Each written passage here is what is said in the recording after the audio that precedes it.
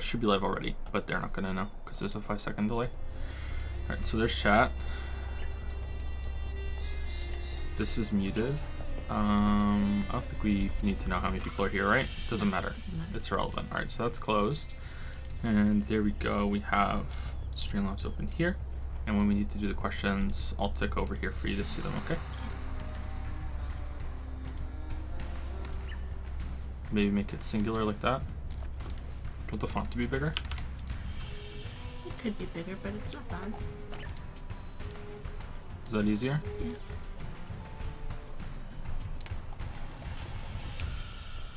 Okay. Should be live. Let's see. No, maybe not.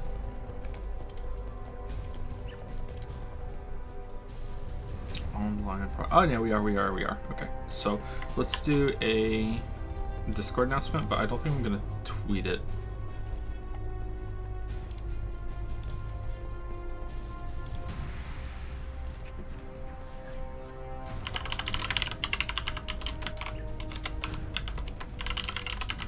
Doing Patreon Q&A right now. Doing Patreon right now. Let's just copy paste.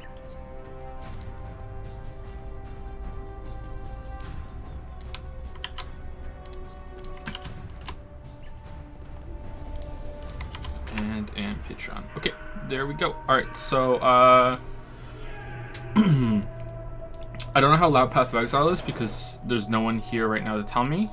Maybe there will be in a minute, but we'll see. So I'm just gonna talk, assuming that it's okay. Let me turn down a little bit. All right, I turned down a little bit. I'd rather be on the low end than the high end. So say hello, Lily. Hello, Lily. Hello, Lily. So this Q&A is late, somewhat because of the holidays, but also because it's becoming increasingly more difficult to get the time at night for us both to be here. So this might be the last one that we do as a stream together. It might become a solo stream for me, or it might be something that we do offline as a recording and then we just put it on YouTube. So we'll see. But yeah, this is for the Patreon Q&A that we do. So we'll see how it goes. The problem is that, and I said this earlier in the stream today, that the issue is that we need to get up early to be with the kids. And that means that staying up really late is difficult, but it's going to get more difficult to start. Like, we're starting at 11:20.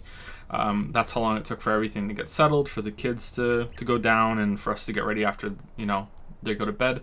And that's going to become more difficult next month because we are moving Leo out of his crib and into a bed. And that means Finn is going to be going back into a bed too, because he's been sleeping in the crib with Leo since we moved, since there's no way to keep him out of it since they share a room. And we think that by the time they're completely settled and acclimated to sleeping in a bed, because they have so much trouble sleeping as it is, that's probably going to open up maybe a month or two at best before third baby comes. So, and then they'll be crying every 2 hours. Yeah. So if we're lucky, not less than 2 hours. So this might be one of, if not the last Q&A stream that we do at night for a long time. So we'll see how it goes. So to that end, tonight we're going to try to be very fast about, focusing mainly on the Q&A questions. We're going to try and give slightly shorter answers and see if we can get this done in about 2 to 3 hours. Because if we can get it done in 2 to 3 hours, then that is much better than the epic long 9 to 12 hour Q&As that we've done in the past. Because it's, as much as I enjoy them and Lily looks forward to doing them, I think maybe even more than I do some months. Well, it's like I do one stream a month, so I save it all up for that one stream. You do them regularly, right? So we want to see if we can continue doing it. So we're going to be try to focus on the Patreon questions. How is the sound right now? Is it low? Is it too high? I'm going to turn it up a little bit, and I think it should be okay around minus 16 decibels. Does anyone play Path of Exile and would like to group with me for this stream? I am going to be focusing on answering questions, so I'm not going to be playing with you. I just want someone, if someone would think it would be cool to play Path of Exile with me, I don't know why you would, but if you thought that I played Path of Exile with Joe, that was a cool time. If you would want to be someone that I'm just literally following around, just killing stuff as I'm talking, then here's my name in game. Friend me and invite me to your group or whatever, and I will just literally follow you around from zone to zone, and we'll just kill shit as I'm talking. If no one wants to do that, I completely understand, but that's what I'm asking for at the moment.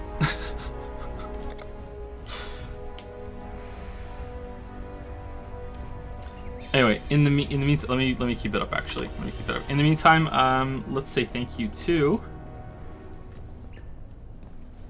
I'm in League. Who was the last person? It was Face Mask, so it's CK Tofu. Thank you, CK Tofu, for the new sub with Prime. Welcome to Prime Time. Thank you, Stained Porcelain. Always great to see your name, but not the actual thing that your name is. For the resub for 14 months.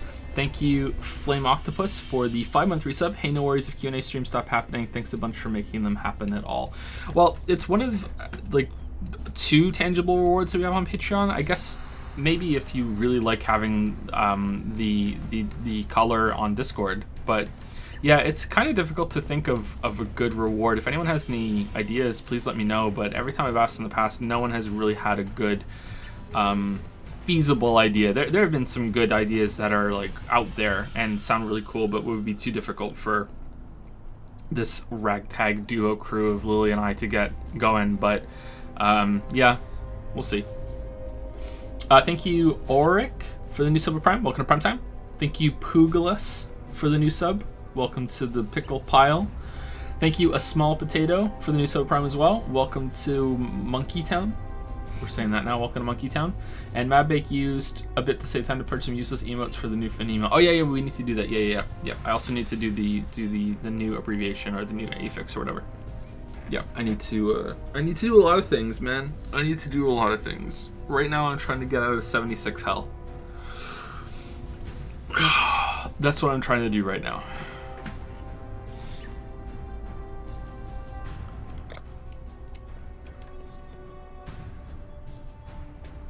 Can we have a video on Fortnite? Asks a guy I totally don't know. Yeah, sure. 1,000,000 bits and I'll do a video on Fortnite. 1,000,000 bits, I'll do a video on your mom, bro.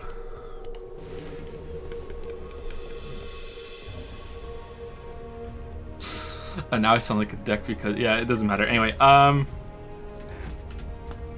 let's do the first question and let's get away from that. Okay, so we're gonna try something new. This one. Look at the technology. Here we go. First question is from. Boom. Riley P. Technology. Riley P. Look at that. Look at that. In the future, maybe we'll even put the questions on the screen too. Who knew we had the technology? Who knew? All right, so Riley P. So I'm gonna stop moving while the question's going, just so we can all follow it for the first one. And here we go. Yo, what's up, Joe? Hope all is good in the hood. Most def. Are there any old, perhaps more obscure, IPs that you wish would come back? Personally, I'd like to see a new Draken game. Unfortunately, we'll probably never see a sequel or a reboot, though.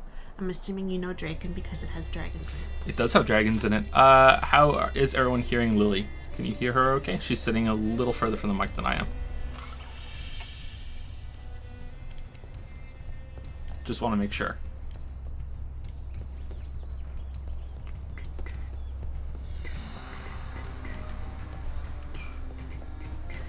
Maybe they can't even hear me.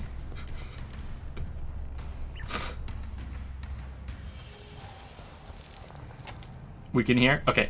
Alright, so I think the only game in that series I played was one of the Super Nintendo ones, which was really difficult to get into, especially for a kid as young as I was when I played that. It was very strange and was very weird. I don't think I've played any of the others. No, I don't think so.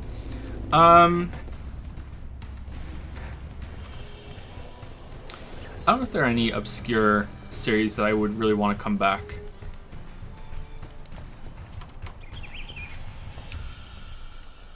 There are definitely dead series that I would want to come back. I would like a new Chrono Trigger game to see where that goes.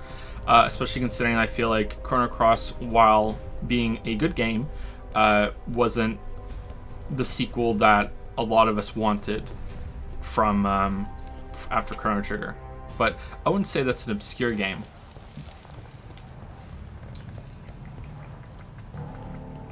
Does Dragon's Dogma count as an obscure game? I think that is actually going to get a sequel. The way that it keeps getting ported around and people are buying it, and there's usually some amount of fanfare on it, I think that will get a sequel. You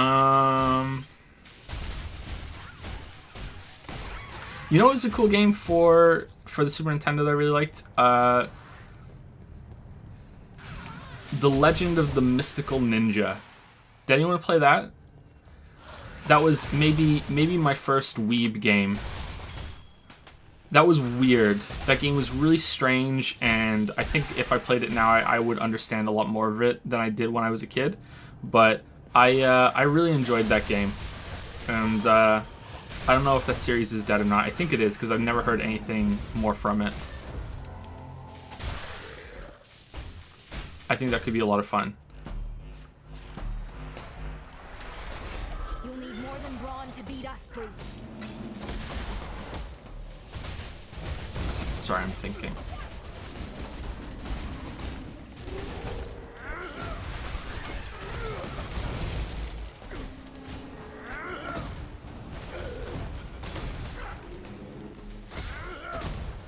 My head still hurts.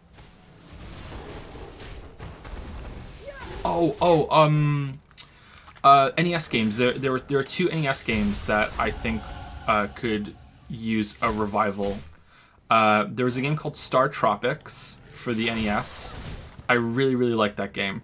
It got a sequel, but I think it was it was more of a student project where they made a sequel. So it was Star Tropics, and then it was the sequel, which was like the return of the bad guy from Star Tropics. I can't remember what exactly it was called, but yeah, that game was really fun and really cool. So maybe a revival of that, or maybe even an indie game that acted like Star Tropics. So Star Tropics had this really cool system that it was sort of like a top-down Zelda, and you would walk around sort of like Dragon Quest in towns. The first Dragon Quest on the NES, you would walk around towns like in Dragon Quest. It was from that perspective. It was kind of like a very kind of squashed people in these really like simple towns and houses. You can Google it real quick and you probably see it. And then when you went into a dungeon, it became something that was like the top-down Zelda, only with a much larger character. It was like two links stacked on top of each other, and that was a lot of fun. It had this system with tiles and jumping that you were on a grid. I think you could walk off the grid as much as you wanted, but when you started getting on the tiles, they were all on a grid, and you could only jump from one to the other. So there was like kind of like this rhythm of jump that you could use to jump and then attack between different ones. And then there was tiles that you would fall on that would activate secrets and buttons and stuff. It was really interesting. I really liked that game. And the other NES game that I think got a 3D sequel that I never played, so I'm just a really shit fan, was Rygar, which had a really interesting weapon. It was sort of like a gigantic kind of yo-yo shell, I think. Rygar was really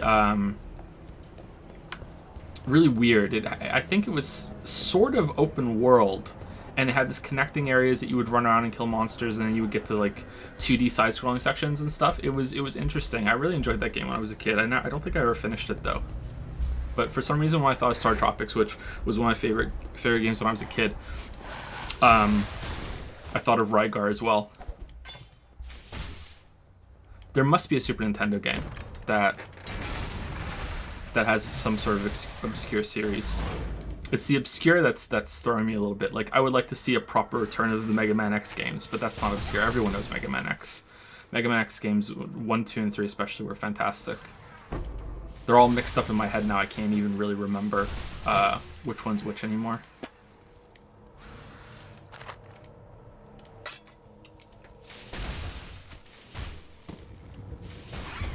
I'd like to see a new take on Space Station Silicon Valley, but I wouldn't call it a series. Banjo-Kazooie is an obscure. I'd like to see that come back.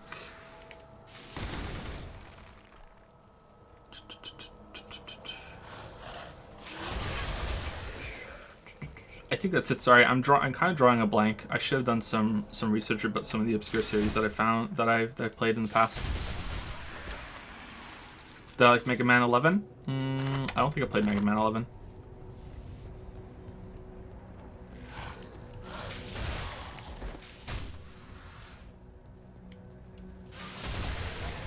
Does ActRaiser count as an obscure series? Because I would love to see something done with ActRaiser. Especially considering that the second game wasn't like the first game much at all. Because that's a good answer too. Yeah, I think that's it. Sorry. Let's go next question from Riley P. I think I'm losing my voice, which is not good because we're just starting. Well, try your best, dear.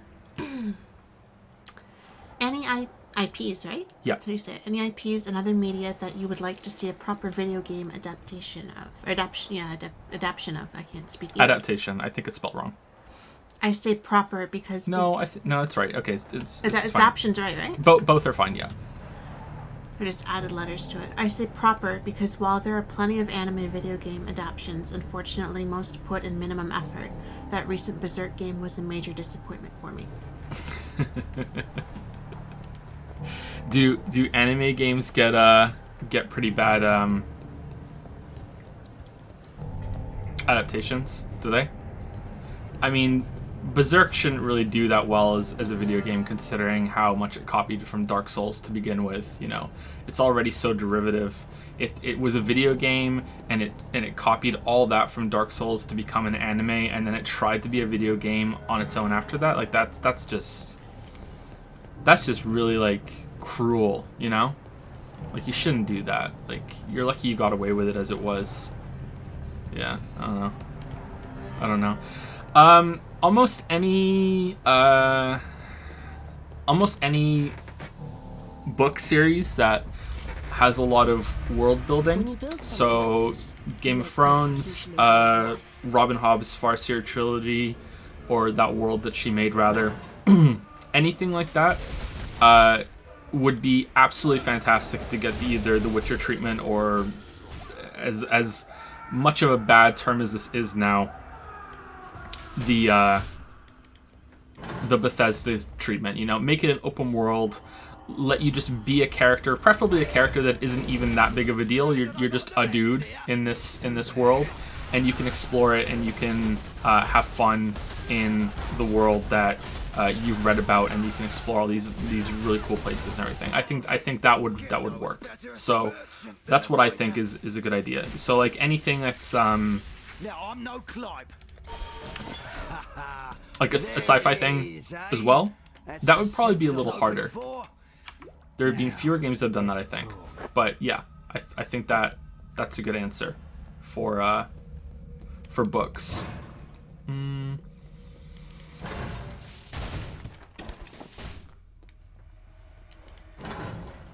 Do you think there's any good ones, Lily? Because my go-to is actually linked to the next question. I think that there is a fantastic Persona-style Harry Potter game that could be made. Harry Potter could work. But I don't really read books that are, that would be good, for video games. Maybe like an Anne Rice Witches Meets Vampires kind of, or something Stephen King, I just got you Dark Tower. I don't know if that would be a good video. We haven't read it yet, so I don't know, but maybe that would be. Was there a Dark Tower video game? I don't think so. Something like that, though, like something like The Stand or The Talisman, or. See, I think about The Stand when you said Stephen King. I'm not sure. Like that would be a post-apocalyptic kind of So The Stand, in case anyone doesn't know what The Stand is a book by Stephen King. It's one of his longest books where he destroyed the world by releasing a really infectious strain of, I think it was influenza. You got it, you died, and it wiped out 99.9% of the population. And there's this good fight against good and evil thing that ends up being fairly prominent in the story, but that's the setting. And I think that would be an interesting sort of setting for an open world game where you just walk around, but I guess it would just have like a Stephen King twist. I think a Stephen King game would be better if it was based on sort of what he just did with what's it called? Castle Rock. Like, if there was a combination of all of his different books and villains that he's had, and you could explore them all, I think that would be really fun. Yeah, that would be really cool. So that's less of a specific story and more of an entire kind of like mythology that he's done, huh? Like, yeah.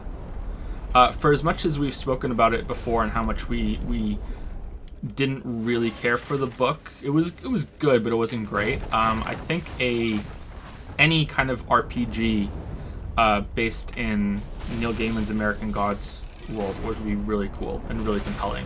I would play that. I would be really interested in that, especially considering how well that was adapted to the TV show. The TV show is fantastic. By the flames of the past.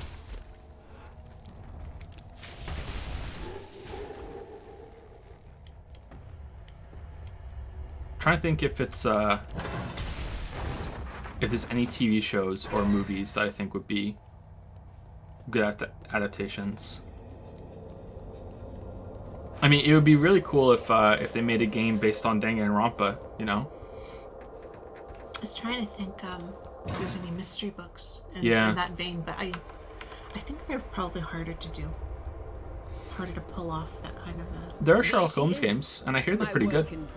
I like to try them. Let's see if Rayclast has been good to you, witch. Yeah.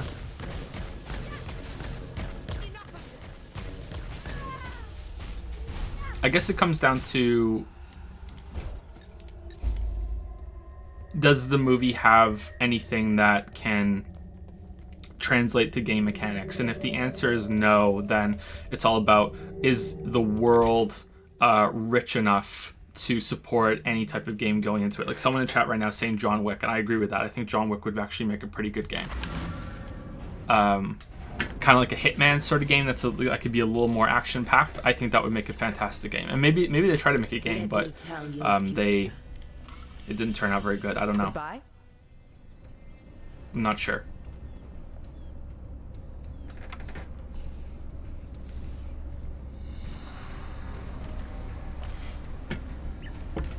Thank you, Ziv53, for 5,000 bits. Seems good, 5,000. Thanks, bro.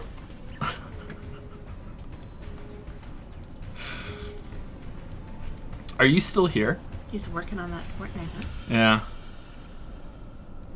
We're 5,000 to the million goal, right? Yeah, there we go. There we go. Thank you, Ziv.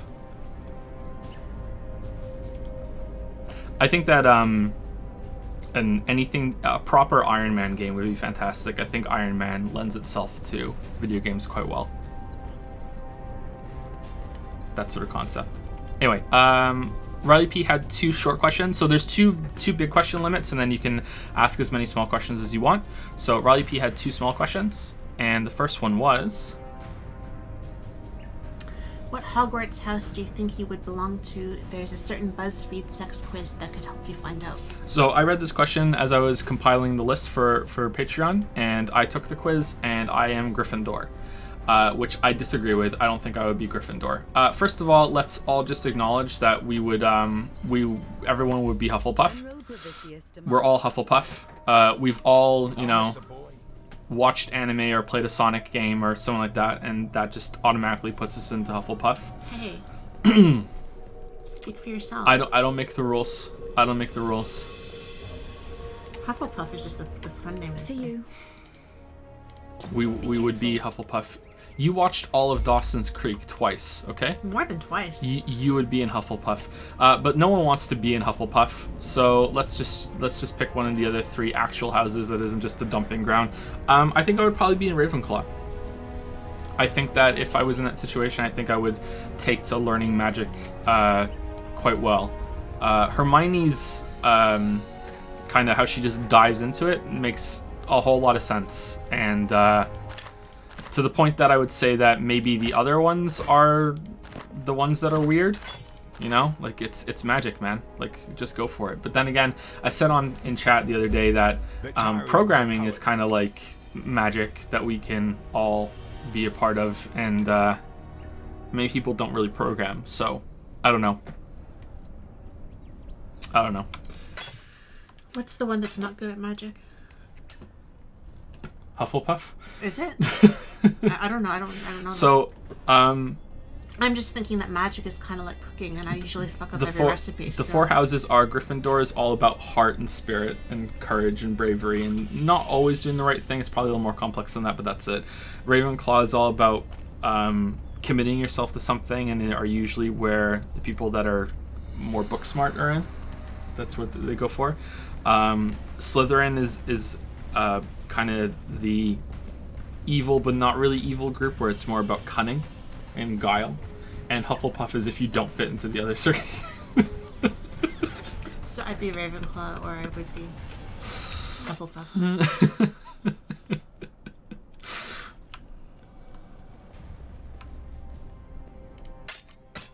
Because, you know, I can read something and okay, but to apply it is a whole other. I learned that in nursing. I was really good with theory, not so good with practice. You think so? Oh yeah. Well, part of it was rushed too. We had a lot of theory, but and then they had a strike, so we had less practice, you know. But so, you know, that's not totally my fault. But yeah, I did better with written scenarios and stuff, and thinking in terms of in theory. But you know, when it was actually time to inject people and stuff, that was a little bit different than what we did in Time class. to inject people. You know, put on those catheters. It was a little bit different. Do you want to take the quiz, or are you okay? I'm okay. You're okay? I'm good. Okay. What is your favorite game of 2001. I thought I read it wrong. Thanks for taking the time to answer. I hope you, Lily, and the kids have a great Christmas. I'm going to cart. Well, enjoy. As in marry. I don't know. Like, that's a very Yusuke kind of peace I'm out, huh? I must leave. I must go go-karting. Okay, thank you for the questions. Top games of 2001. Let's get a list here. All right. Max Payne came out the same year as Halo Combat Evolved. Really?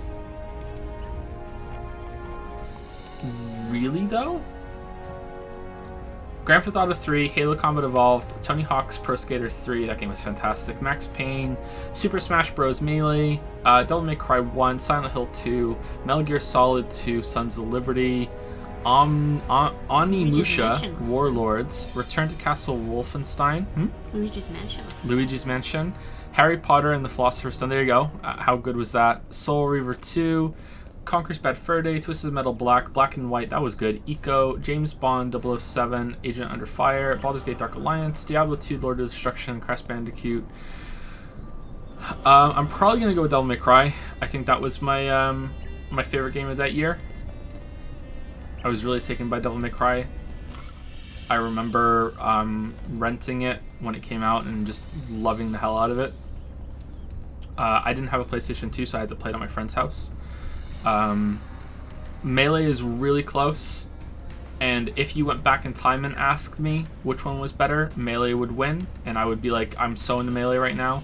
But I think over time, Devil May Cry wins it out for me, and I appreciate Devil May Cry more. But yeah, Super Smash Bros. Melee was a really, really big deal.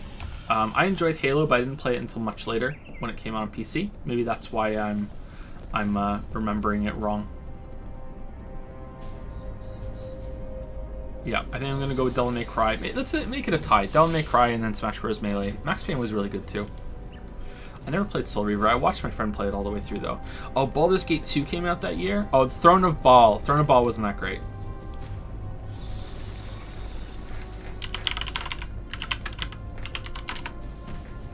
Baldur's Gate 2 came out in 2000, yeah. Throne of Ball wasn't that great. I'm actually a little disappointed in that ending. Yep. What was your favorite game? Was it 2001, Lily? I didn't play any of those. But that's what I'm saying. If I had to pick one that I would have played, would have been the Mansion one. Ah, Luigi's Mansion. Okay. So next question comes from Ali A. Hi Joe, any plans to do retro reviews? If yes, would you do one for Metal Gear Solid? If not a retro one, then how about Metal Gear Solid 5? Yep. The Phantom Pain, thanks. So retro reviews are one of many things that I would like to do with the channel, but unfortunately, there's I can say yes, and the issue is always going to be that there's unlimited things that I could do, and unlimited things that I want to do, really, and it's all about time management and what I can put my time toward. I thought that as time went on, I would have more freedom to do whatever project I wanted to do, and that has turned out to not be the case.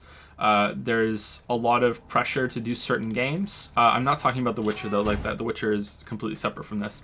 But there's a lot of pressure to do certain games. There's a lot of pressure to do newer games as well, not just from viewers, but also on YouTube itself, and how, you know, the channel has to stay relevant, and channels can die quite easily if you don't try to cater at least, I'm going to say, half of your content to appeasing the algorithm. If you don't do that, then you can run into a lot of trouble. So yeah, I don't really have as much freedom as I anticipated to have after moving. Then on top of that, it's having the new house and a growing family, and how much time is being taken up more and more by having to be a father, which is time I want to spend with the kids, and, you know, I'll never get that back. So I can say yes, that I definitely want to do more and more retro reviews. There was a video that I was a fair ways into completing. I think I was almost done. The major part of production on Soul Blazer, Illusion of Gaia, and Terranigma, and I had to cancel that because of fears of the algorithm, and then we were moving, and then God of War, and then it's been difficult to get back to that afterwards. But that's still going to happen. I still have all the footage and all my script and everything. I'm going to sneeze, maybe.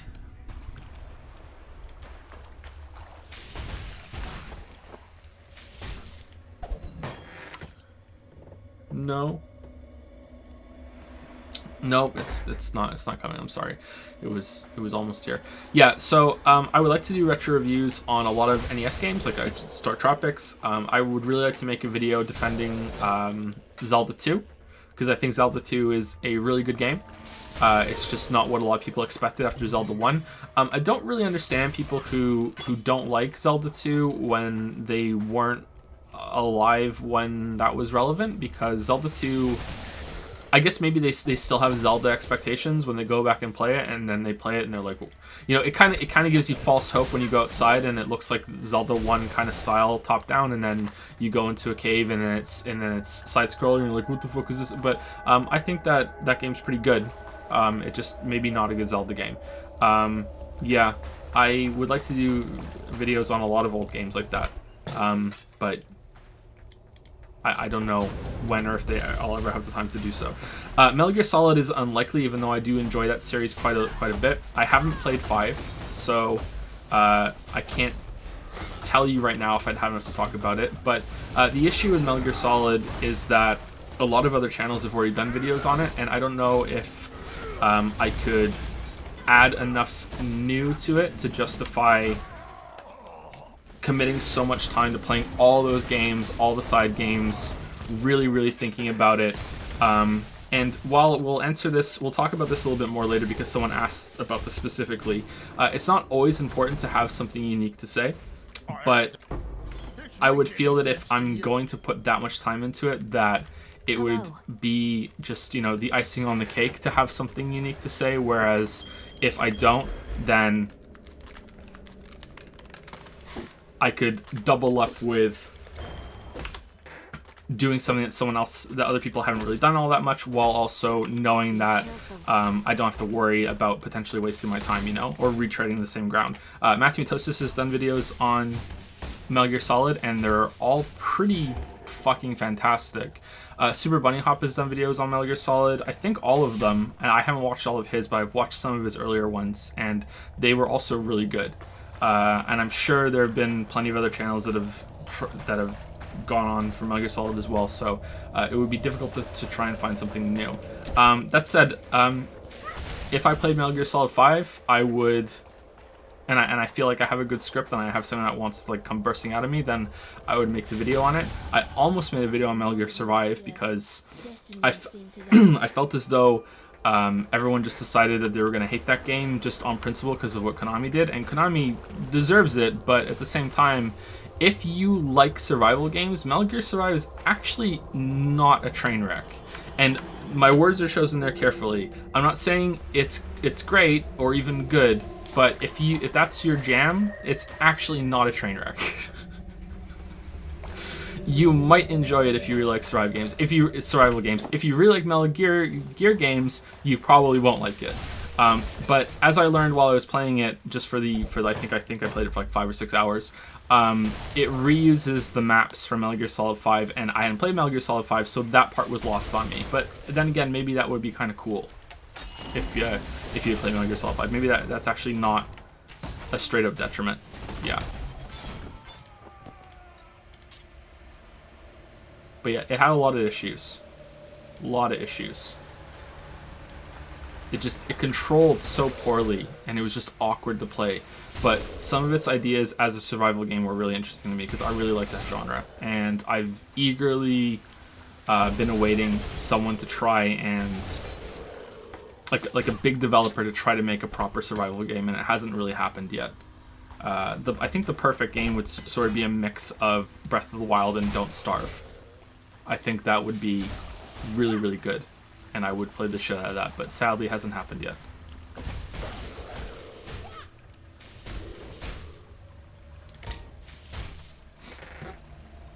I think that's it. Thank you, Allier. Yep. Let's thank some people because we're getting behind. Okay.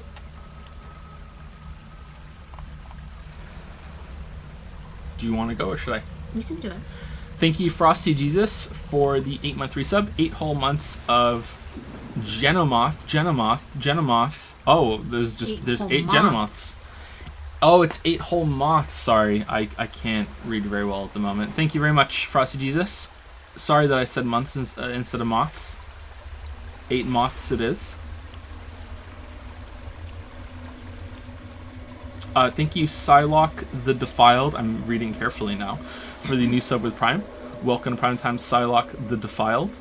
Thank you, Frosty Jesus. Oh, you have to say thank you for this one. Thank you, Frosty Jesus, for gifting me a sub. An 8-month sub. So I'm approaching the year sub. Is it an 8-month sub though? Or is it 8 moth sub again? I don't know. It could be whatever you want it to be, I guess, right? Thank you, Frosty Jesus. You're always very generous. Anton6099 says, I never chose Bulbasaur, so I cannot be in Hufflepuff. That's a good point. Like, you look at Bulbasaur and he could even say Hufflepuff, right? It looks like something that would come out of his mouth. Hulk in Twitch has sub for the first time. Welcome to Monkey Town, Hulk in Twitch. Thank you very much. Thank you, Frosty Jesus, for gifting another sub to Stay Hydrated Bot, the hero that we don't deserve, but it's the hero that we have right now. Thank you very much, Frosty Jesus. Always good to see you in chat. Stay Hydrated Bot. Buffalo Box is subscribed with Prime for the first time. Welcome to the pickle pile. Haven't said that one in a while, right? Thank you very much, Buffalo Box. Madbake used some bits to say how many holes does straw have? Oh, we were talking about this the other day. It's one. Yeah. Yeah, it's one hole. Because it's hollow right through. If it was if it was solid in the middle, I would see 2. Yeah. Right? Just like, you only have one hole too. Your mouth to your butt. So really when you go to the bathroom, you're shitting out of your mouth in a way. That's lovely. Thank you for that. That's I don't make the rules. Thank you, Leon MDS. Leon MDS for the tier 2 4-month sub. Hey Joe, have you ever played Monster Hunter World or any other Monster Hunter? Thoughts on the games? Any videos planned for them? I played Monster Hunter World for I think 3 streams, and I was not a big fan of it. I didn't hate it, but chat was being insufferable, so I stopped playing it, and I played it once more on my own, and I was enjoying it a little bit more. So that was my experience with Monster Hunter World. Really compelling sort of game, and I'd like to get back to it at some point and see if I can get into it, because when I think about progression games and you know, having a place to explore and acquiring materials and upgrading armor and weapons and that sort of loop. The ideal game that I think of when I think of that sort of thing usually ends up being very close to what Monster Hunter is and what people tell me Monster Hunter is. So I would really like to get back into that and give it another chance, especially now that it's on PC, but I don't know when. I'll probably not stream it though. If I enjoyed it enough and I felt like I had enough to say, I would potentially do a video on it, yeah. But I think I would probably end up playing a lot more of the other games in the series if I got into World before making a video on it. And that would be a big project, so no, not anytime soon, even if I did get into Monster Hunter World tomorrow, which is not going to happen because I'm not even going to play it.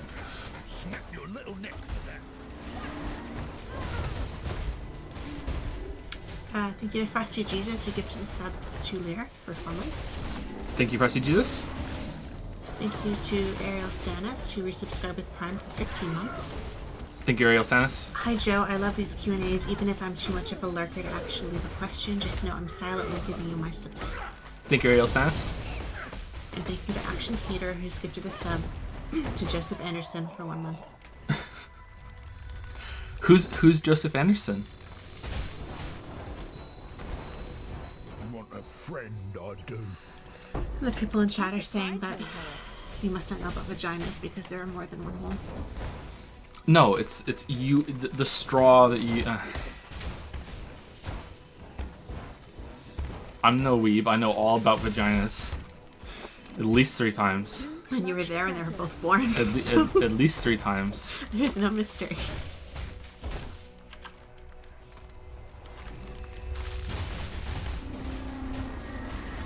I don't know who this is, but I give the sub. There's another Joseph Anderson here.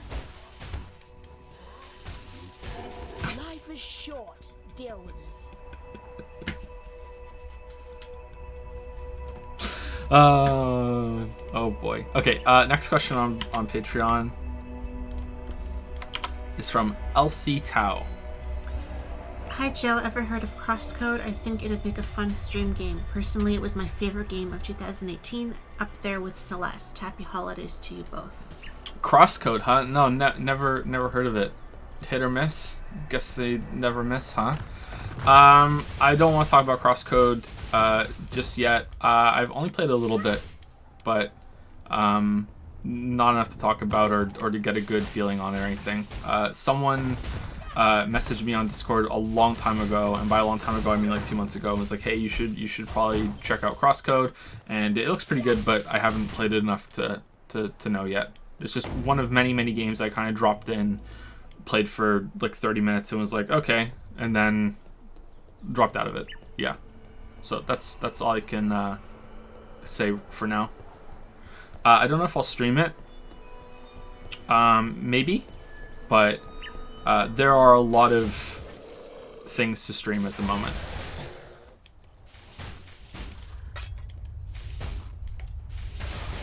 Potentially too many things. Yeah, but that's all I can say right now. Sorry.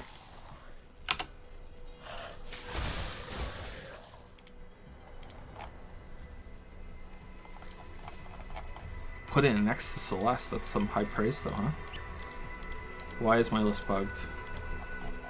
Why is this happening? Why do bad things happen to good people? Are you seeing this? Alright, there we go. We fixed it. That's something weird. I would do. Alright, next question is from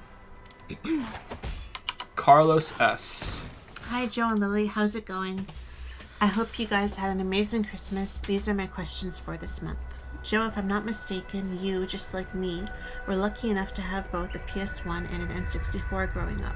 In your mind, which one was your favorite console? How do you compare your experiences with them, and which games did you enjoy the most from those machines? So I did have a PlayStation 1 and an N64, yes, but I didn't get the PlayStation 1 for a long time. I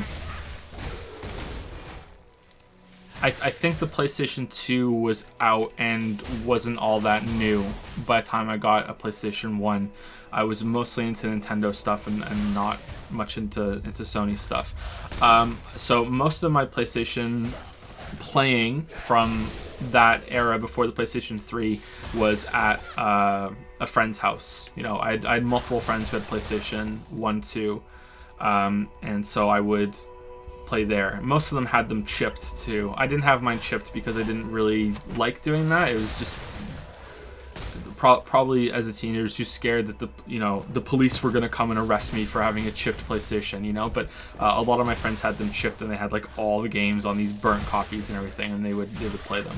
And I'm at my friend's house. Sure, like I can't get arrested for that. Yeah, pretty dumb. But anyway, yeah. So I played a lot of PlayStation games. If you asked me this when I was maybe even as old as 18, I would have told you that the N64 was by far the better system, and I had a lot more fun with it. And that's probably still true. I had more fun with the N64 and its library because I just had more exposure to it. But if I'm looking at the list of games that came out on the PlayStation 1 compared to N64, as much as the overall quality was more than likely higher on the N64, there were a lot more experimental and really interesting games on PlayStation that I think the PlayStation 1 wins it out narrowly. It's really weird to look back and realize how much fun I had with the demo discs of PlayStation 1. So if you don't know this because you just weren't aware, or because you're too young, I know how awful and arrogant that sounds, but it's just reality. Maybe you're too young to know that this was a thing. The PlayStation 1 had magazines, and because CDs were so cheap, they would come with a demo disc that was just packed with, like, I think maybe sometimes 6 to 9 demos of games that were coming out, or games that had come out already, and it had like a level from a game, and you could just try it out and see if it was good or not. And this was just fucking crazy when I was a kid, just absolutely crazy.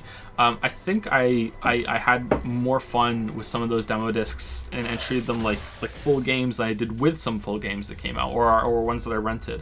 I remember renting games for the N64 and just being really disappointed, you know, like there was a puzzle game called Wet Tricks that was just, it was probably a cool concept if I played it today, but when I rented that game as a kid, and that was like the game that I got to play that weekend, you know, it was like, wow, this game fucking sucks. Like there's not much to it at all. So I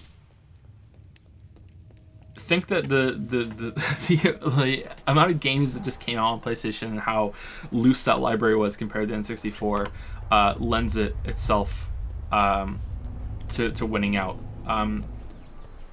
It was also, I also had some funny experiences with PlayStation since the Final Fantasy series came on multiple discs. So I think starting with Final Fantasy, did Final Fantasy 7 have multiple discs? I think it must have, right? I think it had 2 discs. Final Fantasy 8 was 3. And I remember, you know, one of our friends would get the game, and they would be the only one that would have it. And once they got past disc 1, it would be like, okay, who wants the first disc? And they can take it home. And when I'm done with disc 2, you can have disc 2 when I'm on disc 3. And it's like this relay system of who is one copy of the game. And there are 3 separate shitty teenagers all playing it on their different PlayStations, all in different houses. And I'm pretty sure some other people have stories like that too when they were, if they were in that era. So yeah, I think the PlayStation 1 wins it, which I'm surprised to realize. Yeah, I think that wins it out. Do I sound ancient in chat right now, or or are there at least a couple of people that were around for that? Good luck to you. I know the PlayStation 2 had demo discs too, but I'm not sure how prevalent they were compared to PlayStation 1. I can't remember. So yeah, I think quantity makes PlayStation 1 win out, but if we're talking about sheer quality, then N64 would take it.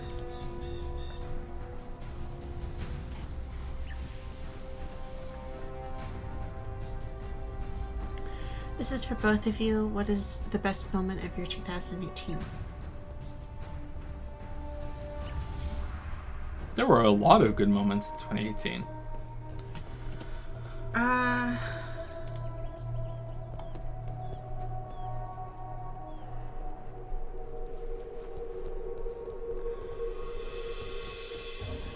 Oh man, I don't know. There's like 3 that or 4 that come to mind. Like, Well, one of them how has. can I pick one? One of them has to be that you get pregnant. When I found out I was pregnant, I found out like a week earlier than I found out with Finn and Leo and with the other miscarriage baby. Like, normally I would find out at 4 weeks, and I found out at like 3 weeks and a day. And it was like the faintest little line like you ever saw in this pregnancy test. So I had a whole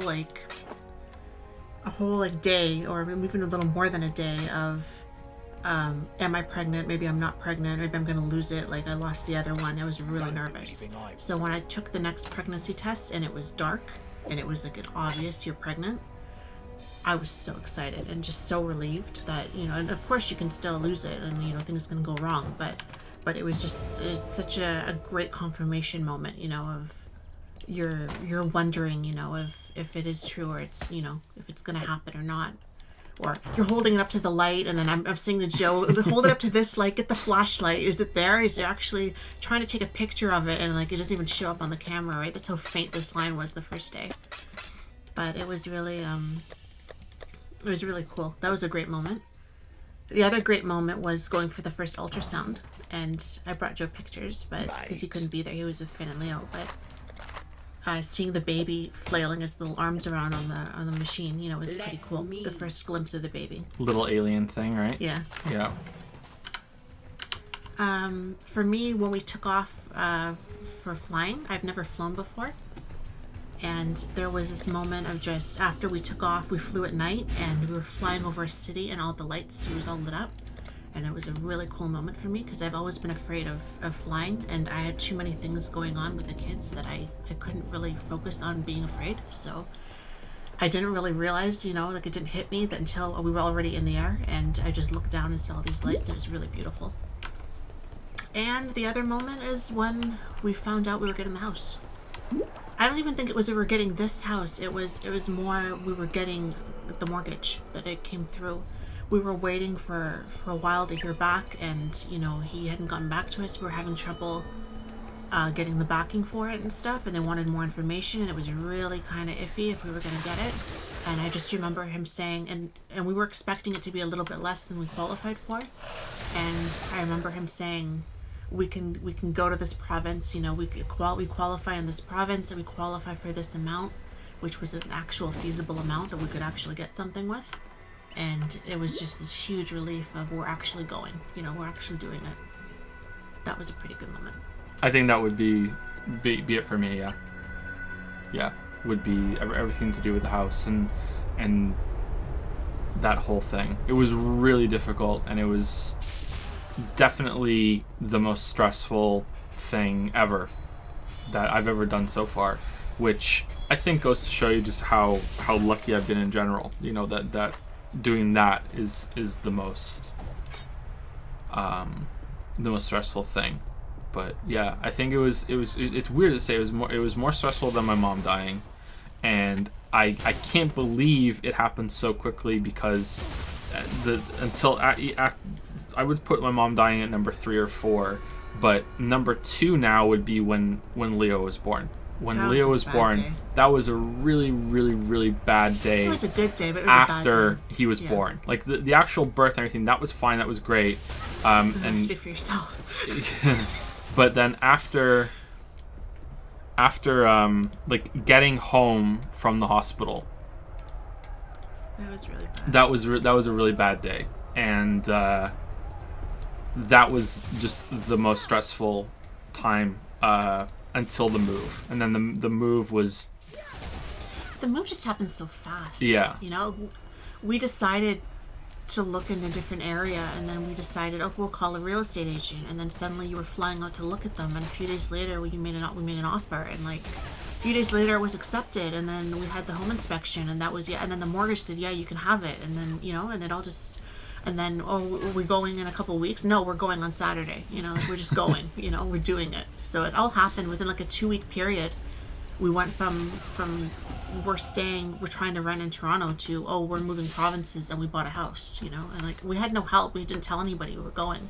So we did it all ourselves, like that's a big change really fast. And with 2 small children and dogs and a cat and everything, right? So yeah, it was also a cool moment for me when we got to the airport and we had problems getting our baggage and everything. We like, again, everything was just all, because we had to switch flights, so everything was all fucked up. And we were each in a separate taxi, and I had Leo, right? I had Leo, you had Finn. Yeah. And I remember I had never been there before, so like Joe flew out to look at the houses by himself, so and it's dark. It was like, I don't know, 2 a.m. maybe when we landed.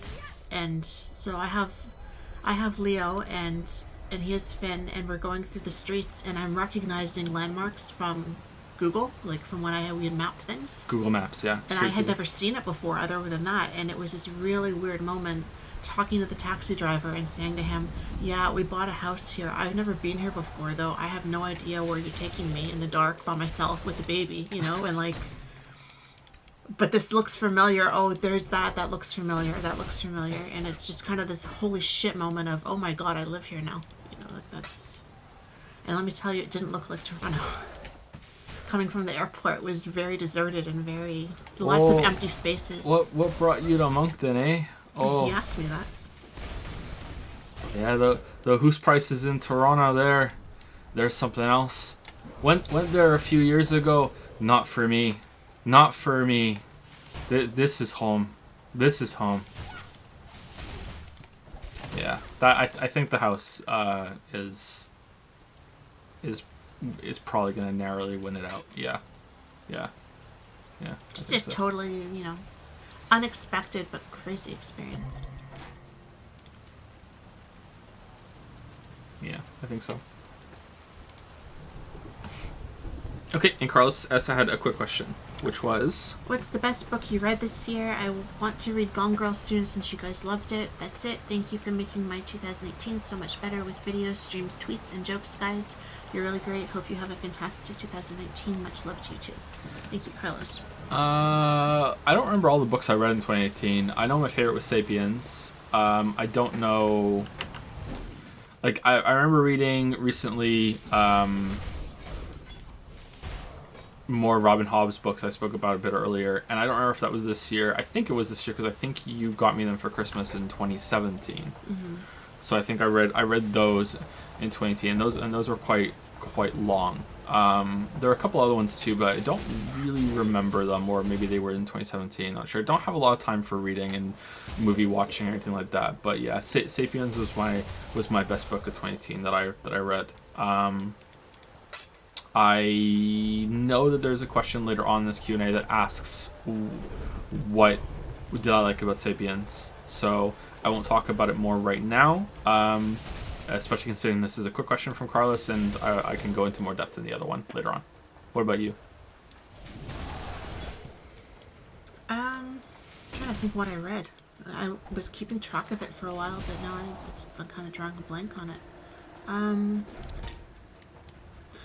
I read more books that I didn't like, I think, than that I actually liked. More books that I was more disappointed in than... there was that book by Gillian Flynn. Sharp Objects or Dark Places? Dark Places. Okay. Sharp Objects was okay, but And that's the one they did the miniseries on, yeah. right? Yeah. Dark Places was apparently a movie was already made on, but it did very badly, so like, I don't know if I'll even bother watching that, but... Dark Places was pretty good.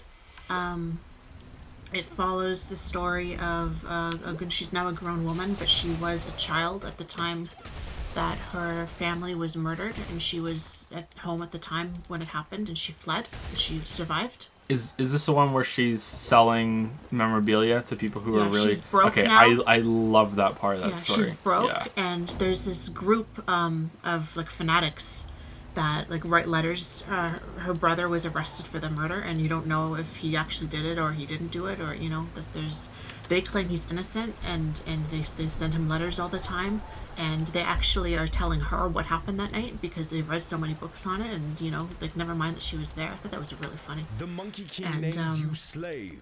No. She gets into arguments with them and stuff, but she sells off all this stuff to them because she's completely broke, and she's had a really rough life, you know, growing up in Ireland and everything like that. That was a good. It wasn't as good as Gone Girl, but it was pretty good as far as books go, and I did enjoy that one, and I also enjoyed I can't remember the full title of The Strange Case of Dr. Jekyll and Mr. Hyde. I think it's The Strange Case. It was pretty short, but I've never read it, and I'd always wanted to read it because it's one of those books that you always just kind of want to read. And it was actually pretty good. You liked it, really? I enjoyed it. I didn't thought read was it. pretty good. You liked it? Huh. I should read that one. It was just kind of twisted, you know, like it was short. It was a kind of a lighter read than I was expecting. Yeah, every time you hear about a book like that, and you always expect it to be this like 800-page fucking monolith, and it never is it? It's usually quite short. Okay. But there are other books I read that I would say for this year I was more disappointed in what I read than I enjoyed what I read. Yeah, you read A Simple Favor and you didn't really like it, That right? was completely awful. I'm so mad about that. I'm gonna watch the movie and I hope it's better, but oh my god, that was awful. And there was that other one, Stranger in the House or whatever. Who's hotter, Blake Lively or Anna Kendrick? Blake Lively. Really? But I think Anna might be more fun. Oh, okay. I think Anna doesn't take herself very seriously, whereas I feel Blake takes herself more seriously, but she's hotter. You know, she's more together. Interesting. Okay. All right. I started reading. I got Count of Monte Cristo. I read like 3 pages and then I misplaced it and I found it again. Oh, I wanted to read that for years. Someone just said We have Perfume by Patrick Susskind as well. I've wanted to read that for a while too. That movie is so weird, Perfume. Joe got me for Christmas. I'm really excited about it, but you're gonna have to nail it to the wall for me because it fell down again. This big poster, and it's like a scratch card. You know the scratch cards where you can win things, and it's like the top 100 books, or like mostly classics over many years. Like there's more modern stuff on there, and there's older stuff on there too. So as you read these books, it's like a book bucket list, and you scratch off the little boxes and stuff as you go. So by the end of the year, you're supposed to have read all of them. So I'm really you're not supposed to, in my case, I'm looking at it as like a yearly bucket list, or maybe it's not supposed to be. I think you're not going to read meant to be 100 over- books in a year, but you know over what I mean. multiple years, yeah. But yeah, that's the idea. Is you There's one for movies too. get Would to you like that scratch one? them off. Yeah, that would be fun. Yeah, I'm really excited to start that one. Wonder if there's one for video games. Yeah. Okay. Thank you to Action Kid. Oh no, we already did that one. Thank you, Frosty Jesus, for gifting a sub to Annie for Prez for an 8-month resub. Thank you very much, Frosty Jesus. Frosty Jesus is gifting them out, huh? Mm-hmm. Thank you very much. He does. He's very good for that. Thank you for sticking around Monkey Town, Annie for Prez. And Action Cater gifted a sub to a random viewer. Is that their name, or is that just some weird thing that Twitch says? Thank you very much, Action Caterer. You've been gifting out some stuff too. Thank you very much, Action Caterer.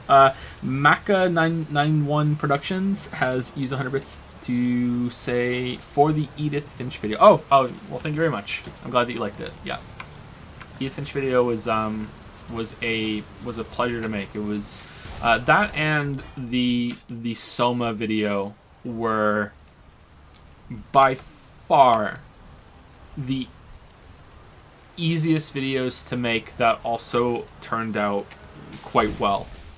I'm really happy with those 2 videos, and usually I can look at a video and I can be like, there's some problems, and there's some problems with the Soma video and the Edith Finch video. They're not perfect, but for the ease of which it was to make those, I'm really pleased with them.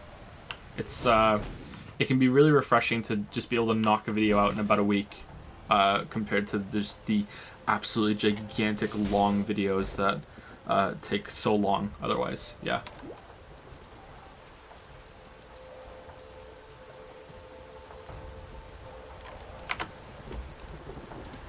Thank you for the questions, Carlos S. And for the nice message on Twitter earlier.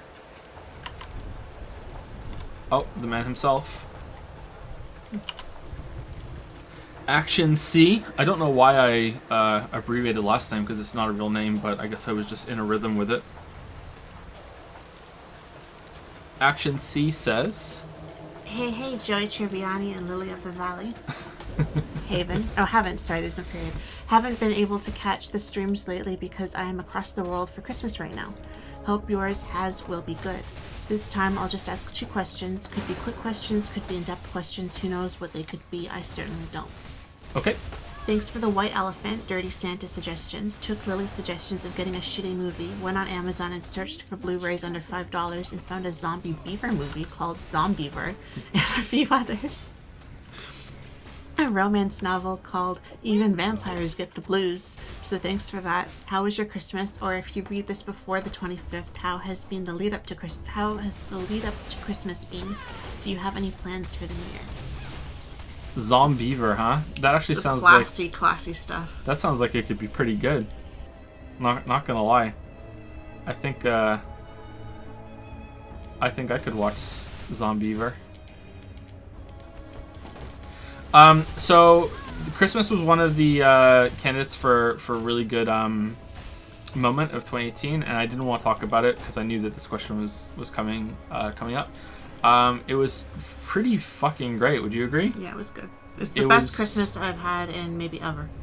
It was the first Christmas that Finn understood that it was Christmas, and we got Finn possibly too much for Christmas. I don't know. Can you get your kids too much for Christmas? It's like the time that you can spoil them, right? So I don't know.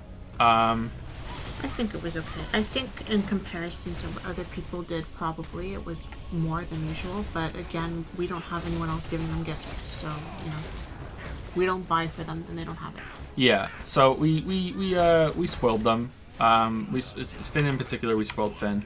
And I remember we both kind of were surprised at how much Leo understood Christmas as well, even though he's really too young to. And I wish that we had got Leo a few more toys. We got him quite a lot of stuff, but they're playing with each other's toys anyway, so it doesn't matter. They're kind of communal. But yeah, Leo also got it, which we were surprised. Just running around grabbing paper, grabbing everyone's presents and ripping paper. He didn't care who they belonged to or whatever. He was having a ripping blast. the paper. Like pigs and shit, right? Mm-hmm. Like they were just so great. Pigs and poo, sorry. There's only one fate for the weak eggs up. Absolutely brutal. More. You're my kind of I got Finn a lot of the Paw Patrol toys. Kind of last minute actually, because we didn't realize how much he was into Paw Patrol until he just unprompted said everyone that's in Paw Patrol. Yeah, he knew all their names. Yeah. We didn't know them, but he knew them. He knew them, so that was really surprising that he was able to just name them all off like that. So I got him that, and he loved them. And the big present that he got was the he likes to cook with us, so he would come over while we were making dinner or lunch even, and he would be like, Finn's cooking, and he would pretend to, he would get one of the pots or one of the pans, and he would put some Lego blocks into it and some of the other toys, and then he would open the cupboard on the ground on the floor that's mostly empty because we know they like to go through all of them, and he would be like, he would put that in and pretend that's an oven, and then we'd be like, are you cooking? And he'd be like, yes. He'd be like, well, what are you cooking? Bananas for his he has a George, Curious George, and that's his favorite toy. So he loves that, and he's always making roast bananas for his silly monkey friend. So we got him a toy kitchen set, and he's both of them been playing with that, right? It was so cute. They were cooking yesterday together. They had a pot with various plastic, bananas and a little chicken and butter or something. I don't remember what cheese or whatever they'd thrown in there, like the weirdest concoction. And Finn was stirring it with a little spoon, and Leo had the ketchup and mustard, the little plastic ones we got, and he was like squeezing it over. So it was like he was seasoning the food while Finn stirred it. So they were making a joint meal together, which was really fun to watch. But yeah, they've been playing with it every day. They've been really getting a lot of use out of it. And I had one when I was a kid, so when I saw he was doing that, I thought he would really like that. And we got him a lot of like plastic food and like utensils and stuff like that. So he's really into it. Like when I make toast, he wants to come push the button on the toaster. You know, when I Does he? Yeah. Yeah. And if I'm making coffee or whatever, he wants to push the button to start it. You know, like stuff like that. Like he wants to help with everything that's cooking oriented now. So he's having a blast.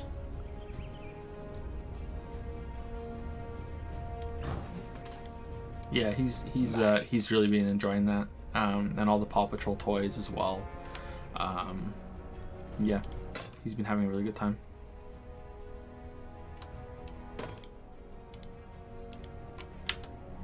So, in case you're wondering what I'm doing in the game right now, please know that I am too. I have no idea what I'm doing. So, I'm just kind of generally looking at what I think may be able to be rolled into a better item later. And if I think there's any chance that it might be something good, I'm just throwing it in the stash to look at later when I'm not doing a Q&A.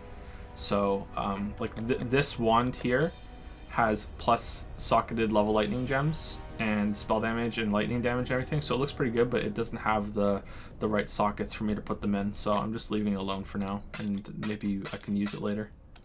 But I'm pretty ignorant when it comes to this game. I don't really know much about it, so. But I think I know enough to know that some of this stuff might be worth it later. Might. No idea, really. Shot in the dark. Why am I being followed by a tumbleweed? Because I got this stash with real money. Because I played the game a little bit before, and someone recommended getting it. So I'm like, okay, I'll throw like, I think it was $20 toward the developers. And with the money left over after getting that, I bought a pet so we could have a pet following us around. Yep. But I shouldn't be doing that because I think there are more questions from Action Caterer. Oh, we didn't have any plans for New Year's. I went to bed really early. I went to bed before you did. You thought that it ticked over at Toronto time. Yeah, You didn't even realize. Screwed it up. I was doing other stuff.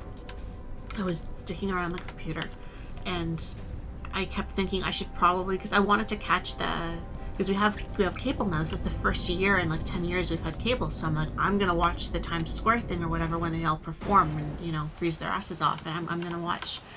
To see who's performing and everything this year. Did you watch it? I watched like 15 minutes of it. Like by the time I realized. Did you see Anderson Cooper take some I saw tequila Snoop shots? Dogg. No, I saw Snoop Dogg, and he was awesome. He was awesome. so good. He's always awesome. He's what, like 50, and he didn't miss a beat. He was so up there, and everyone's wearing these huge coats, and he must have been freezing, and you wouldn't have guessed it. Like he was just so chill. He's always so cool. Na na na na na. And he was trying to get the crowd into it and everything. He was really working them pretty good. And you see all these people trying to dance, and they really shouldn't have been, and it was really funny. And it was raining. He's doing it all in the pouring rain. It was really coming down. But yeah, I kind of... The pouring rain? It was pouring. It was raining. Pouring rain. It was really raining. Like, it wasn't just, like, spitting. It was really, really raining. So finally I'm like, oh shit, I'm gonna miss it. I should probably go and turn it. So I go and, I'm on the couch. I'm by myself. The kids are asleep. Joe's asleep. I'm there by myself. Poor me watching, oh, the ball's gonna drop. And I'm surfing channels and most things are on commercial because we're like down to the end now, right? So they're having their commercial break right before. So I didn't realize I was watching Boston. So here I'm watching Boston, and I'm thinking, they're going to do the countdown any minute now, and then I missed it because we're an hour ahead of Boston now, and I forgot there was the time difference that we're not Eastern anymore, we're fucking Atlantic. So I missed the whole thing. There was one going on in PEI, and then I should have been watching that one instead. So I missed I didn't realize until the fireworks started happening outside the house that it had ticked over, and I missed it. So yeah. Do you hear in downtown Moncton they were Instead of dropping a silver ball, they were dropping a Timbit into a double-double. It wouldn't shock me.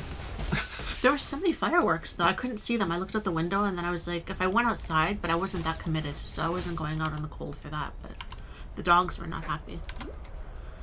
I was scared the kids were going to wake up. They were really loud.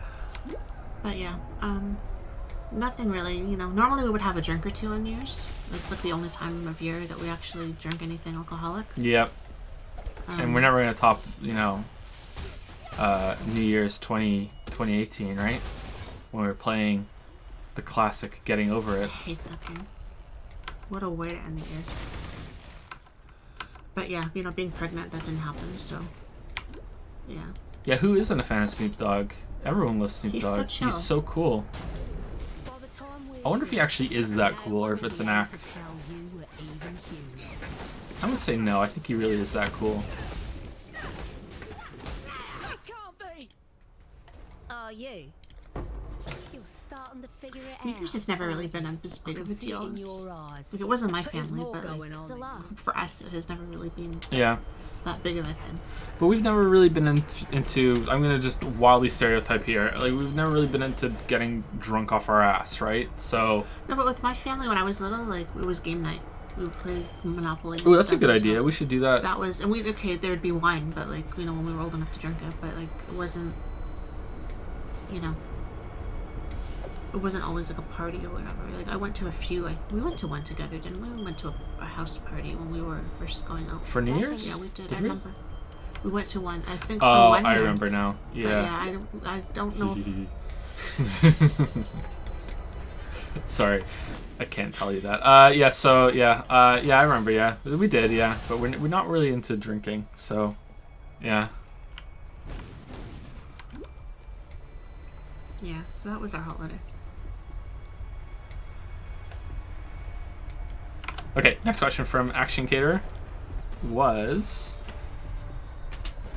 After I heard you talked about Shaun of the Dead, I'd recommend Hot Fuzz if you haven't seen it already.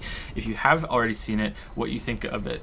If you haven't, what's your favorite comedy and why? Don't answer both questions. I don't want to accidentally repeat last time. Thanks. Hopefully I don't break the question limit again somehow. Have a good one. Merry Christmas, Happy Hanukkah, and a Happy New Year to both of you. Right back at you, Action Caterer. Thank you. Thank you so much.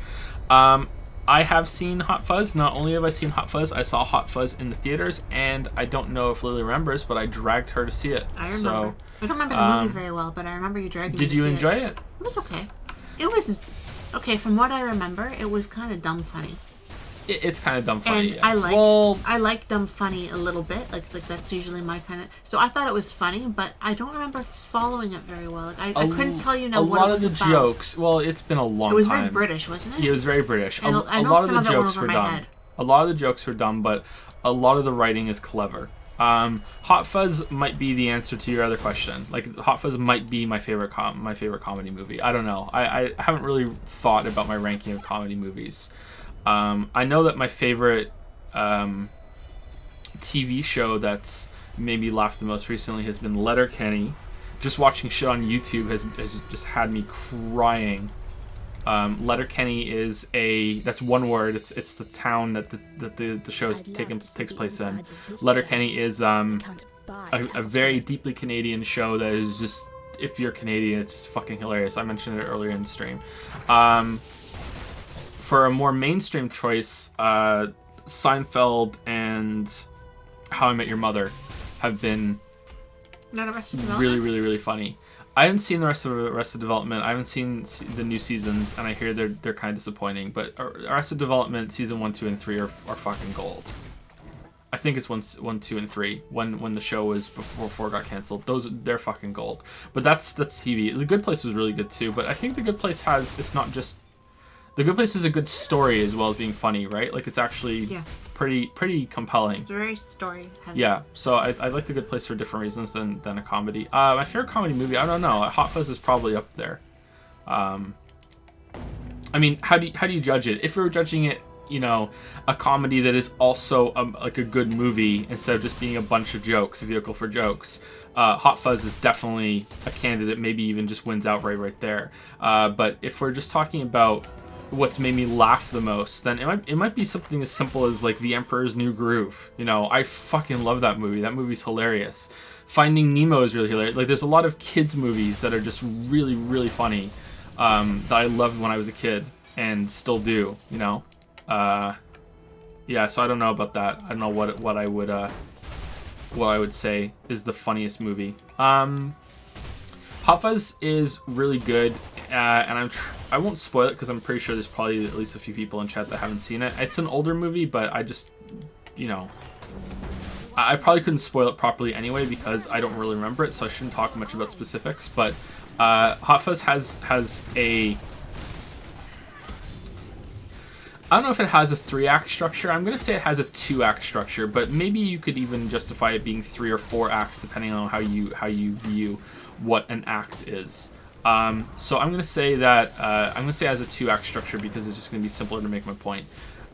Is that there's a lot of, in the first half, there's a lot of details and a lot of things that are said that are just kind of like, oh, that's kind of funny or whatever, and then it comes back in the second half, and it makes it so much funnier the second time, and it's got all these like click moments that come back.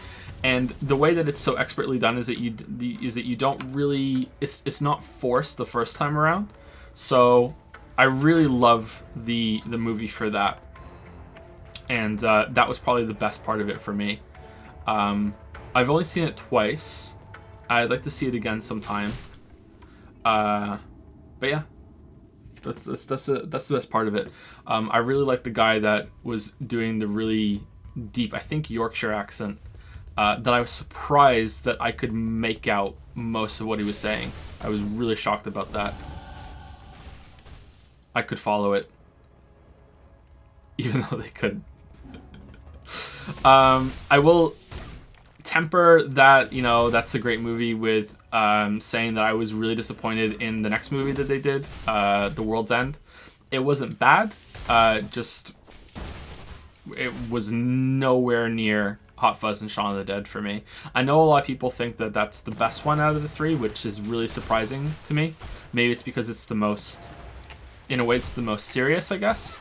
But in a way, it's the most stupid as well. It's the most serious and the most stupid together. But I was really disappointed in it, and I didn't care for it much. I'll watch it again and give it another chance. The best thing about that movie was the fight scenes, and that's not something that I think is a good, you know, thing to say about that kind of movie. Oh, the fight scenes were good, you know? I don't know. Wasn't that big of a fan.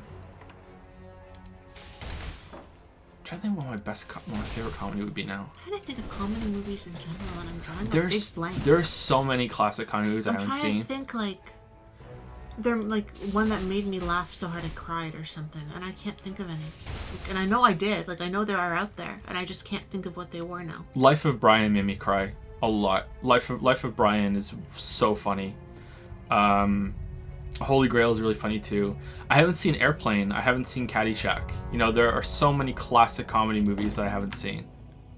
I like the ones, like the 80s comedy movies. Like, they're my favorites that I'll watch again and again, but they're comfortable now to me. They're not so much haha kind of, you know, like Big Chill is my favorite movie, and I would say it's a dark comedy, but it's not like you're gonna piss yourself laughing funny.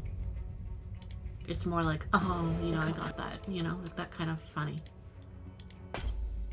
Yeah. Like when they're in the car after the funeral and they're driving, and he, you know, the friend has killed himself, and he says, you know, the last time I talked to him, we had a fight. And he says, well, what did you fight about? You know, what did you say to him? And she says, well, I told him he was wasting his life, you know.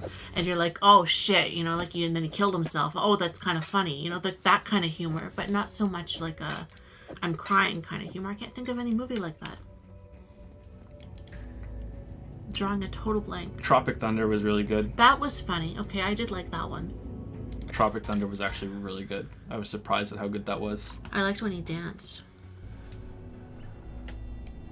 I don't know. I'm not thinking much.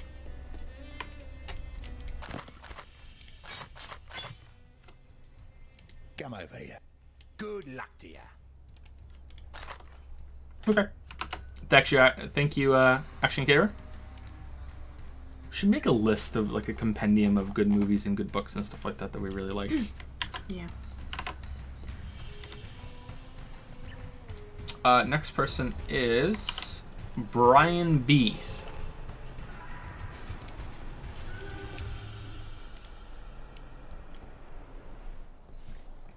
Hey Lily and Joe, can't wait to listen to the VOD of this on my way to work the day after you stream it. I just have one question this month, but it's a bit long. Okay.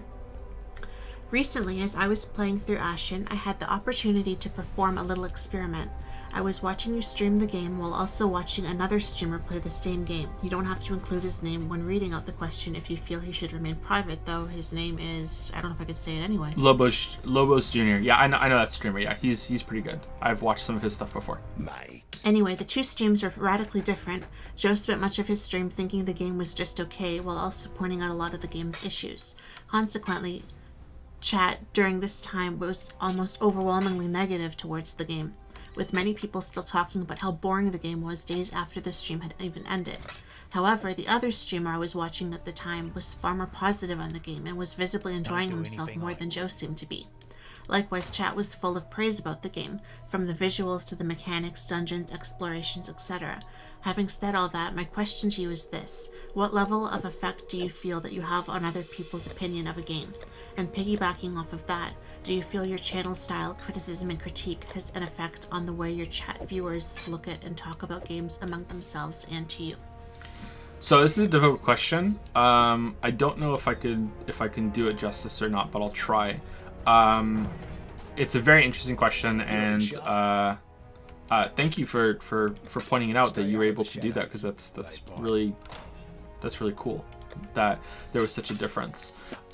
Unfortunately, it's almost impossible to verify, right? Is it because are the people that are in his chat, does it just so happen that there was more of a sway of people that were really enjoying it, and that kind of just avalanched into them really having a good time, or is it that we had people that were more negative and it just avalanched over? I will say that for the most part, in my experience, I think that what I say and do has very little bearing when it comes to a game that has an established audience already.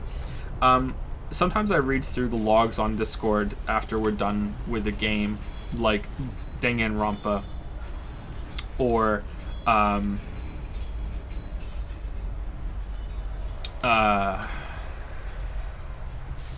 Persona 5, and I have a lot of people that say stuff like, people are just hating on this because Joe didn't like it, and, there people are just sheep and follow whatever he says.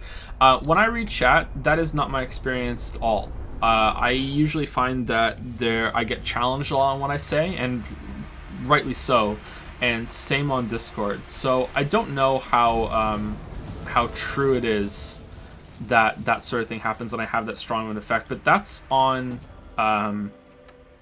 games that have already had a chance to get established.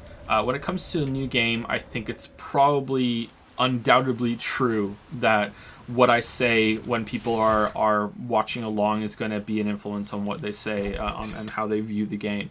Unfortunately, this is not a good thing, and doubly unfortunately, it's nothing I can do about, apart from just shutting up when I'm talking about a game.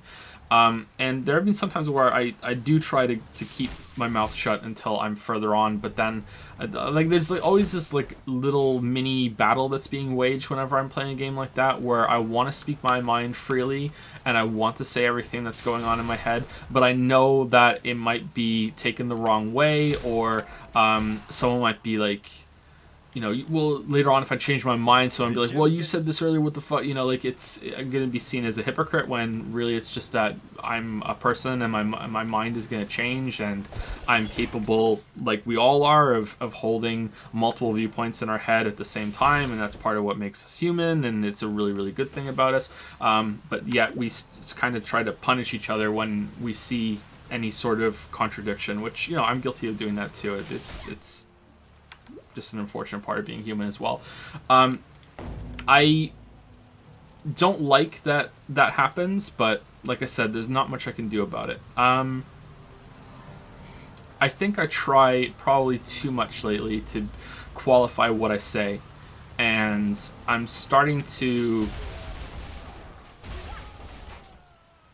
not enjoy saying it so much. hey, this is just my opinion. Hey, I'm just saying at the beginning of my playthrough. I don't know if this is gonna hold up. You know, I'm only 8 hours in. This is my opinion of 8 hours in, and not the whole game. Maybe the last half is really good. You know, it's that sort of thing. I have to repeat that a lot, and unfortunately, I think that's just gonna be something I just have to keep on doing.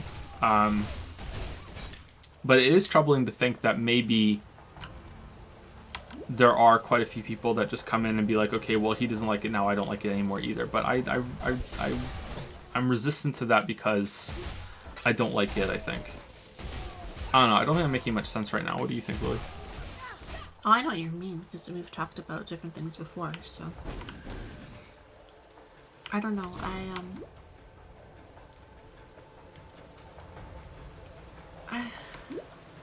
I feel like chat often disagrees with you, so I feel like yeah, that's how I feel too. Yeah, they're not overly swayed, you know, by if you don't like something or if you do like something. But maybe I'm wrong, you know. Maybe I'm seeing the minority and the majority are being quiet. You know, like I don't know. I think it was with the Danganronpa V3 3-1 debacle, which I won't go into detail on because of spoilers, but. I think it was that. It might not have been that. It might have been a different Danganronpa moment. So apologies if it was anyone who is like the Danganronpa stream scholar. But that's the one I remember. But I remember it being that I was criticizing the game, and I felt that overwhelmingly that chat was against what I was saying. Just overwhelmingly. Like, you're completely wrong, you know, blah, blah, blah, blah, sprinkler gate 2.0, etc., etc., etc. And then I go onto YouTube comments, I think, or on Discord, and I have people saying, you know, it's this fucking bullshit that Joe says this, and so many people in chat just go along with whatever he says, and it's like, well, I don't feel that way at all, you know? It's the opposite. I feel like just people are just assuming that. It might not have been with 3-1, though. It might have been something else in that. I don't know. My memory is going a little bit for that already. It's a bit troubling. Hold on, I think there was another side of the question I wanted to address. Let me look at it real quick.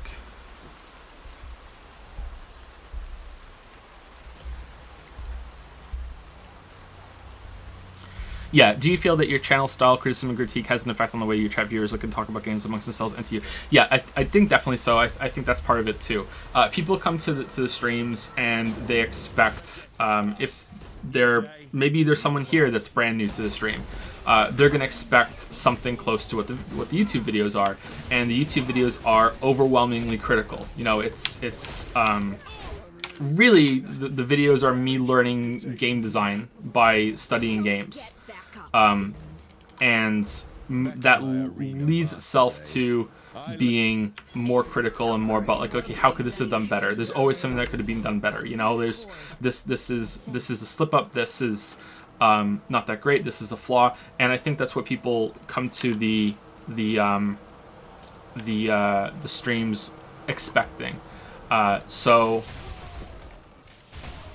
there's going to be more people that are critical of games, I think, or they might want to come to the streams and be like, okay, well, there's a lot of people praising this game right now. Joe is typically quite critical, so what are the flaws that other people might not be talking about? Now, that makes it sound a lot more arrogant than it is.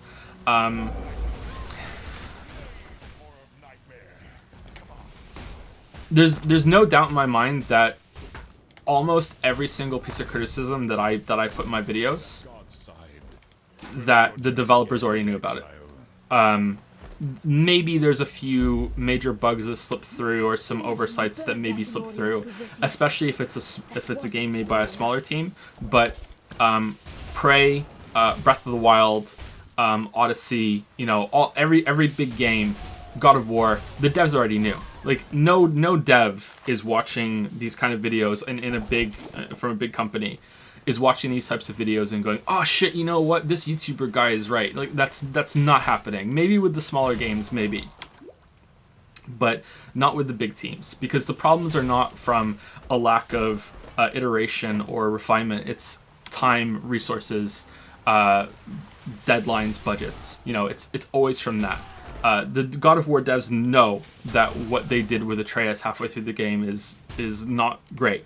They know, like it's there, or it's not a mistake. It's a decision that was made on purpose. They wanted the game to be this way. A lot of people on YouTube don't like it, and they're like, okay, well, we know we can do something different, but it wasn't that this was a mistake. It was an intentional thing that we were going for. You guys don't like it, okay, message received, that sort of thing. But when it comes to other reviewers, those reviewers might not be pointing out some of the flaws that people on YouTube are. So you get a reputation that, again, it's going to sound arrogant, but I don't mean it that way. It's just a symptom of how much extra time I can put into the videos compared to people who are working for IGN and GameStop and all these other places, or GameSpot, sorry, and all these other places, that they might not have the luxury of playing the game for an extra 20 hours to really figure out how combat calculations are worked in damage in Prey and Breath of the Wild. And Dragon's Dogma, whereas I can. So they get a reputation for, okay, well, this is the guy that will find a flaw that no one else has, or not many reviewers had. So let's go and see what he's saying on stream. Maybe he's already got something on stream, and that's the expectation. So I think that's where that comes from. I think I explained that really poorly, so I'm sorry about that. I was thinking something along that, though.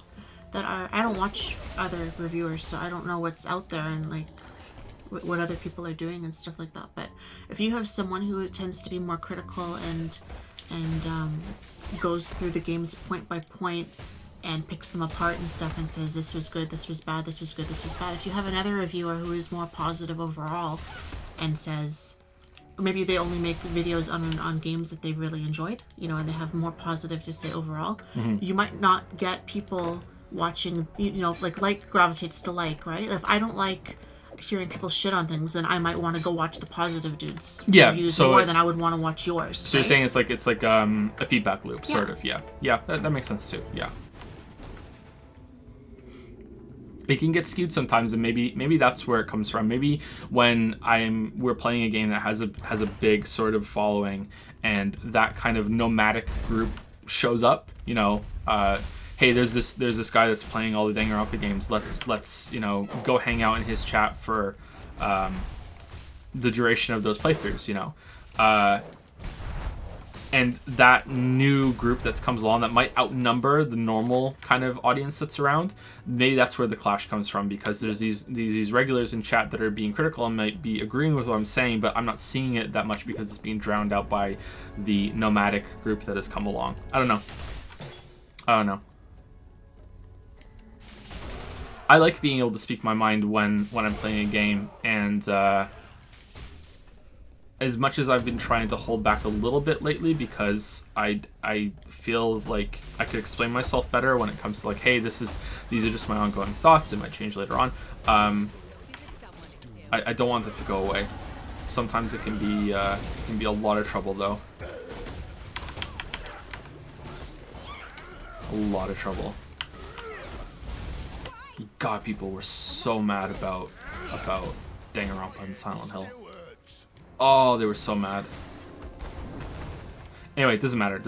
I think that's all I can say about that. I hope there was some amount of sense in those ramblings. And I can get a participation you tried trophy. You bash well, Exile. Pathetic. Should have killed you first. Too much clutter. Too much clutter. I tried. Was that their only question?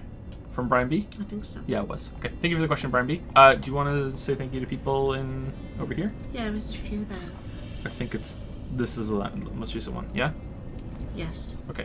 Frosty Jesus gifted a sub to Seth BS for 9 months. Thank you, Frosty Jesus. And Seth, you just keep getting subs, huh? And I think it's like every month he gets this free sub. I don't think he's ever actually Blessings. done one himself. I keep seeing him comment about that. I think that's funny. Thank you to Action Cater, who gifted a sub to Ninja for 1 month. What? Ninja? Mm-hmm. Thank you, Action Cater. Thank you to Vosk, who subscribed with Prime. Thank you, Vosk. Thank you to Cytokine. Cytokine? Kine, yeah. Kine? Or Kine. Or Keen, yeah. who resubscribed and moved for 2 months and says, "Hey Giuseppe Andersnatch, been enjoying watching all of your stuff. Can I get a claw fist?" You can get a claw fist for sure.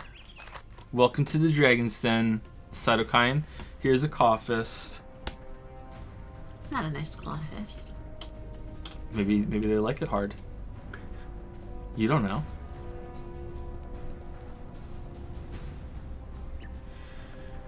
Thank you to Markzipan, who subscribed with Prime. Thank you, Markzipan. Thank you, Markzipan. Thank you very much. Thank you to Talitha, who resubscribed with Prime for 6 months with a smiley face. Talithia? I think Talitha, but Talitha? it could be Talithia. Thank you very much. Thank you to Jigglytuffs, who resubscribed with Prime for 2 months with a smiley face. No, I'm not doing it. Jigglytuffs. Thank you to Too Spooky 44, who subscribed with Prime. Too spooky? Too Spooky. Too spooky 44. Thank you very much, Too spooky 44. Thank you, thank you. Welcome to the pickle pile.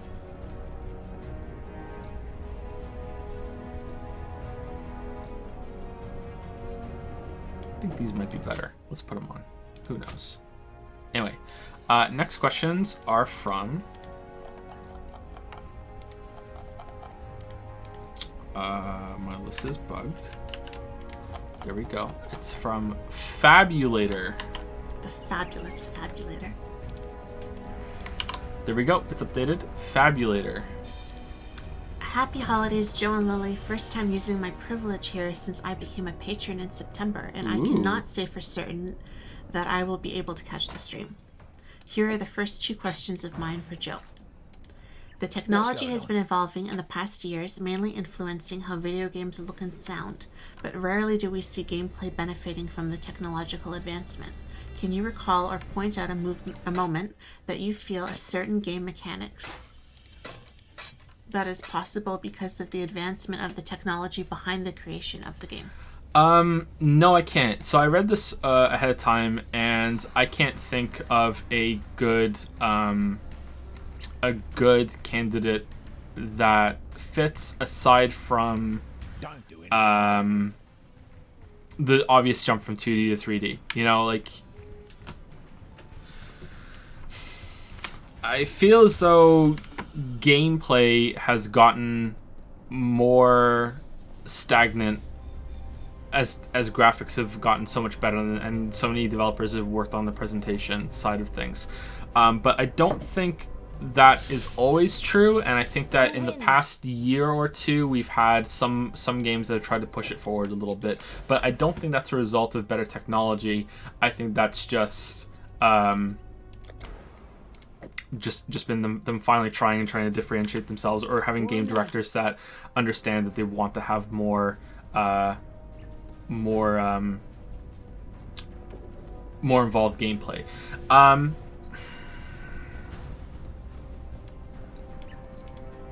There's a game that is one of my favorite games that I've never spoken about on stream before, I don't think. And it is about a prisoner who has been sentenced to a long prison sentence in the far, far future. And as he's serving the prison sentence, the jail cell is overtaken by some sort of alien invading force, and he is sort of ignored as he scurries around what's left of the prison. He's now free, but he has nowhere to go, and he finds this laptop that controls 4 robots on a ship far off in the galaxy that he's in. Unfortunately, he doesn't really know how to get to the prison because he doesn't know his location, and he remotely controls these robots through the laptop and uses them to go from planet to planet collecting probes that he will then use on the star map that shows him the next way to get closer to where he is, so he can free himself through these robots. As he goes through the levels, he can upgrade the robot parts by killing monsters in the dungeons that are on the planets. And upgrading robot parts, you can upgrade the arms, the legs, the head, and the chest. You can also upgrade your weapons. It has a lot of different weapons. You start off with just your fists, to claw weapons, to swords, to guns, to laser rifles, to rocket launchers, and all this other stuff. And each of them has their own skill points and set of attributes that go along with it. The head that you choose on the robot will determine how well your robot can see. There are certain kinds that don't work very well. And to top it all off, the levels that you are walking around in are procedurally generated. So they are based off of a seed, and then the best ones were chosen in order for the first 10 or so dungeons that you go through. And then after that, there is unlimited content as you follow the space probes to each one. And, you know, each one is based off of this like a maze and a grid that you can go through that you can fight through. And that game came out in 1990.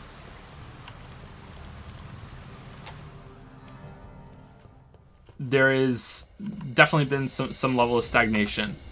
It's called Captive, and it came out for the Atari STE in 1990. So I think that a lot of developers aren't really pushing the gameplay as much as they could, and what's possible today was probably possible way back then. It just didn't look as nice. I would love to see how gameplay could use some of the stuff that is done in Cataclysm, Dark Days Ahead, and Dwarf Fortress. You know, would it work? Would it be interesting? Or maybe big games like that can't really be that complicated, and it's always going to be kind of niche with really dated, shitty graphics, you know? Maybe it's just, that's how it is, and there's no getting away from it. I should take a portal back. Aside from that jump from 2D to 3D, I don't think there's been any major developments in gameplay from new technology. You could argue that VR is one of them, but I haven't tried VR, so I have no idea, but that could definitely work. But you look at something like Skyrim. Skyrim is arguably less complex than Oblivion. Oblivion is inarguably less complex than Morrowind. You know, if anything, as the technology improves, the games are getting a bit dumber, you know? So I don't think that it's being utilized well. I definitely think the technology is opening up new things, and it should be used well. But I think anything that can be done better comes at the cost of not being able to make it look as visually impressive. And being visually impressive is what will sell your game more. And you can't really have a trailer for gameplay that's complex without severely limiting your audience. I just hope that changes as time goes on. The only other game that comes to mind that was opened up by the technology, surprisingly, is something like Crysis, where the technology that was there made destructible buildings, you know, that reacted to the fights around you, and that adds a lot to gameplay.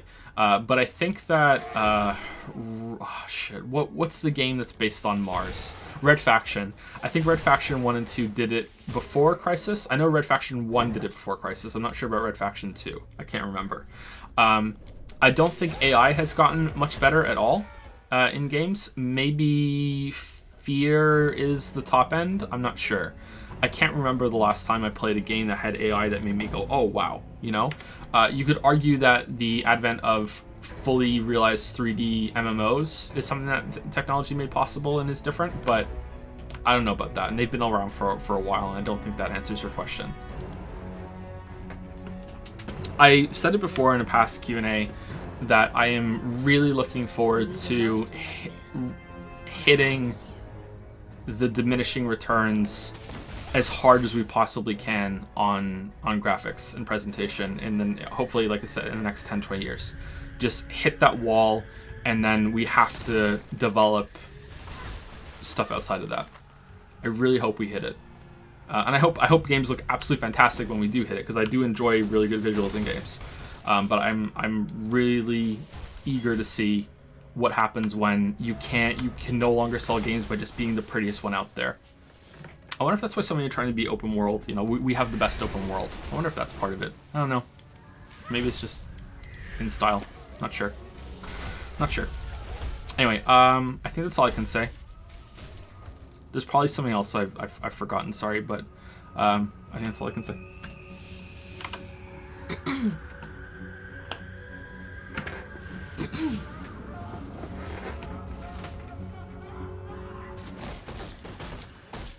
Do you have any plan or a list of games in mind that you know are going to positively influence your kids when they're a bit older? How much exposure will you permit? Okay, so knowing that they're gonna positively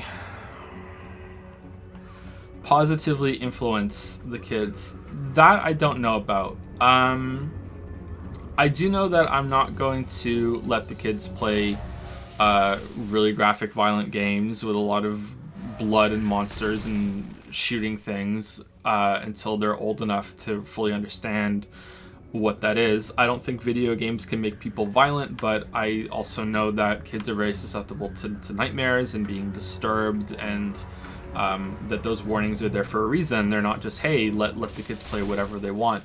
I'm probably going to use my own experiences as a baseline. And I think that... Sorry. Had a hair in my mouth. And I think that around the age of 12 or 13, I was able to pretty much play any game out there. Now, games have gotten more violent since I was a kid, I think. I think that I was noticing this when I was playing 76, that I'm blowing heads off and there's blood just gushing out of everywhere.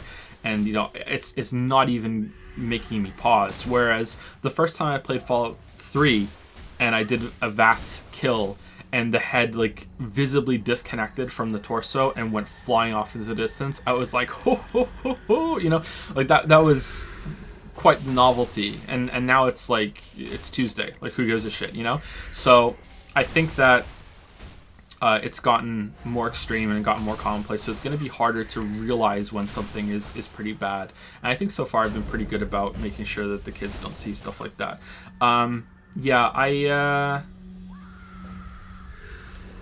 think I'm going to use myself as my own experiences as a barometer, and hopefully I don't go wrong there.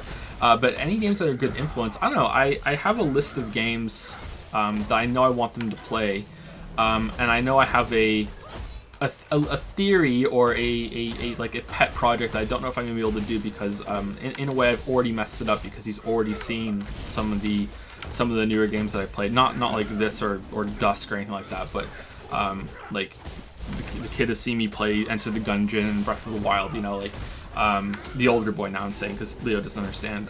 So I wanted them to start with old technology and they gradually graduate. So I got the NES Classic and the Super Nintendo Classic, and my idea was that, okay, Finn, here's the NES Classic. You don't get to play the Super Nintendo Classic until you've beaten half of these games on the NES Classic. You know, I could maybe get a friend to load them more games on them, and then he has to beat like a selection that I set a challenge for him to do, and then he gets to the Super Nintendo Classic, and after that he can play the N64 Classic or the PlayStation 1 Classic, you know, that sort of thing. Just so he can appreciate those older games in a way that I think that you can't if you have been exposed to older games first. I see this a lot, you know, there's a lot of quite intelligent people that think they're all cool and saying that, you know, Ocarina of Time is a really shit game, you know, when they weren't born when it came out, and they don't realize how important that was at the time and how revolutionary it was. But no, we're going to say it was a shit game and it was never good. You know, I don't want my kids to lose out on those experiences. It's not I don't want them to be those people, because it's not like, who cares? It's just video games. But I don't want them to lose out on having those experiences, you know, that they might not be able to have if they play the newer games first. Yeah. So that's my plan. I don't know if it'll happen, but we'll see. It's like the Wizard of Oz. Like Wizard of Oz? That moment when the house lands and she opens the door and it goes from black and white to Oz in color. Yeah. It's just such a crazy moment that you know, if you never watch black and white movies, you know, then you don't really appreciate the color until, you know. That's actually one of the best examples. That's cool. That's one of the best examples that you can give to prove that things do age, that art does age, and that things can be good for their time. That's actually a really good example. I wonder if someone must have used the example before, because it's like that's such a good example. So a good job independently coming up with it. Yeah, the idea that art doesn't age, and if it was bad, it was always bad, or if it's good, it's always good, is complete bullshit. It's complete bullshit. But maybe that's for another time.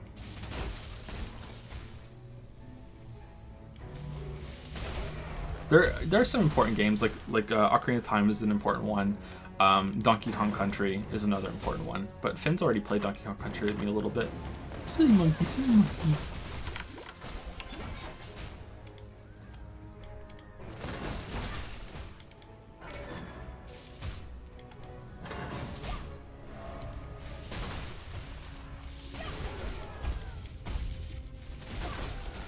Silly monkey, silly monkey. I think that's it. Yeah, I think that's it. And I think that was it from Fabulator too. Thank you very much, Fabulator. Next person is Thomas K. Hi, Joe and Lily. I'm sorry in advance for my English if I make mistakes. I'm not a native speaker. I'm French. So far, you're doing way, way better Bonjour. than anything I could say to you in French, so, and not without lack of effort. So, Omelette du fromage. my first question is: has the game director or one of the main game designers of one of your Has the game director or one of the main game designers of one of your video games? Can you read it? Okay, I feel like I'm reading it wrong. So the question is, has someone who's done I've done a video on one of their games, has a game director or one of the main game designers okay. from a topic that I've done. Yeah.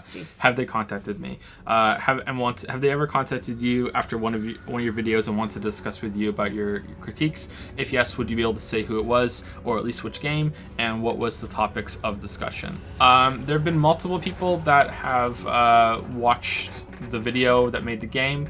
I can tell you that it is Darkest Dungeon, Hollow Knight, God of War, Edith Finch, that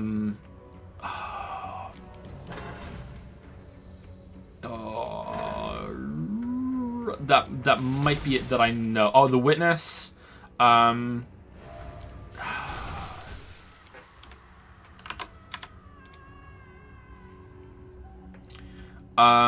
think maybe the Tomb Raider games, maybe.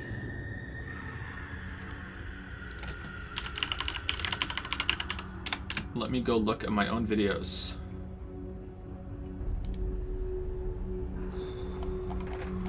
Bum ba da bum bum bum. Hearthstone and Diablo 3. Fallout 4.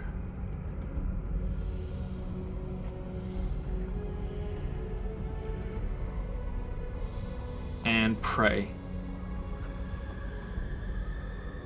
Yeah, those ones. Yeah, so let me go through it again. So Hearthstone. So I know someone, a few people at Blizzard watched the videos that I did on their games.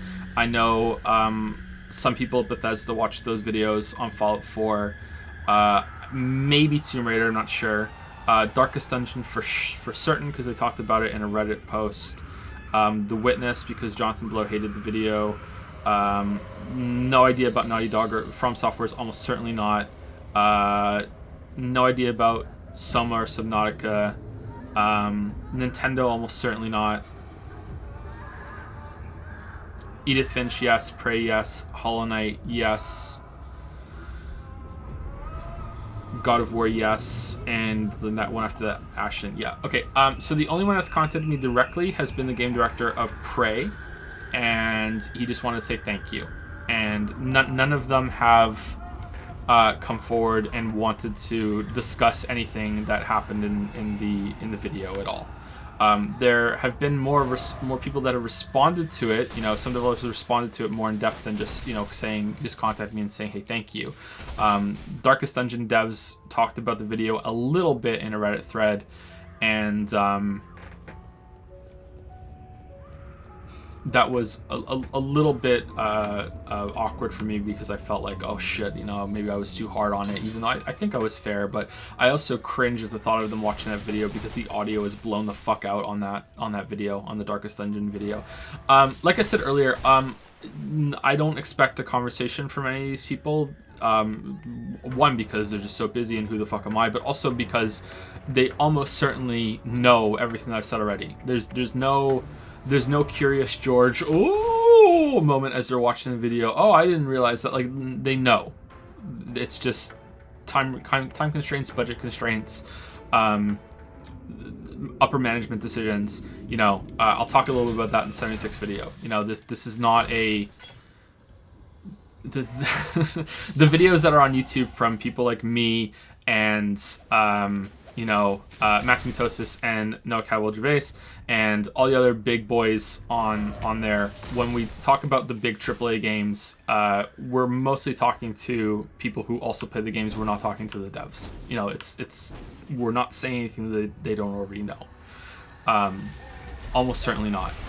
But the feedback is still valuable, because they may not realize what the impact is, or that their intentions may be off. But when it comes to, you know, hey, this didn't work very well, or hey, this boss kind of sucks, or hey this, hey that, hey this, hey that, they know.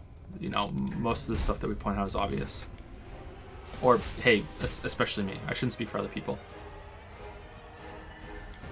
It's been really cool though when developers have watched the video. Worlds you could have conquered, you had to choose. Such power wasted on a feeble imagination. What's going on here? In the game, I'm like, what's going on? Yeah, it's really cool, and it's sort of a really big, like, I don't know, when people talk about this sort of thing, they usually say it's humbling, and I don't know if humbling is the right word, but I guess so. Maybe it's very I find it quite awkward. It's kind of like It was you I wasn't very fond of. you have an eye on you that you didn't have before, and it's kind of like, ooh, you know, like I hope I was respectful, you know, because that's what I try to do in almost all the videos. There have been a couple times where I've crossed that line, but I always try to be respectful. I don't want to be that kind of angry, like, what the fuck, you know. Even in No Man's Sky, I think that I was mostly respectful, but I did cross the line a little bit there. I've tried. Yep, I think that's all I can say about that.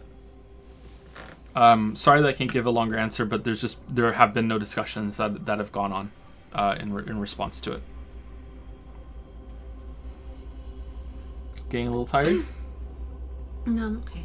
We might have to split it. We're not even halfway done yet. Yeah, I don't think we're getting through all of it, but we've been at it 2 hours now, and we've made a little dent, but we haven't. Well, we're on page 11 of 28, soon to be more down here, but some of the questions later on are quite short.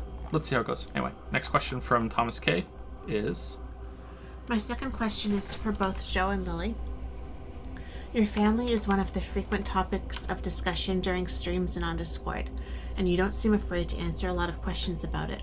In a way, I think it's great because people seem to genuinely care about the well-being of your family, and it can even make the bond stronger between you and your community. But in another way, don't you find it, if not slightly dangerous, kind of a slippery slope, to have so many strangers know so much about your life and the life of your children? In this day and age, private life seems so important after all. I really hope this question does not come off creepy as hell. No, it doesn't. You're Thanks fine. again for everything. Have a nice New Year's Eve. No, you're fine. So there are certain boundaries that we have set up that we think make it okay. We have discussed it in the past, and we do think that we're a little too forthcoming with information about the family and what's going on. And we would like to take a bit of a step back from some things.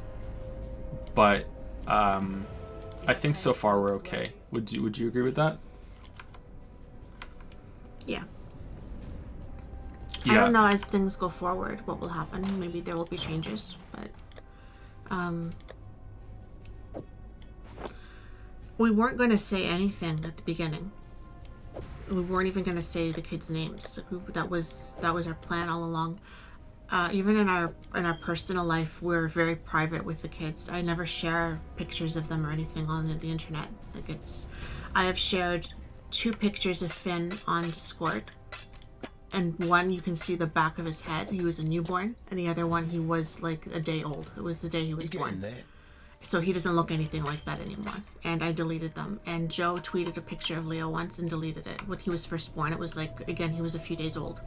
So we don't share pictures of them anymore, like what they look like now.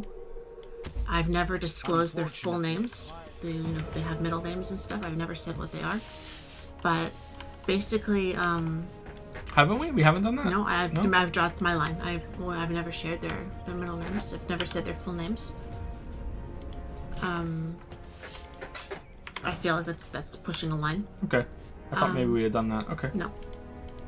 And I don't know, we weren't going to say anything, and then for me, I had shared like a birth announcement and stuff at one point online in my personal life, and I found out that my mother and my sister-in-law had all shared it on with people, and they should shared my post.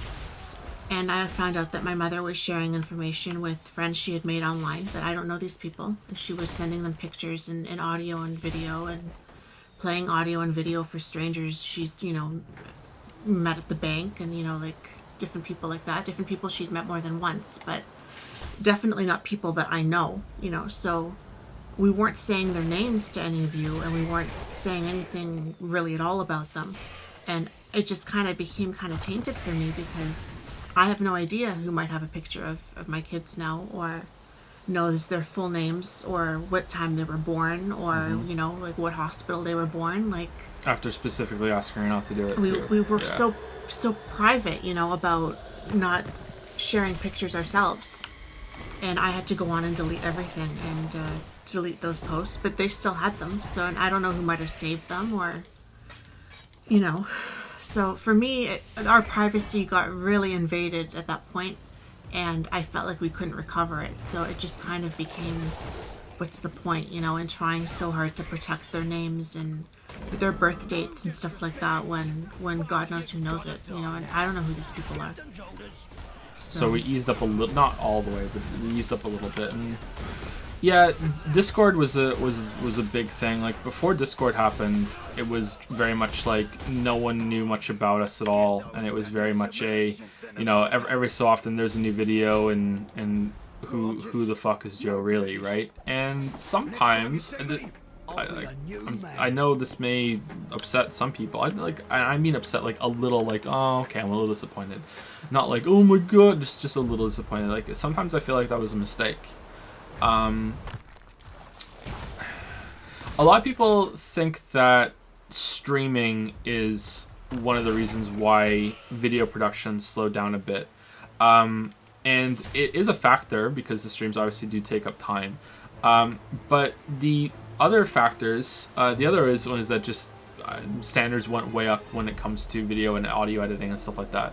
But the other factor, arguably I think more, is that Discord happened before the streams, and suddenly I, without really anticipating it, had to become a community manager on top of everything else. And I could have just taken, backed off a bit. I remember when Rex made the Discord, and I said, like, am I gonna have to be here, a lot? And he said, no, there's a lot of fan Discords that, that they're just there and they show up every so often or not at all, and it's fine. And I was like, okay. And so like I was told that it was my choice. It wasn't like, hey, you got roped into or anything. But like that became a really, really big time sink, managing the community and talking to people and everything, and it's been great. It's not like, oh shit, it's such a fucking hassle. It's just a lot of time, and I think that more than streaming even has become disruptive because it's constant.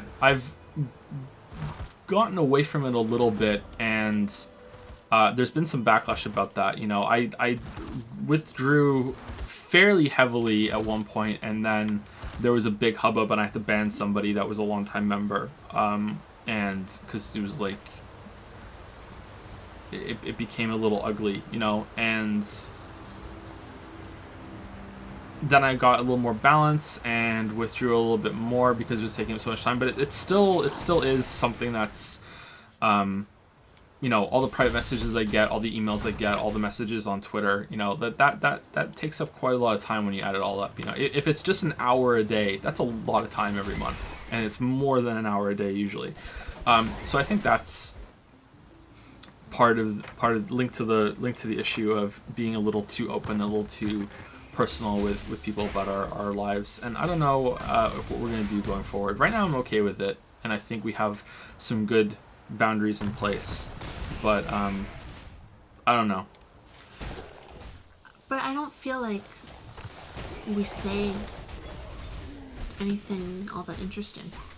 Like, yeah, I don't either. okay, I'm always tweeted stunned. today that they were watching Curious George together. Like, so what? You know? Like, Yeah. my kids watch Curious George.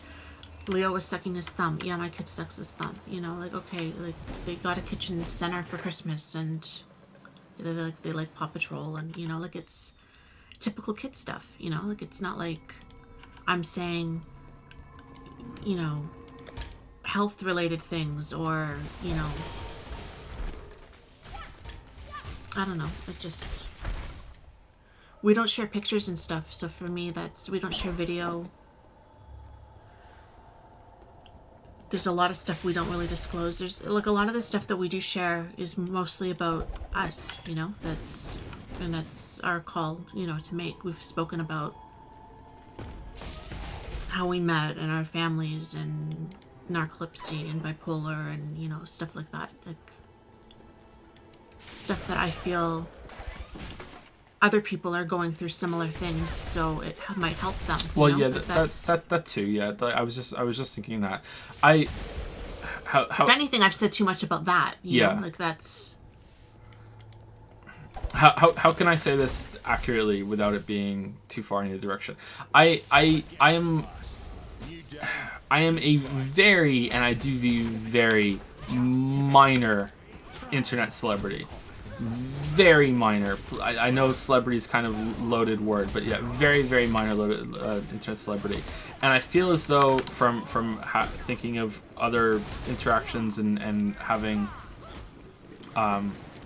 been fans of other kind of internet celebrities before, that I feel like there's a little bit of responsibility to humanize myself and make myself, you know, hey, I'm just a normal person, you know.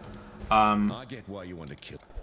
I feel as though that's something that I need to do and I want to do, and that's by talking about the kind of person that I am and the things that I go through, and hey, I'm just a normal dude, and I make mistakes, and I think that it's dangerous to present yourself as this sort of infallible kind of, like, I do all this shit by myself, and I'm just so great, and you don't see any of the struggles or anything like that, you know? I don't know. I feel like you need to be approachable, and you need to be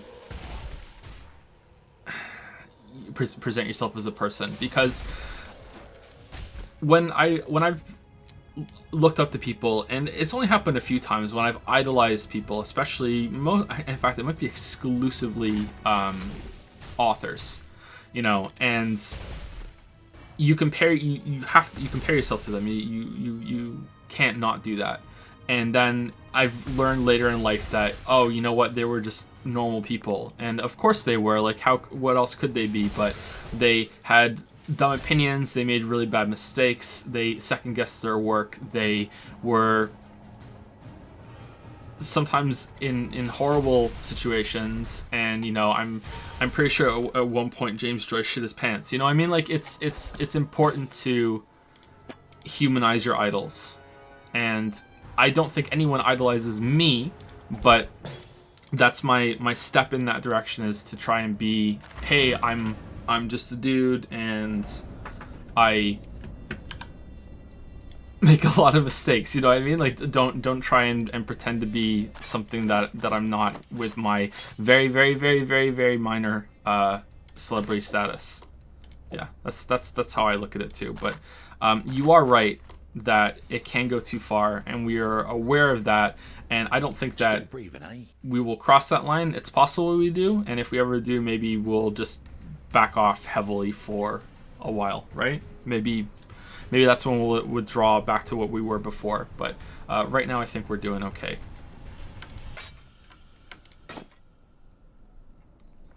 I just feel like a lot of these things aren't talked about often publicly, and even privately. A lot of things weren't talked about with me. So I don't like to shy away from a difficult conversation if something can be said about it.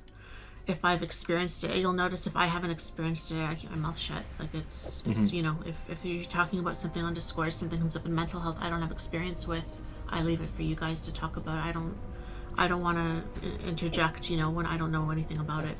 But if there is something there that I relate to, you know, and usually it comes with a story because, you know, I relate to it in this way. I relate to it because I've been through a similar experience, and therefore that I share my experience. And there's been many times afterward that I've thought, should I have even said that? Did I take it too far? You know, did I make it about me? You know, should I have maybe not said anything? But I just feel like mental health stuff especially, like, it's really ugly and it's really hard, and I didn't have anybody to say to me, you know, I've been through that, and you know, this worked for me, this didn't, or you should try this, or I understand, I'm here for you. You know, I didn't have anybody really to say that to me, so I want to be the one to say it.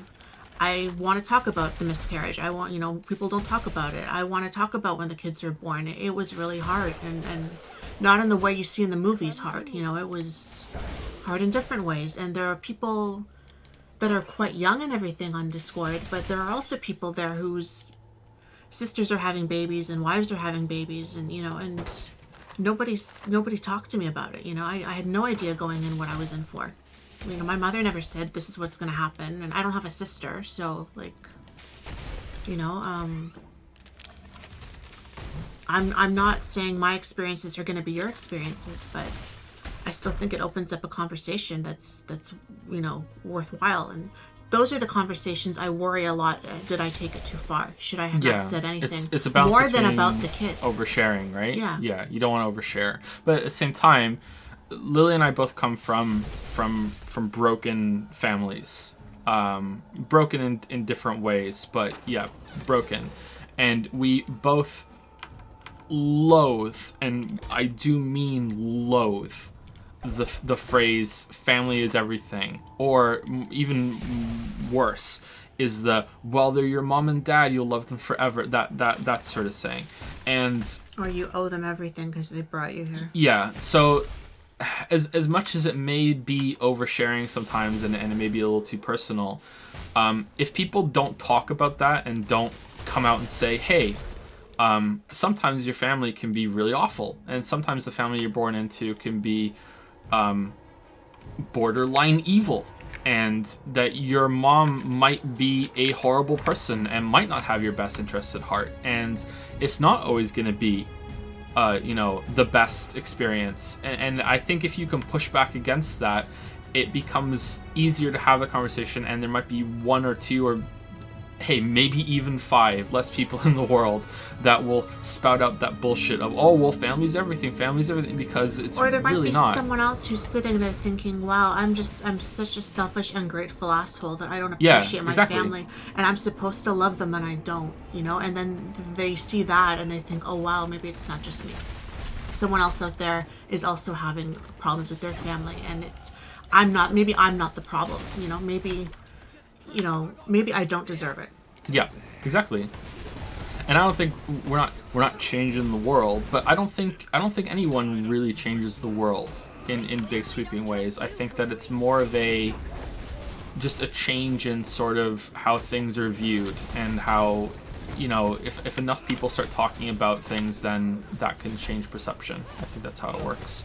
There's no mementos, you know, it's just a gradual shift, and things kind of ebb and flow. That's how I think, and I want to be part of the positive ebb and flow.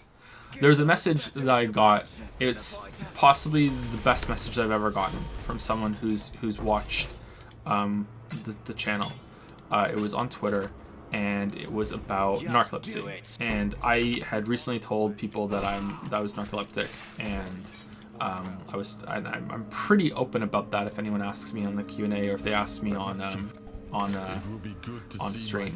And it was someone who said, you know, I have a little sister or a younger sister, not a little sister. I have a younger sister, and we watch your streams together, and we were watching your Xenoblade Chronicles stream, and you mentioned that you were narcoleptic for the first time, and my sister's narcoleptic, and she, you know, was visibly like, holy shit. So it's not just this isn't gonna rule my life forever. You can actually be something when you're narcoleptic. And just mention that in passing was able to help another narcoleptic person who is very young and may feel like it's a horrible sentence for the rest of their life. Feel better about it, and that makes it worth talking about it and possibly oversharing for me. And I know it's just one person, but it's a person. It's a whole person. It's a whole person. So, yeah, that was that's the sort of thing that I think that Lily and I want to accomplish by talking about things. And sometimes we're gonna go too far. Sometimes we might not go far enough. Maybe one day we'll go so far that we might have to back off for a while or forever. But I think that's what it is, right? As long as we don't cross the boundaries we have, I think we're okay. And it's more about us than the kids, because the kids didn't ask for this, you know. Too much clutter. Okay, I think that's it. I think we spoke a bit too long there on that one. Thank you for the questions, Thomas K. Are there anything we need to say thank you? Oh, Fabulator's here. Yeah. Too Spooky was the last one. Aurora Boris has resubscribed for 15 months. Thank you very much, Aurora Boris. Action Caterer used 100 bits and says, enjoy your new subscribers, Joseph Anderson, a random viewer, and Ninja. And have you seen Scott Pilgrim, same director as the Cornetto trilogy, Hot Fuzz and such? I have seen Scott Pilgrim, and I was really surprised by how much I liked it. I really enjoyed Scott Pilgrim. The fact that it's based in Toronto helped, and I didn't know that going in that it was based in Toronto. But yeah, I was pleasantly surprised by how much I enjoyed it. Michael Cera was a good fit for it, and it was very nerdy kind of movie, and yeah, I thought it was pretty good. He also says, he also used another 100 bits and says, also, who knows, Ninja might shout you out when he realizes he's subscribed to you for some reason. Fabulator K has resubscribed for 5 months and says, hello, Joe, it's been 5 months in the Dragon's Den. I missed the answer to my question. I will check them out later. Okay, I hope that you enjoy the answers. We tried. E for effort. E for effort, we tried. Thank you to Russian Nat, who used 1,400 bits, and it's a bunch of people from what I remember, but I don't remember what they were doing. Oh, Vohiho. Okay, that's a bunch of emotes. Russian Nat 1,400. But thank you so much, Russian Nat. And what is Vohiho? Can we have that in chat right now? Does anyone have that one? Is that a global emote? That one. I think it was that one. There it is. Vohiho. I like that one actually. That's a good one. Does he have a wrench for an arm or a robotic arm? Is that an anime thing? Maybe I'm gonna take back my I like that emote. I smell anime. Thank you very much, Russian Nat. Thank you. Sorry that it took us so long to say thank you. That was like 15 minutes ago. We were on a roll like Paw Patrol. Go. Thank you to Ozar99, who resubscribed for 7 months and says, don't read this. I don't want to distract from the Q&A. Oh no. Well, we're at the middle of between questions, so it's okay. We broke the rules. We let them down. Damn. Awkward. Awkward. Salah. Now I'm dying. Thank you very much. Oh. Okay, go back. I can't see anything. Okay, so next person is... Jaime. And this might be the last one that we do tonight. Let's see. Warm nights. Hi, Jose and Lily. Sorry, but there's no direct Spanish equivalent for your name, Lily. When I was taking Spanish in high school, there was a character in our book that we were reading named Lilia. So I don't know if that, translates at all, but that was the Spanish Lily in the class. Hope everything's great for both of you. Here are my questions. I've read the Millennium book series Girl with the Dragon Tattoo, and I started liking it a lot, but the last entry I barely tolerated it, and I think it's because they abused the special abilities of the female protagonist a lot. Like, she's a super hacker with knowledge on martial arts, photographic memory, etc. And in every book they add someone with that kind of quality too. A child with savant syndrome? Someone with hyperacusis, among others. And I think that's hearing, isn't it? Not sure. Hyperacusis sounds like it would be, wouldn't it? I think you're having like an extra I think that's sensitive to hearing, yeah. And I find that narrative resource really hard to swallow and lazy. What do you guys think of using these kind of 1 in a million chances as a plot device? Is it okay, or is it just lazy writing? So it depends on how it's set up. I think that it's interesting, and it can open up some kind of storylines and some type of characters that you might not typically see that often. So I think that it depends on how it's set up. If you have a character that is really, really good at something, and you do not reveal that until it becomes relevant. So if your character is just an absolute great fighter and you don't find that out until page 455 out of 500 when there's a big battle and all of a sudden, they become Bruce Lee, then 999 times out of 1,000, not only is your reader going to be pissed off, but you just written something that was really shit. Obviously, there can be exceptions if you build it up to be a twist or subverting expectations in a good way. Then sure, yeah. Almost anything can work in the right context, but in general, pretty bad. As far as I understand it, I haven't read the Millennium books. We have watched the movies. I'd like to read them, actually. I really enjoyed the movies. The first one we watched was the one with Daniel Craig in it, which was the Western version. And then we watched the Swedish, right? Yeah, it was Rooney Mara and then it was Numi Rapace or Rapace. I don't know how you say her last name. Yeah, and we watched those. And they thought they both really did it well, but they did it differently. Mm-hmm. We even watched it with subtitles. They played Lisbeth very differently. And we liked them all. I think I prefer the Western version of The Girl with Dragon Tattoo. I know that might be sacrilege, but I thought that the presentation was really good on that. So, but then I'm kind of a David Fincher fanboy, so maybe that's where it comes from. I really like that style. Sorry. Yeah, I think that it can be done well if it's set up in time and it's made clear fairly early on that this is the type of character that you have, and that they also have flaws, that they have negative qualities. There's kind of a pushback because it's politically charged. Because of Star Wars, because everything's about Star Wars, that you're not allowed to call Rey and Mary Sue, because that's what a lot of people who hate Star Wars are calling her, and now that's become a political battle between the alt-right and the alt-left for some fucking reason. I don't understand why everything has to become a political battle. It's just a really shitty movie, guys. Like, can we just all agree it's a shitty movie and that Mary Sue characters are shit?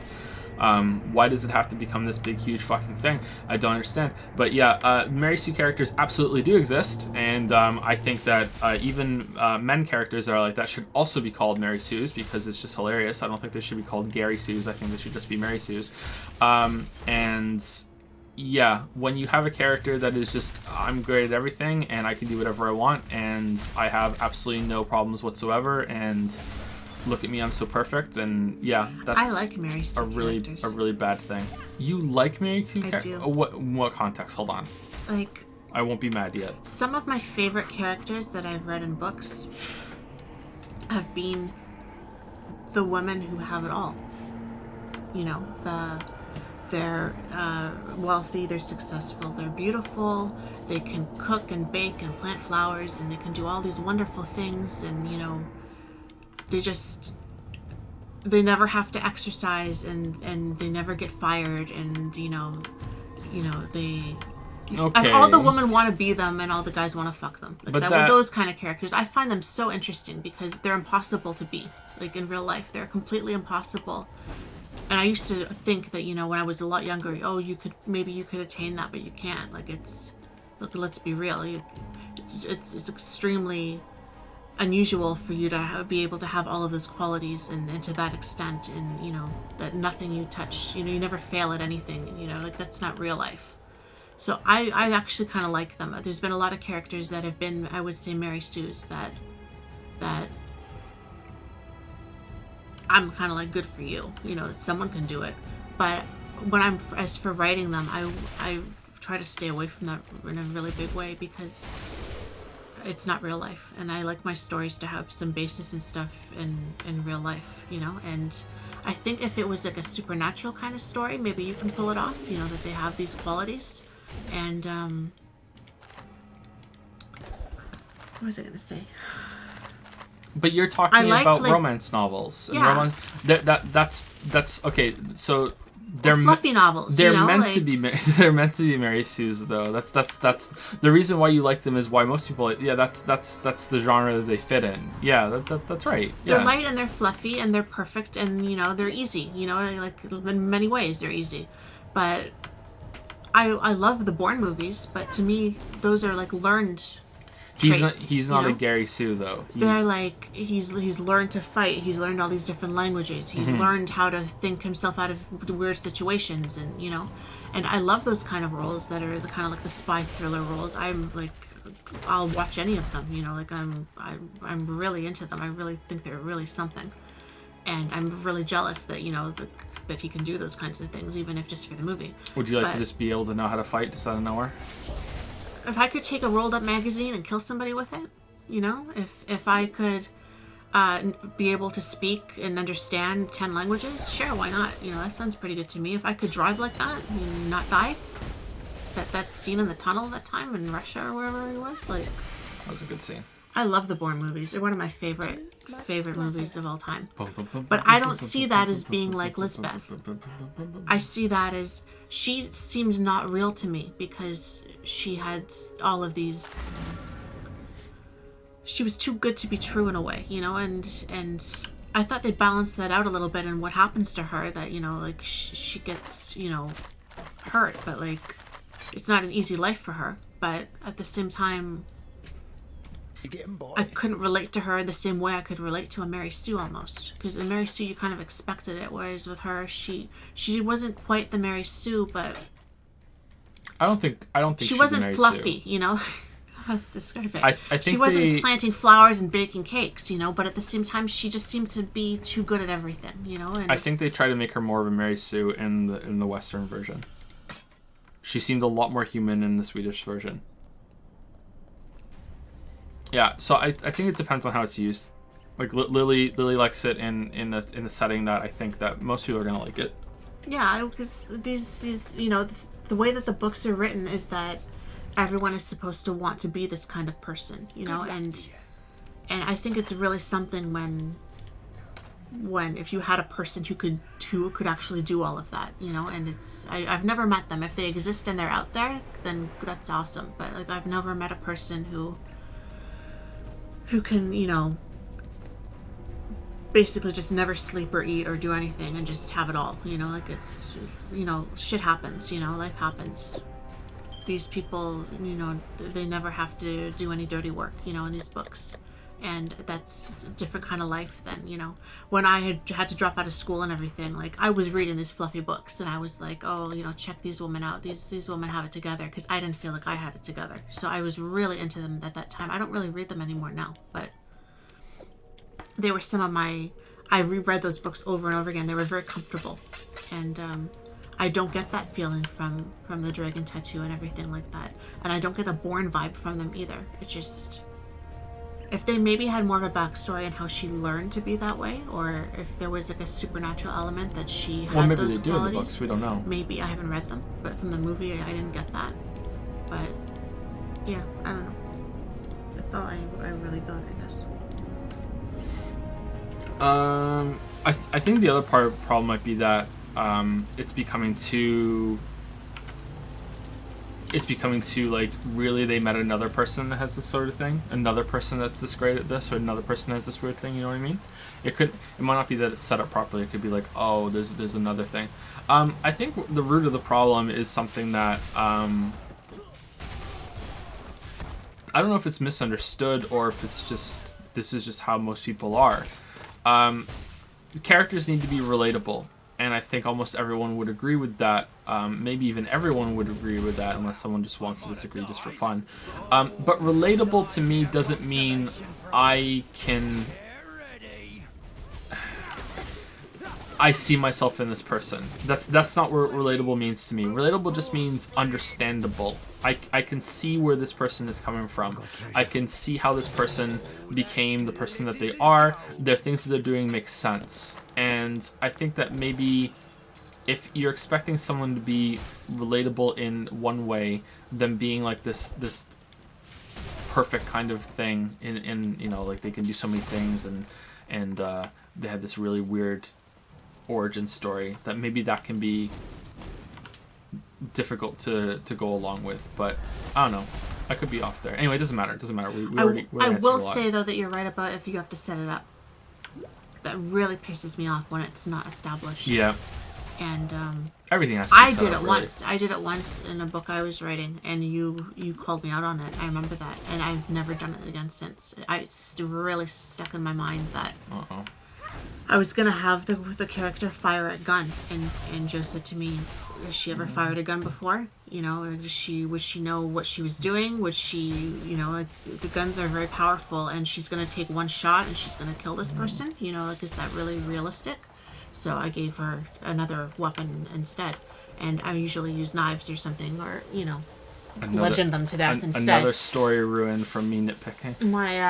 I never use, unless they have a history with a gun, they never use a gun, you know, and that's something that, you know, it was one of the first books. It's the first novel I ever had self-published, and it's stuck in my head now for every book after that. So yeah, consistency and realism and setting it up, you know, if they grew up with a gun or whatever, that's different, you know, but if they didn't, then not every character needs to be relatable. I think unless the point of your character is to be sort of this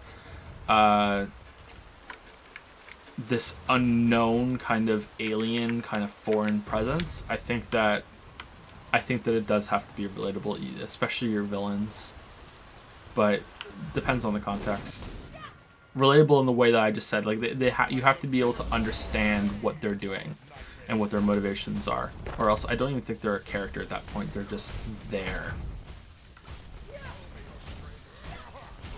My place is at God's side. Mary Poppins is a good example of Mary. Okay, is Mary Poppins based on a book? not that I know of. Because Mary Poppins to me isn't a character. Mary Poppins is a breathing, talking plot device. That's what I think Mary Poppins is. But she's also so magical that, again, I feel like that explains it for me. That I wouldn't even think twice about Mary Poppins because of the way that sidewalk scene. Like, come on.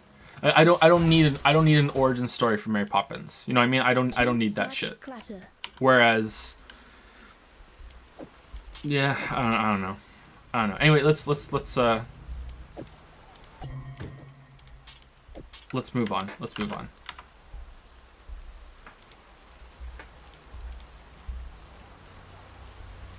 Are you planning on doing a best games of 2018 or something similar? That's it for now. I wish you both and your kids and pets the best year so far. Ciao. Yep, there was going to be a 2017 one, but I've canceled that now because I don't have time to go back and play two of the big games that I would need to make that list somewhat complete. But I am going to learn my lesson from that, and I'm no longer going to force myself to play every single big game that comes out. There'll be, if there's some small games at the end of the year that I haven't gotten to yet, or some small games that came out at the end of the year, like happened in 2018, I will finish them up. That's what I'm doing now for the 2018 video. So stuff like Return of Obra Dinn, Below, you know, like I want to finish up those games that I may have started already, or know that they're short. But for the most part, I'm aiming to hopefully do a best of the year video every year in January. It doesn't seem right to do it in the same year that it is, you know, like what if a game comes out on December 28th, you know, like there were some arguably 3 big games that came out in December of 2018, you know, after the Game Awards even. So one of them was hey, it's available for sale at the Game Awards. So I don't like that. So yeah, unfortunately the 2017 one's gone. But yeah, there should be. Although most people probably know what the list is going to be if they've been watching the streams. No idea if it'll be well received or not. I don't know.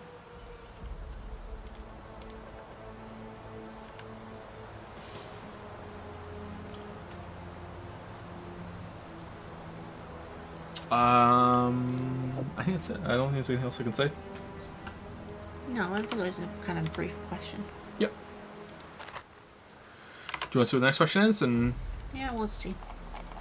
It is McLevi's?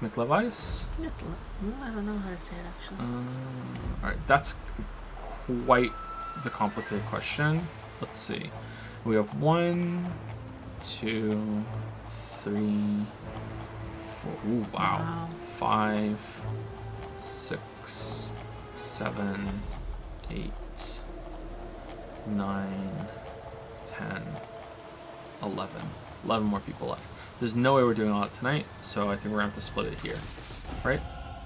I think we can do 11 next night, whether that's tomorrow night or the night after. 2 in the morning is not too bad, right? No, it's not too bad. Kids are gonna be awake in 6 hours. We're gonna suffer a bit, but it should be all right. It's better than 4 hours.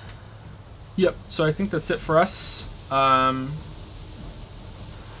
don't think it's possible to do these in one night, right? Not unless you want to like speed through them and yeah, I don't give think it's really short answers. And I don't want to do that. That doesn't seem very fair. Doesn't seem fair.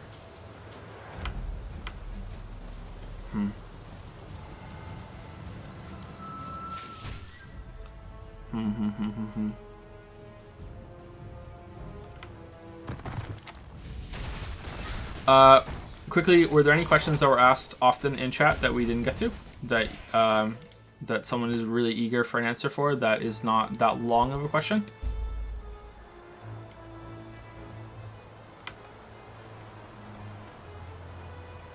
Any quick question like, hey, have you ever played this game, or has Lily watched this movie, or anything like that? There were a couple, but I don't remember what they were now. Do I Love You asks Young Baba. No, I don't. How long did it take you to beat the Path of Pain in Hollow Knight? 30 minutes, something like that. Not very long. If I hadn't played Celeste before it, I think I would have been there for a lot longer. But I was well trained.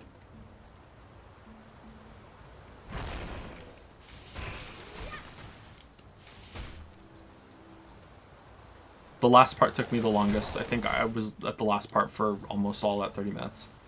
Have I ever gotten into a fighting game? Smash Bros. Melee was the most I ever got into it, but I'm like just amongst my friends.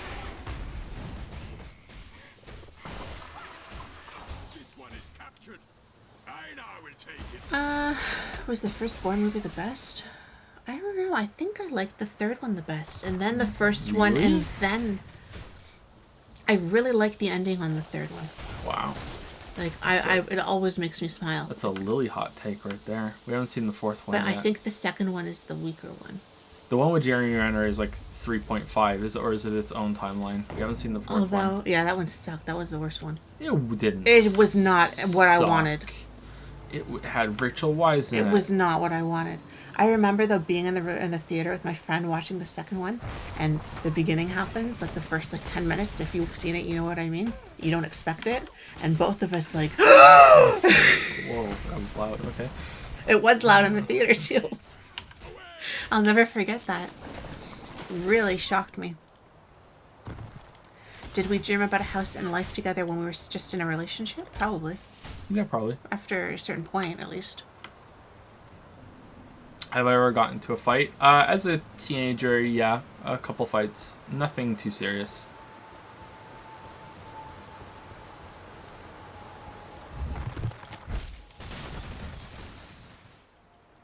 Sorry, it was loud, but that was, you know. The most. That was honest. The most I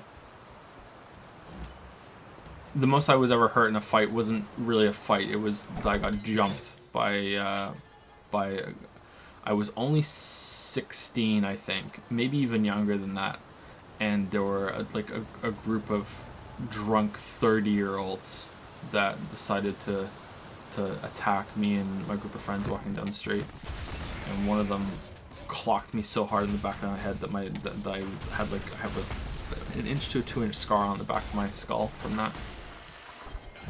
He had a ring on his hand, or he had a knuckle duster or something. I'm pretty sure it was a ring though. I don't think he would carry around a knuckle duster, although it was Britain and it was a drunk fucking hooligan, so who knows.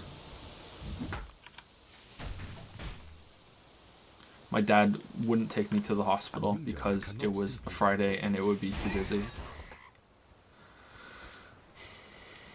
The things you look back at when you have a kid, huh? Yeah.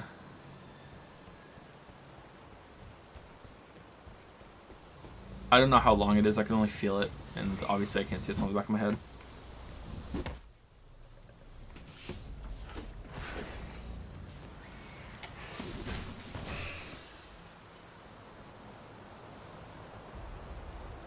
All right, good time to stop. No, any more questions? Any justice? No, they fucked off right away. It happened literally right outside my house. Like we were walking down the street that my house was on, but we weren't going to my house. We were walking past it, going to take the girls that were with us home, and it happened like literally across the street from my house. And as soon as it happened, I remember looking back. It didn't hurt right away. It was just kind of hot and numb in the area. And I remember looking back, and I looked at the guy who was completely wasted. He couldn't even stand. He looked as stunned as I did that I received it. I just looked at him and went, what the fuck did you do that for? And then I walked across the street to my house.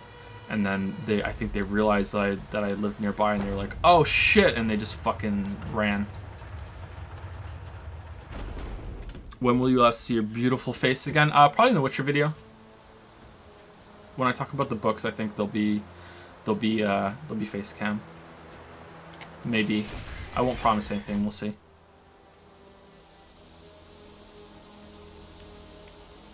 Thoughts on Hotline Miami? It was okay. I enjoyed it. I played it on stream. I don't think I finished it, or maybe I came close to finishing it. It was okay. Not my favorite experience. I don't really understand why that game is as popular as it is. And I don't mean that in a, well, this is shit, and I don't understand people with different opinions. I can't see the appeal like I normally can, even when I do disagree. It seems like I can't look at that and go, oh wow, it's a bad game, because it isn't. I don't see how it could be a great game. It's just an okay game. It's one of the most okay games that I've played. But yeah.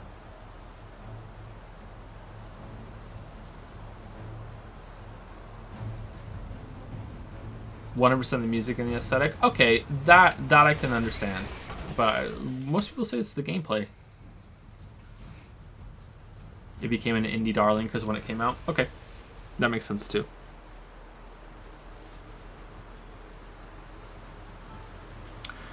Kingdom Hearts 3 stream, yes or no? Probably not. Actually, probably not. Almost certainly not. Okay, there's a lot of questions now, and I think that it's going to spiral out of control, so we're going to have to call it here. Okay? All right. Thank you very much, everybody. We'll try and continue this tomorrow night, but I don't know. We might have to have a day to recover after this because it's going to be a difficult morning. Yeah. Sorry. Are you satisfied about being a member of the INTP gang? Yeah, sure. See you guys later. Bye.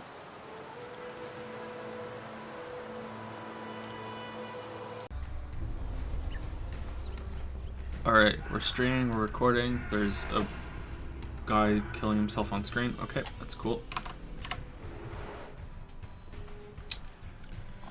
That's what you want.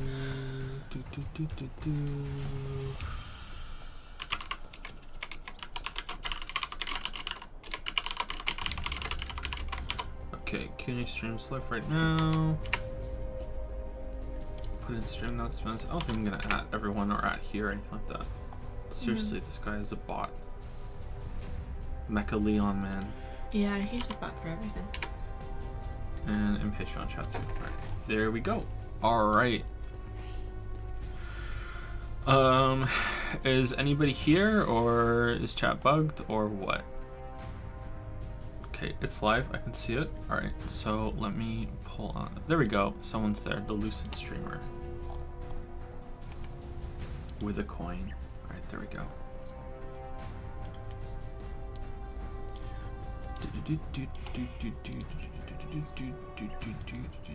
Okay, I can click down here for when we want questions. And I need to refresh here. Can you reach out okay? Kind of. I'm gonna come be slightly closer to you. Ilsaroth is not here, and he's definitely not responding. I need to mod Ilsaroth. Mod Ilsaroth. Oh, Pedro's here too. There you go. Ilsaroth is now mod. Congrats. Slurp, slurp. That's such a high honor, right? I know. That's such a high honor. Thank you to Rusherhead, Gilnorg, BTG99, Aussie, Fasto09, Danced Field, Lucid Streamer, N Zins, and Matt Darian for the subs while the stream was down. Thank you very much. Hopefully you will hear this in some way. Maybe not. These VODs probably aren't the most popular ones, so maybe you won't. Here, so but, someone of that heard. but thank you for the resubs. Hey Lucid, how's it going? Thank you for sticking around in Monkey Town.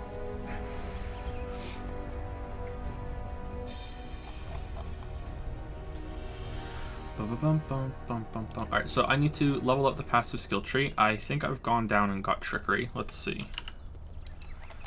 Yeah, I went down and got Trickery, and I've gone down and I've gotten Retribution, and I need to go down from Retribution and get Lighted Divinity and Holy Dominion. Do I need to go up anywhere? Not yet, so that's what I'm going to go get. I want to get Lighted Divinity and Holy Dominion. I want to go down with the reds for these. I think that's it. Life, Discipline Training, Elemental Damage, Lighted Divinity, and Holy Dominion. That's it, yep. And so I confirm. Alright, I have 3 points left, so I need to pull up the Act 4 skill tree. I am using a guide for this because the skill tree in Path of Exile is just insane. Yeah, so we played this for a couple streams, and the response at first was quite positive, but then people got bored because I don't know what I'm doing, and it's really kind of dull watching someone just play a guide through a game like this. So yeah, so this is kind of a game that's very easy to play when you're leveling, so at least I hope so. So we're just going to keep this on while we do the Q&As and see how it goes. Maybe we'll do some more streams of this when I know what I'm doing a little better. Alright, so I need to go up and get a jewel socket, or I can go down and get coordination. I'm going to get both of these anyway. So I can go from Arcanist Dominion up to Intelligence, and the jewel socket. Let's see. Up to this jewel socket here, I believe. Let me double check. Yeah, if you want to know what build I'm doing, I am following this one, and I will put it on chat right now. Path of Exile on their forums. If you are watching on YouTube, and obviously you can't see the link in chat, it is view thread 1147951.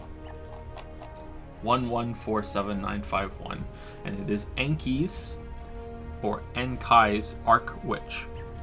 That's what I'm following.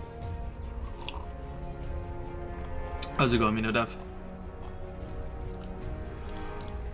Alright, so we're gonna wait for just a little bit for people to get here if they're going to be joining the stream today, and then we will start answering questions on Patreon. We need to really focus on Patreon questions because this is probably the last night that we can do this, I think, or it's going to be difficult, right? So we'll see how it goes.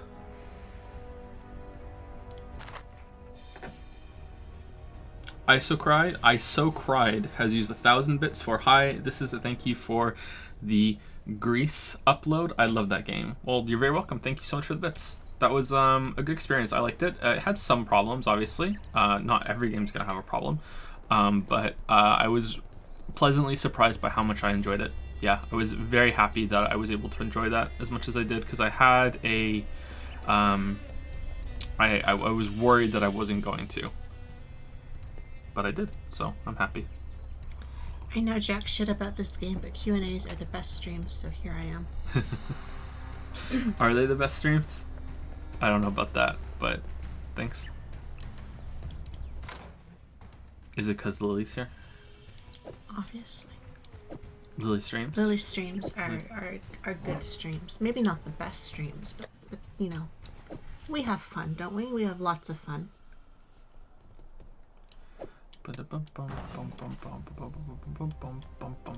If you are a big fan of this game and you are watching the VOD, or if you're going to be here for the whole stream, I'm going to probably make some very poor decisions when it comes to disenchanting loot and stuff. Because I'm going to be focused on answering the questions, I'm probably just going to be like, I have items already that I'm looking at and I'm like, that might be good. I have no idea. I'm just going to throw it in for now and see what happens, and I'll check it later, if at all. Let's be honest. I don't know. We'll see. But yeah, that's what I'm trying to do. I need more Scroll of Wisdoms, and I think I want to hand in Whetstones for that. Let's see. Hey Carlos, how are you? Hey Carlos. Or armor scraps.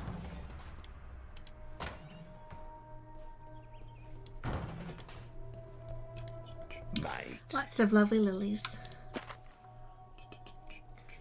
Thank you to Vertigo 9000 who resubscribed for 16 months.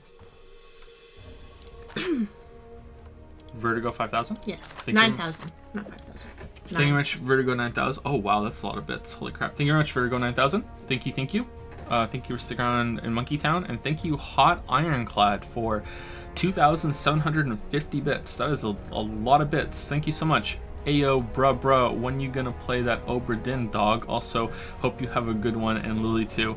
I am gonna play Obra Dinn.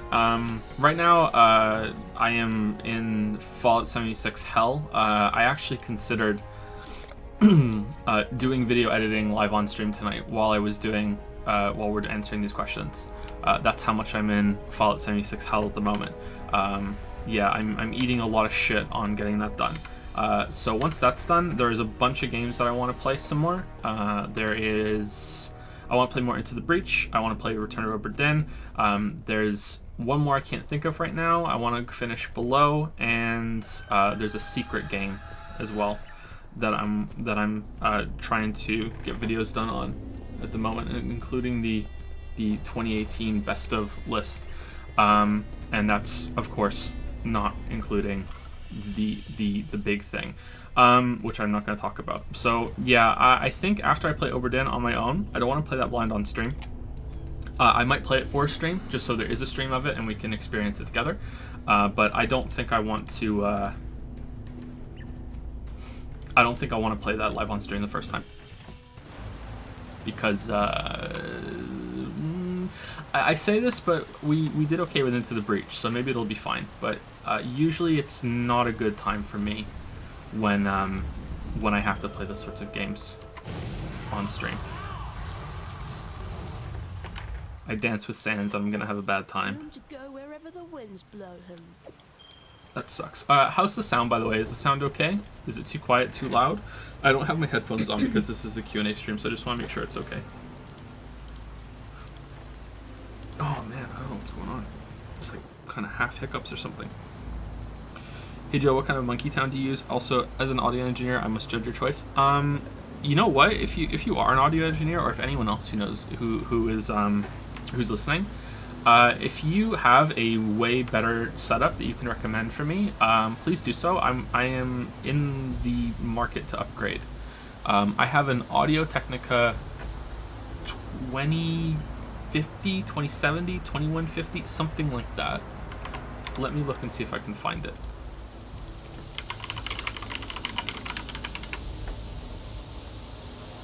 It looks like a 2050 to me, or a 2035.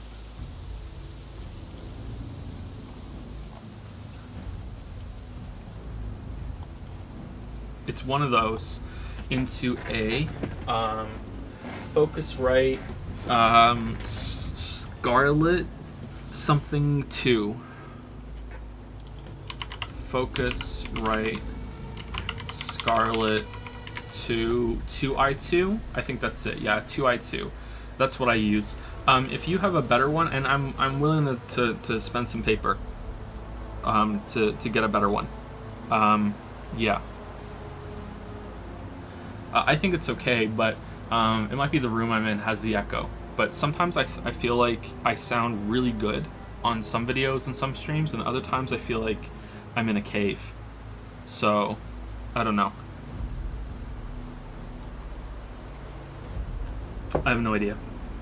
I started Overdone yesterday, and I don't think it's meant to be played a second time. I mean, if you know who everybody is, what's the point? Well, it would be like a we're playing it as a sort of like a walkthrough. Here's what this game is all about, sort of thing, and I could talk about it as we go. But you might be right. It might not be a good stream. I don't know. We'll see. Maybe it'll be fine. Maybe it'll be fine. Maybe it's a game that I just have to turn chat off and play. I mean, I am in a cave, a dragon cave. Sup, Mr. Jojo, been catching up on your VODs. Glad to see you seem to enjoy Into the Breach. I really enjoyed Into the Breach. I've enjoyed Into the Breach so much, I've wanted to play it today. And after we were done streaming yesterday, I wanted to play it more. It was, like, really, really want to play it. And, like, it's, no, you have to fucking do Fallout 76 work, you know? Like, it's been, like, I really wanted to play it more. Yeah. Really, really cool. I'm surprised by how good it is. And I don't want to... I say that and I feel like I'm becoming across as insulting because it's like I'm surprised by how good it is. Of course, it's a very highly regarded game, but so are games like XCOM, and I don't like XCOM. I don't like turn-based combat at all. And I don't like tactical RPGs because tactical turn-based combat, because when I've played them in the past, they are usually either boring or reliant on RNG or both. And that isn't the case in Into the Breach. So I've taken to it quite strongly, and that's why I'm surprised, because I was expecting it to be RNG. I was expecting it to be kind of like a pixel XCOM, and it's not. It's like single-player chess, and I don't know if I've said this on stream before, but when I was a teenager, I was a chess champion because I was just that fucking cool. So I played quite a lot of chess when I was a teenager, and I really miss it. So I really enjoy Into the Breach.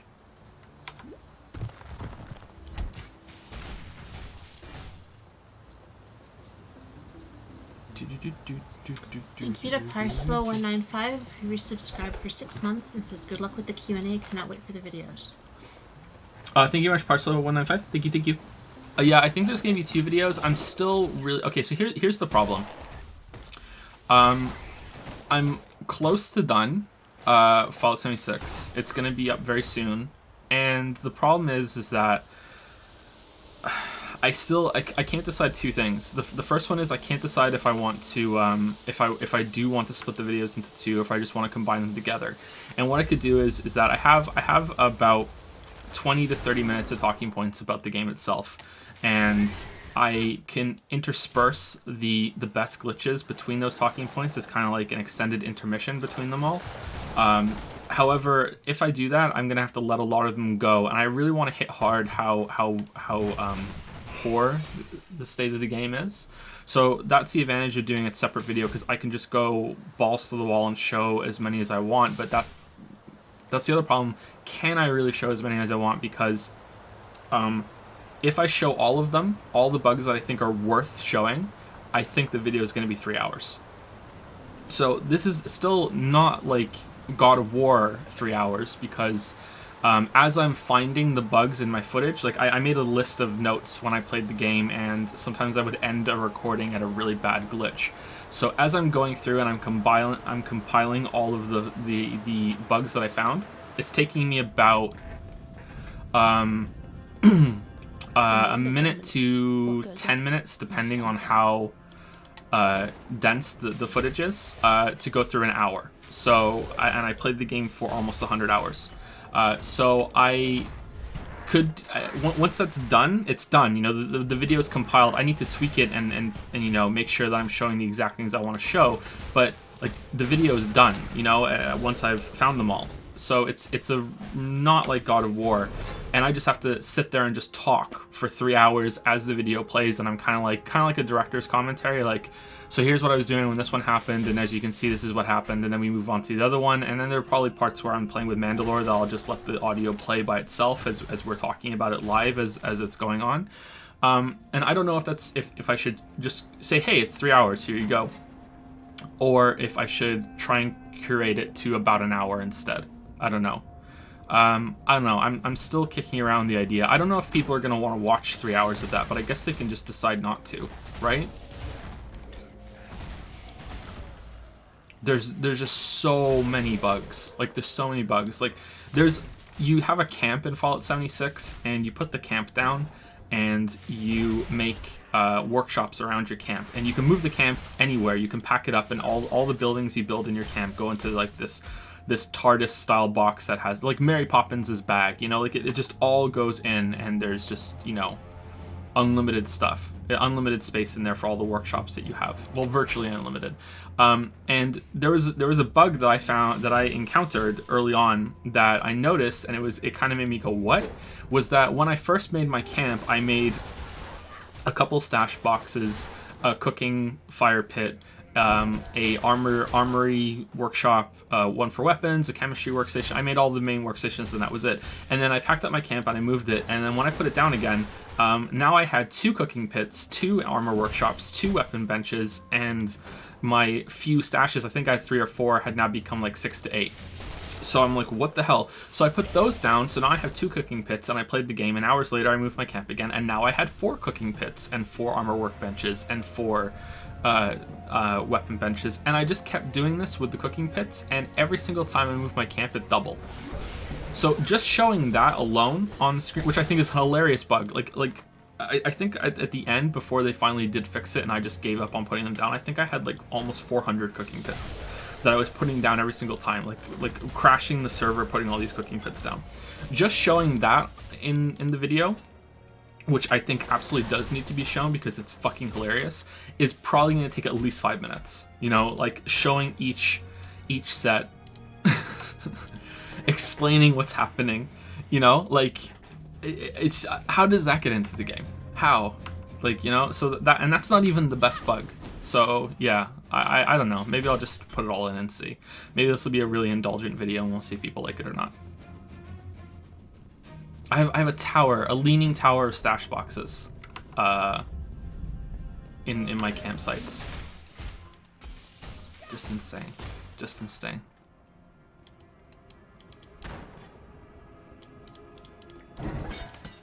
And then there's the bear. Oh, the bear was good. The bear was good. Anyway, I'm blabbing, and we should continue the Q&A.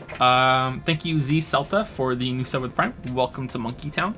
If anyone doesn't know, if they haven't caught a stream during the day when Finn has showed up and we've had a Fintermission, Finn calls microphones Monkey Towns, so that's kind of just become a joke where we say welcome to Monkey Town. That's how he says it, and it's adorable. So yeah, if you haven't been to a Patreon Q&A thing before, what we're going to do is we're going to take questions from chat every so often, but mostly we take questions from patrons that have put them on the site ahead of time. This is December's, and it's really late, because we're having more and more trouble lately finding the time at night to do these. This might be the last time that we do it as a stream. If it isn't, then the one after this is almost certainly going to be the last one. So, yeah, sorry about that. There are probably going to be recordings that I do during the day, or I do them solo at night without Lily, because it's going to be too difficult with the new baby coming and Finn and Leo switching over from sleeping in a crib to beds next month. So there's a lot going on, unfortunately. So yeah, sorry about that. Yeah, so let's go to the first Patreon question. Let's just quickly say thank you to Dean Trucking, who subscribed for 2 months. Because we're going to be answering questions for a while and we'll miss him. Sure. Thank you, Dean Trucking. Thank you very much. Do you want to give him a claw fist? Claw fist. Claw fist. Sorry, that was a half-assed claw fist. It really was. I was debating whether I was going to say it or not. Claw fist. Fist like you mean it, right? It's been a long time since I did a claw fist. Look, if you're gonna do it, use your whole ass, right? Mm-hmm. Your whole ass. Don't half-ass it. You don't half-ass a fist? No. No? You whole ass the fist? I think it's more that you fist the whole ass, isn't it? Okay, anyway. Good questions. Let's go to the questions. Why are you laughing? It's not funny. No reason. Alright, so Me Levies is the first person. We're halfway through the list already. We're on page 13 of 28, so take it away, Lily Bell. Levy says, "Hi Joe and Lily. First off, as always, I'm German, so I'm very sorry if my grammar isn't that good. So far, so good. My first question is a bit personal, but I hope you don't mind. We discussed the whole subjectivity thing on Discord, and at last I wrote about how, since the impressions you gave through your other videos seems very objective and technical driven, figuring out the fighting system in Breath of the Wild would be an example. Personal topic videos might always spark controversy. Do you agree with that statement, and if yes, will you try to adapt to this part of the audience, or just do your thing?" If you had asked beforehand, I would have said I don't agree.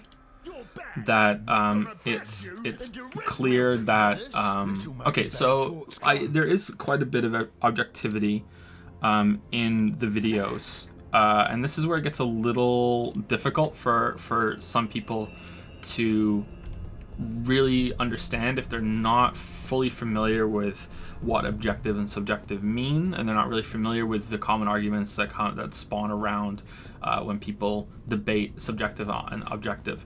There are objective things in the videos, and you pointed one out, like how does the fighting system in Breath of the Wild work? How many puzzle panels are in The Witness?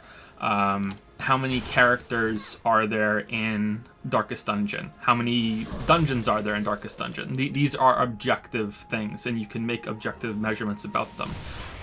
But when you start getting into, I think this is good, I think that the fighting system is good, or I think it's bad, I think this is an effective fighting system, I think that the amount of puzzle panels, holy crap, in The Witness are a good number or a bad number, then it's no longer objective and everything is subjective. And I think that if you don't, like I said, if you don't really follow objectivity and subjectivity, and to be clear, I'm not saying that you don't, I'm just giving a kind of a broad answer before, a broad explanation before I answer the point. You might not realize that it's the opinion and the quality judgment that matters a little bit more in the videos than, hey, this is how this works, you know? There's still a lot of value in going into those sorts of things, especially the Breath of the Wild fighting system. Not a lot of other YouTubers actually go that far and do that, you know? And I think that's part of what makes the videos that I make stand out a little bit. I don't necessarily always do a good job with it, but I try to do that. I did it in God of War. It's actually quite difficult to properly get, and usually it takes a lot of testing, and it definitely wasn't an area that I was comfortable with. I think Dragon's Dogma was the first time that I really, really went into it, and I thought that it helped the video so much that I've been trying to do it more ever since, even though it is so difficult.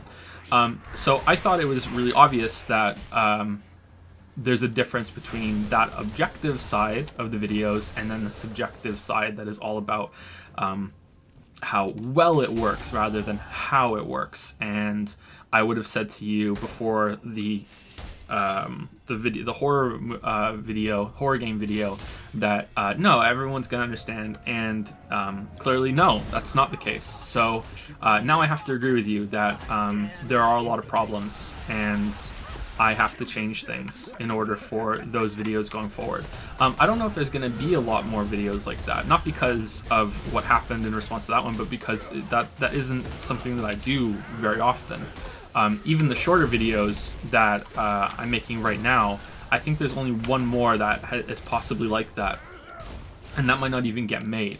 Whereas the shorter videos that I just did on Ashen, or shorter style videos like I did on Ashen, are the ones that I would prefer to do, for sure. So, I don't know, it's... I hope this one can tell us something. When there's a significant portion of your audience that doesn't like something that you're doing, or isn't following along with you, or are coming along and saying, hey, this is a big issue, it is almost always the creator's fault. The creator has done something wrong. And in the case of the horror game video, that's probably because I didn't explain myself enough. The video was too short, which is something I think we might talk about later in answer to another question, which is that, a common criticism I get on my videos is that they're too long, and I go into too much detail on a lot of the points and I don't need it. And yet now we have these shorter videos, and even on the Ashen video, the biggest criticism I'm seeing is that it was too short. And I didn't go into enough detail, and that's happened on the Subnautica thing too. So that's probably the problem with the horror game video, that it needed an extra 10 minutes or so. I don't know. At the same time, though, I feel like a lot of people who responded to that video poorly didn't watch past the 6 or 7 minute mark, where I think that's where I say it. About permadeath, and don't hear the rest of the suggestions that come on after that, or the rest of the proposals about horror games after that. But I don't know. But that's still my fault, because I should have made it so there wasn't something that was really controversial enough to make people stop watching the video. Maybe. Actually, I don't know about that. I don't know if that's true or not. But when it comes to subjectivity is implied, at the risk of sounding really, really, really dismissive, that one is one of the rare cases where it's not my fault as the creator. That's just something that's wrong with a lot of online discussions and a lot of how we speak about art. And the fact that there is a backlash to that just shows that the video was necessary, which is both good and bad. It's good that I didn't waste my time making it. Like, a lot of people said to me when I was making that video, this is a complete waste of time. When the script went up on Patreon, there was at least a couple people that said, hey, this is just like why are you even bothering? This is obvious stuff. Like, this is not something that needs to be said. And it turns out that it really does need to be said. And there have been many people that have been surprised as well by how the response to that was, well, of course you can be objective. Of course you can be objective. Yeah, I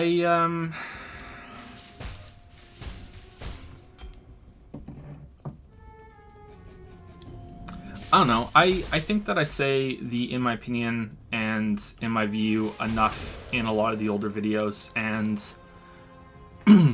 after hearing some response from Dark Souls, the first Dark Souls video, I was consciously trying to do it more in order to avoid that problem. I distinctly remember being told that I was presenting my opinions as objective fact too strongly about the Hellkite Drake in a Reddit comment. I was talking to somebody, first video, on, I think, what's the, Ludology, that's it, that's the subreddit, Ludology. There was a comment on that, and I was talking to somebody, and he was saying, like, you're trying to pass off what you're saying as objective, and so that's like literally first video I ever made. And so I tried to make a better effort right from the get-go. I don't know. I don't know if I was successful or not. Probably not. I don't know. I'm in the middle of a boss right now, and I want to read the question again, so let's just die.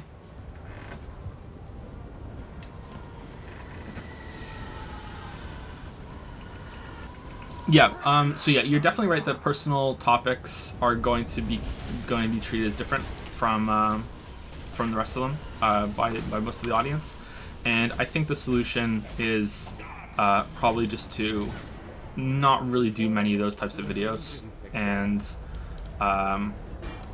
try to be a little more accommodating if I ever do that sort of thing, but not in a Paw Patrol sort of way, but in a good sort of way. Yeah, I think that you should always try to do better no matter what, even if you don't think it's fair, and that you shouldn't have to.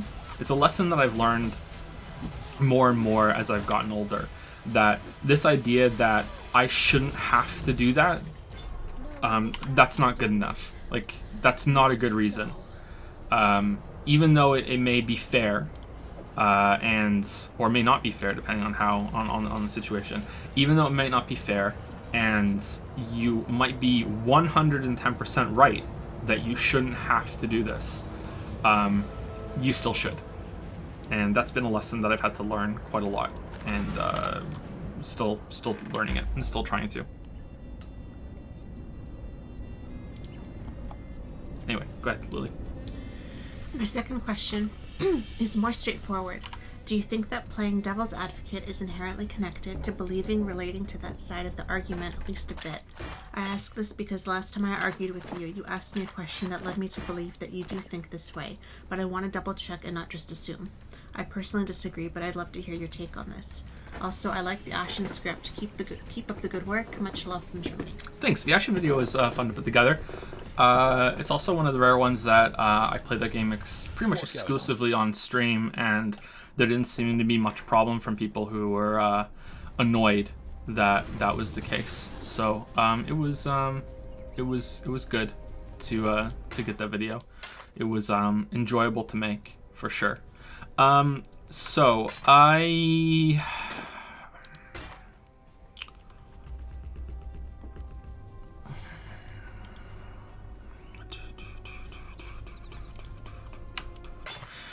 Okay, how can I say this without potentially opening myself as being accused of being like a Nazi sympathizer or something? I think that humans are capable of relating or believing anything. Period. Even the most heinous, awful thing that you can think of. I think that we are complex enough creatures that we are capable of adopting that kind of idea and thinking about it from the perspective of whoever has that without agreeing with it at all. Maybe I'm off there, and maybe I'm wrong, and maybe I have maybe too much faith or not enough faith at all. In people, I don't know what's correct there. Maybe Lily wants to chime in on this one. I don't know, but I think that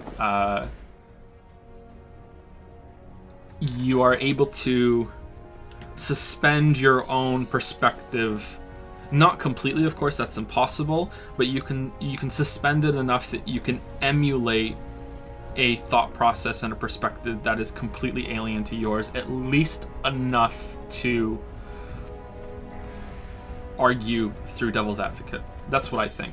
And I don't think this is a bad thing. I think this is actually a really, really good thing. And I think that's part of what makes us uniquely human, that or like the unique creatures that we are on this planet, that we are able to entertain these crazy thoughts that don't always go anywhere, but we can still do it a little bit. And yeah, I don't know, am I off here? Do you agree? I agree with you. You agree? I think there's many reasons for it. You know, someone might be less confident in their opinions, or they may be kind of lured in, you know, degree by degree by degree and not even really know what they're opening themselves up to, but the result would be the same, right? And I think, yeah, it's totally possible to kind of put your thought process on hold in a way and entertain the other side. And sometimes you'll wind up agreeing and other times you won't, but sometimes you'll get kind of swept into it as well. I'm bad for that a lot. I'm not a very good person for arguing and discussion and stuff like that, because I'm always kind of open to seeing the other side. So I'm one of those annoying people who's like, oh, you're right. Oh, no, you're right. Oh, yeah, I see your point. Oh, and I see your point. And now I don't know what I think anymore because you're all right. And now I need to go away for a while and think about this. So, yeah, I agree, because I can relate to that. So, not a Nazi? I don't think you're not. I wasn't there, okay, when all of that went down. I wasn't born, so I don't know. You know, I'm sure there have been people, many people, just like that, who, got swept up in things, right, over the years. Like, look at the witchcraft hysteria and everything too. People who might not have believed in witches, and they were right there throwing the stones, so. Mm-hmm. And we look at it now and we go, how the hell could that have ever happened? How did so many people die? How were so many people tortured? How did people die in their cells? They were drowning them and saying, oh, well, if you don't drown, if you're not a witch, but if you drown, you're a witch. And oh, look, she drowned, so I guess she couldn't breathe underwater. Oops, my bad. And we look at that and say, what the hell was going on? Who was in charge of this? And how did so many people just stand by and let it happen? And it happened in many countries around the world. Mass European and American hysteria and everything, so. Cats and dogs living together? Mass hysteria? I think it's very possible to get swept up in something like that if it happens gradually and you're not totally aware of where it's going, and by the time maybe you are aware, it's too late to backtrack, So I totally see where you can entertain something you don't agree with. Well, you can entertain something that you can entertain insane thoughts too. It's another part of us. I'm going to talk a little bit about this later because someone asked about the Sapiens book, and I think they talk about this in Sapiens about intrusive thoughts and how we have this creative spark in us as humans that separates us from the other animals that we now have we've completely subjugated on the planet. And that is that we can look at things and have these really, really crazy, nonsensical conclusions, and sometimes they can work. I think he speaks in the book about how we created fire and how there's a lot of things and a lot of technology that we take for granted now that were really difficult for the first person to discover them and the first people to discover them, because they required this insane leap of intrusive thought. Hey, why don't you try doing that? And most of the time you just ignore it, but then there are a couple of few who did it, and most of the time it did nothing or maybe even hurt them, but then sometimes it resulted in, hey, now we can do this, now we know about that, and those for all built in. inventors, though, couldn't you? Yeah, and all the people who invented medicine and the people who invented tools and electricity and the computer that you're playing on. I don't know about that. You are right in everyone had to fail at it, though. And someone had to have a breakthrough at some point, right? And the before idea is that, sound. It might have seemed impossible. But after a certain point, I don't know when it became less about like scientific method, probably. Or I think I can't. It says in the book. I can't remember most of the book now. Because I remember reading that question, I was like, oh, what should I talk about? And I realized that I've forgotten half of the book because how I read it. But it's a very dense book in my defense. But we'll talk about that a little bit later. Yeah. Intrusive thoughts are really interesting to me. And there's also the ability that we have to hold conflicting perspectives in our head that are like literally the opposites of each other. I mean, literally. There are a lot of people that I've met that will honestly tell you one day that they are very shy and reserved and don't like being the center of attention, or are very introverted, and then the next day or like a week later, they will just as honestly and not realize that there's anything wrong with it tell like, oh, I'm so outgoing, I'm so fun, I'm such an extrovert, I really like being the center of attention. And they don't, and it's not that they're bad for being this way, it's just part of being a human, is that you can really have these conflicting viewpoints even about yourself in your head. And it's normal, just like it's normal to be standing on a subway platform and think as the train's coming, what if I jumped? What would happen if I pushed this old lady onto the tracks right now? Like that is a normal thought. You won't do it, and most people don't. Like 1 in a million, I guess, is gonna entertain these intrusive thoughts. But yeah, it's something that you have. Well, look too. You'll see so many like true crime things, stories and stuff like that, and you'll have these people who commit these mass murders and stuff like that, and they're always described as being very introverted and quiet and shy and not attention seeking, and then they go and do something that is so attention seeking and so kind of out of character in a way that you would think they wouldn't do that, but then they did. So that's kind of what you're saying about having maybe two different versions of who we are in our minds that we hold. We hold different roles too, right? Like who you are with your parents, and who you are with your boyfriend, and who you are with your kids and your friends, and you're very different, with all these different people. There's different sides of you that come out. You have a different mask for every person. Mm-hmm. Yeah, for sure. Yeah.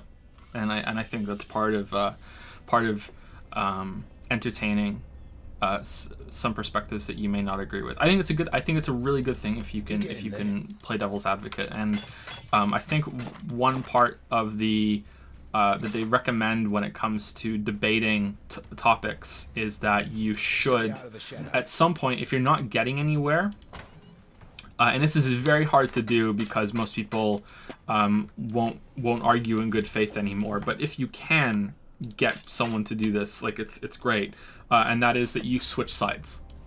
You honestly switch sides and you start arguing the other person's point to them, and I think that usually leads to a deeper understanding for both of you on both sides of where they're coming from. Because the whole point of debate, and this is why the big televised debates don't usually go anywhere and are kind of boring for me.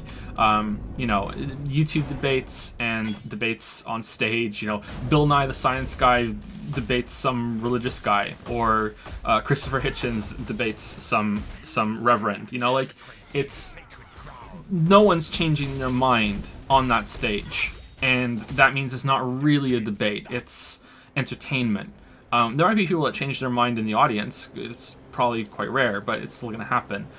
They're not really arguing in good faith, they're just kind of smashing points together and having fun and entertaining the audience. The real end of debate should be that both sides are trying to understand the other more, and it should lead to a conclusion that is a compromise, or if one side benevolently wins over the other side, that someone changes their mind and is convinced. That's what it should be. It should be an increase of knowledge on both sides of the table. Yeah. But that's all I can say for that. Thank you, Levies. We'll go to one question from chat if someone has one. And also thank the water guy who used 1 bit and says, "Take my fucking money, you coward." Okay. So, we'll follow up that seriousness with the water guy. And thank you to Slice919 who resubscribed for 16 months and says, "Gamers." Thank you, Slice919. Gamers, right back at you. And Bible. Thank you to Nozerald who used 100 bits and says, "Congrats on Uncharted series vids being the second vid to pass 2 million views." Okay, I don't want to humble brag, but it's actually the third one. Sorry. I know that's crazy, and humble bragging. He also says late nights with Joe and Lily are worth late nights. Actually, maybe it's not even humble bragging. Maybe it's just bragging. They're worth late nights, are they? Thank you, Nozerald. Yeah, I don't know what happened to the Uncharted Last of Us video. It just suddenly started getting recommended by the YouTube algorithm, and it's gained its second million views way faster than it did its first million. Yeah, Yeah, Fallout 4 1 year later is at almost 2.7 million. Witness is at 2.4, and Uncharted and Last of Us just broke 2 million the other night, I think. Yeah, so that just keeps getting recommended to people, and a lot of people are watching it. I think there's a lot of people watching it right now.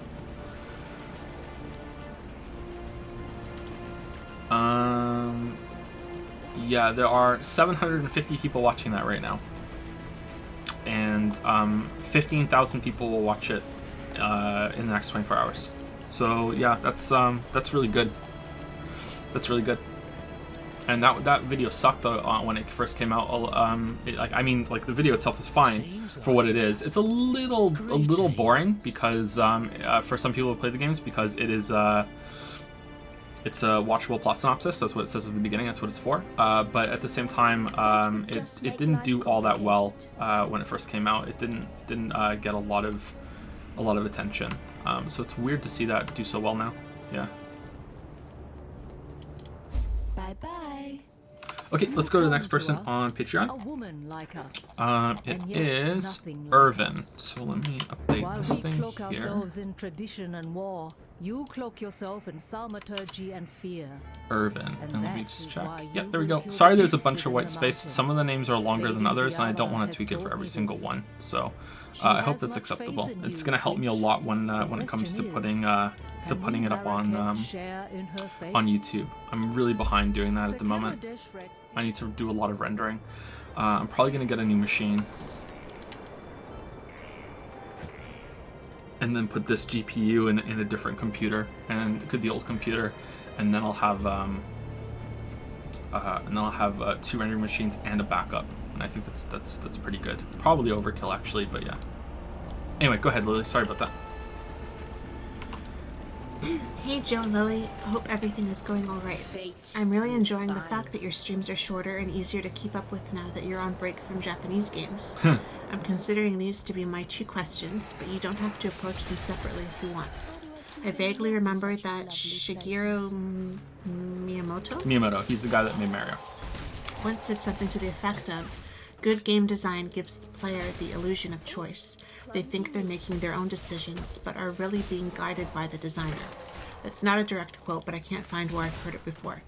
This design philosophy is especially strong in Ocarina of Time, and Zelda games didn't really try to deviate from it until Link Between Worlds and its item mechanic. So the first question is, given your views on what constitutes good game design, what's your opinion on this design mindset? Have you seen this done well before, or does this trick not work on you anymore? So it's definitely a good goal to have, and I was thinking about games a long time before I started the channel. Not nearly as deep as I realized I could have been. Watching videos from Mr. Bitong and Matthew Matosis was really like a revelation or revelationary experience. Can you say revelationary? Is that a word? Revelationary? I'm not sure. I'm not sure. Maybe it's maybe there's a different word for it. And that you could really dig deep into games. I didn't really take it that far until then. But I was thinking about games before that that give you this illusion of doing some really cool thing. Whoa, what's going on here? Okay, I fixed it. Giving you the illusion of doing these really cool things when in fact you're just really following a script, and that if the game could pull it off really well, that you could give this very movie-like experience, a very cinematic experience, like you're playing a character in a movie, and not really realize it and have a really compelling time if it was done well enough. And then I played the Uncharted series all the way through, and it was like, oh, someone's already done it, and it was like, okay, cool. And that's what I really look at, or that's what I think of when I think of your question. But I think that's too narrow a way of taking it. So there are plenty of games that are nowhere near as linear or focused as Uncharted. that still have this sort of thing. But if you take the question too broadly, or take the idea too broadly, it can start to get really weird, because in a way, except for, you know, some emergent gameplay or stuff where you're playing a sandbox, if you can do something in a game, it means that a designer has put it in there. You know what I mean? Like, in almost every case, there aren't really that many accidents that that are really, really substantial. So it really depends on how broad you want to take that idea of giving the player the illusion that they're doing something cool when they're really, really not. I think that I'm not the biggest fan of it anymore, and I don't think Ocarina of Time style games will really are as enjoyable as what they did with Breath of the Wild, although I do want them to return to some of the Ocarina style ways in terms of dungeons and everything. But I think that if you mix Breath of the Wild's creativity and openness with the tools and the dungeons, with more open layouts in the dungeons, that you can make something really, really fantastic by mixing the strengths of both of the versions of Zelda. Yeah,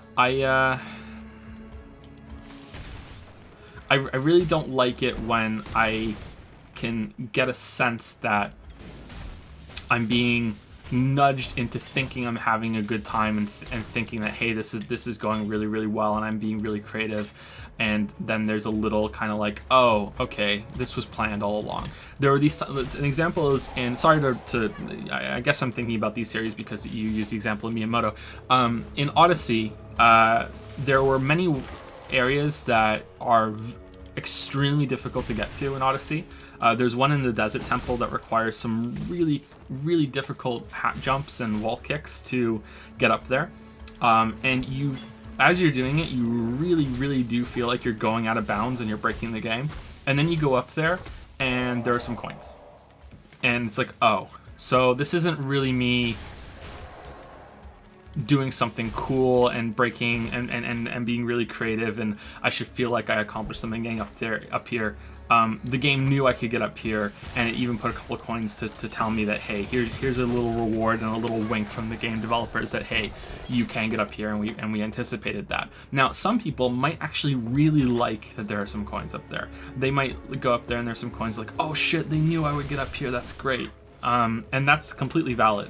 But for me, it was kind of like, oh, I'm not doing anything really that wacky here at all that I think I am. Yeah. I think that sometimes freedom can be overvalued, and there's strength in just allowing the developer to be like, I want you to do the game this way. I want you to do this fight right now in this sort of way, and we're just going to really test your execution of this idea that is the only way that you can do it. And if the game just embraces that and fully commits to that sort of thing, I think it can be fantastic. And games shouldn't always try to give you this illusion that you are on your own script, when in reality, in almost all cases, you never really are. And I think that when a lot of games try to make you feel that way, that they dilute the experience that they could go for. It's like sort of like let's talk about Dark Souls. So in Dark Souls, there are a lot of weapons and there are a lot of different ways that you can approach combat fights. Wow. Bosses. There's a lot of ways you can approach bosses. So you can use a shield, you can use magic, you can use dodge rolls, you can use big weapons, small weapons, fast casting spells, slow casting spells, you can use range weapons. There's a lot of different ways that you can approach these bosses, and Dark Souls can get a little boring after you've played a lot of those games, because there's only so many different types of bosses that you can design with that amount of freedom before some of them are going to break. And some of them do break, and in Dark Souls 3, I think particularly, magic is kind of useless, right? I haven't done a magic build in Dark Souls 3, but people tell me that magic is kind of useless in Dark Souls 3. Now, they still kind of cater to the magic side of it, whereas if you only had 1 or 2 different options in the game, even though you're more limited, it can make encounter variety much higher because you know every single time that the player has this specific tool set and you can challenge them in different ways. So even though Dark Souls has all those options and all those offensive moves and defensive moves and spells and character building and all this stuff, you will find more gameplay variety in Celeste. You will find more gameplay variety in Super Meat Boy. Because they can build the levels and the dangers around you having this very, very limited moveset compared to what all the options are in Dark Souls. Because they're expecting you to do things in a specific way. And even then, in Super Meat Boy and Celeste, you can still be creative. You can still have different options. And I don't know, as time goes on, I'm noticing that I wish more games would give me fewer options so they can test me in a larger variety of ways. I'm wishing that more games were like Celeste and were less like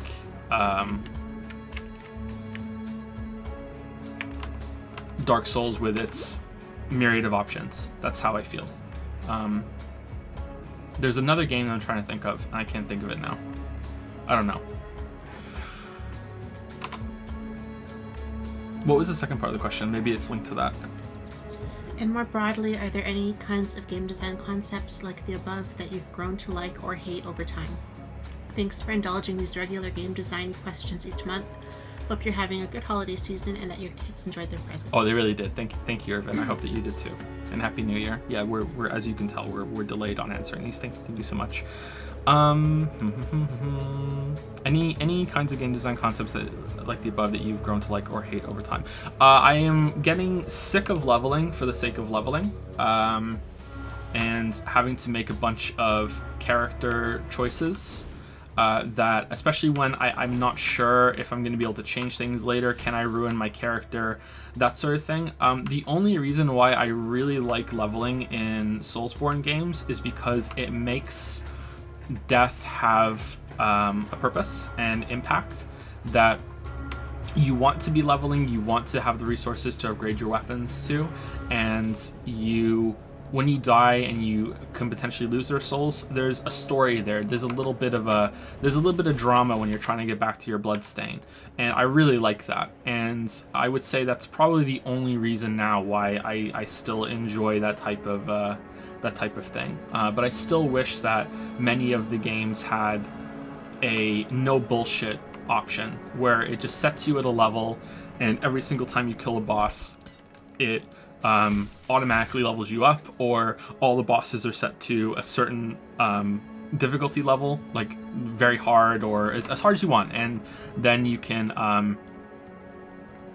just play the game without having to do that bullshit. Dark Souls is not too bad at it, but Neo is awful. Now, here's the problem though. Neo's loot system may be fun later on. I didn't play it that enough in the DLC and when loot really started to matter.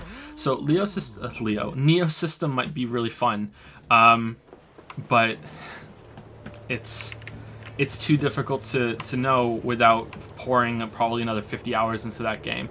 I might really enjoy the complexity and getting a good loot drop and everything in that game later on. That might add a whole other level of, oh, this is really, really fun. Whereas as I'm playing it and I'm leveling it up, I wish that there was just a no bullshit mode, like I'm saying. So that I'm really starting to get annoyed by that, and just the forced kind of leveling, even though it is fun to have the RPG kind of drip progression out at you. It's good to get powerful, right? But I think it's more fun for the player to get powerful. Is there anything else? Let's see. I really, really hate inventory management, and any game that has inventory management is automatically going to get a big thumbs down from me unless they justify it in a way that makes sense. I hate it. I hate it so much. Fallout 76 was a terrible time having to juggle that inventory. it's never used in a way that makes sense. It never increases the challenge. It never increases the realism.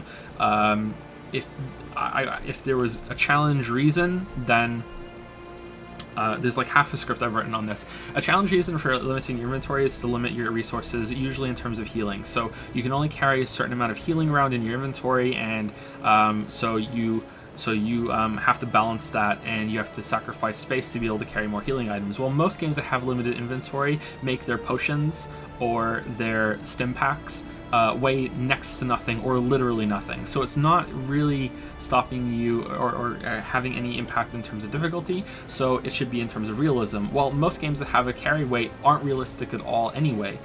Even Subnautica, which is a bit stricter than most, you are still carrying around so much shit that it's impossible, you know? Skyrim's inventory weight is like you're carrying on so many suits of fucking armor and swords before you're over encumbered, and even then you can still move, it's just slower. Yeah, I really hate inventory management, and I would accept it if it was for realism and it was really realistic, or I would accept it if it was for difficulty, sort of like in Resident Evil. I think Resident Evil does it well. Resident Evil 1, I can't remember Resident Evil 7, I think you get a lost space in Resident Evil 7. Resident Evil 1 and 2 and 0, I think, do it well. You have to really decide what you want to take, what's important, what you're leaving behind. That does it well, I think. So that sort of really, like, commit to it or don't. Like, whole ass, don't half ass it, I think. As for something I'm enjoying a lot lately, probably simple mechanics and simple systems refined really, really well. Those are the games that I'm enjoying a lot more at the moment. So Celeste, Steven's Sausage Roll, Into the Breach, although I'm not far enough into it yet to really comment on it. Those type of games that aren't afraid to go really deep with their systems, that are fairly easy to understand, but so hard to master. Celeste in particular has a lot of hidden depth to it that that you can do some crazy shit on when you first start playing, but you just aren't good enough yet. It's not that Madeline isn't good enough, the character you are in Celeste. Celeste is the name of the mountain, not the character. It's not that she isn't good enough, it's you're not good enough. You don't know how to do it yet.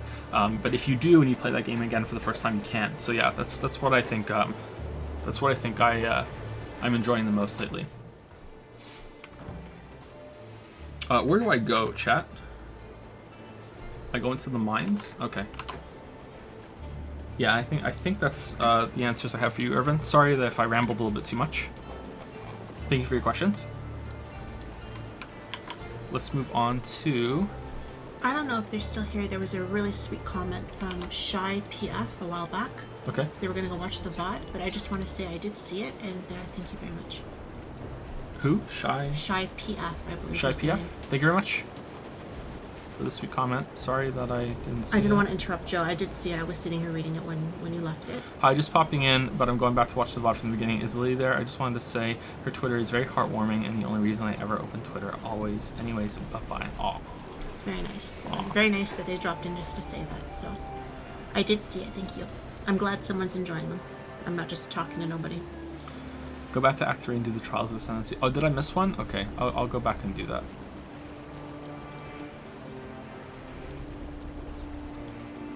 Meanwhile, Kiefer O.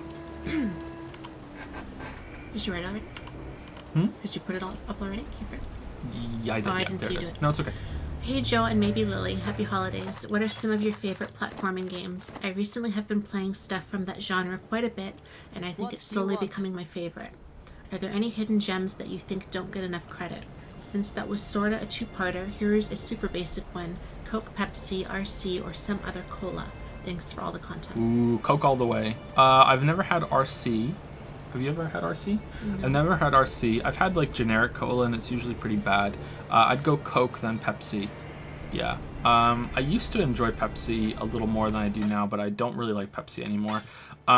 Soda is my only vice, really. That's the only really big bad habit that I have. Apart from streaming weeb games. Yeah, and I wish I could give it up. I don't drink an absurd amount of soda, but you know, any soda at all is pretty bad for you. But yeah, I really enjoy Coke. I don't drink, I don't smoke, I don't do any drugs, but I do drink Coke, unfortunately. And yeah, maybe I shouldn't, but yeah, that's me.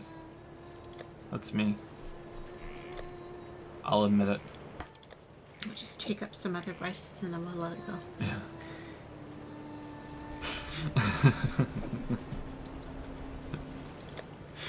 I should start doing heroin for a little bit, Just yeah. and then just to go get you away back from to it. drink Coca-Cola, We'll and I'll switch be to like, the other Coke. and I'll be like, at least I don't do heroin anymore, right? Like that makes better. sense. Yeah, exactly. It's all about what's relative, right? Mm-hmm. It's all about what's relative. Anyway, yeah,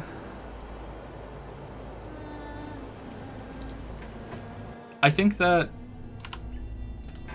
a hidden gem. I don't think I have any hidden gems of platformers. Sorry. So 2D platformers are a genre that I really like as well. Celeste is absolutely fantastic. Super Meat Boy is really, really good. I would say that I can tell you that Yoshi's Island probably doesn't get enough credit. I know that sounds really dumb considering it's a Nintendo game and it's often very celebrated, but I don't think a lot of people have gone back and played that, and I think it's worth a look if you missed it. Yoshi's Island is probably the best 2D platformer ever, as far as I'm concerned, even though the second-to-second gameplay is probably better in Celeste and Super Meat Boy, but platformers are fantastic.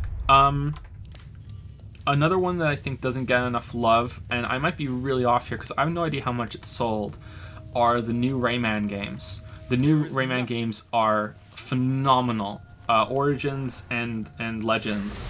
I never played a Rayman game before those, and it was like, who gives a shit? It's Rayman. It's some shitty, like, I consider it some like shitty Sony mascot. Who gives a fuck?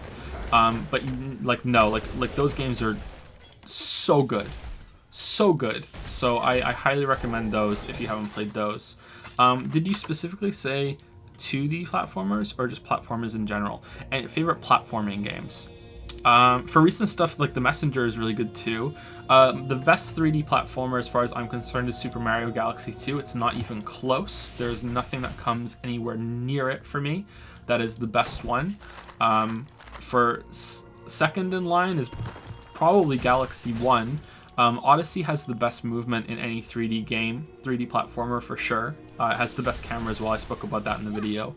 Odyssey has a lot of positives, and if there was a follow-up to Odyssey, if there was an Odyssey 2 that used that movement system that they have in camera, and they took Galaxy 2 level refinement of its levels and its difficulty, that would be number one for me. Yeah, they have to have probably more level variety too, but that comes with Galaxy 2. Yeah, that's the best one. I was really into Banjo-Kazooie when I was a kid, and I tried to play it again recently, and it holds up a little, but it just the tutorials and the slow start and just not that great. I did not like Donkey Kong Country 64. I don't know why. I should really like it, and unfortunately I never played Banjo-Tooie or Conker's Bad Fur Day. I wish I had, but I haven't. Yeah, Banjo-Kazooie was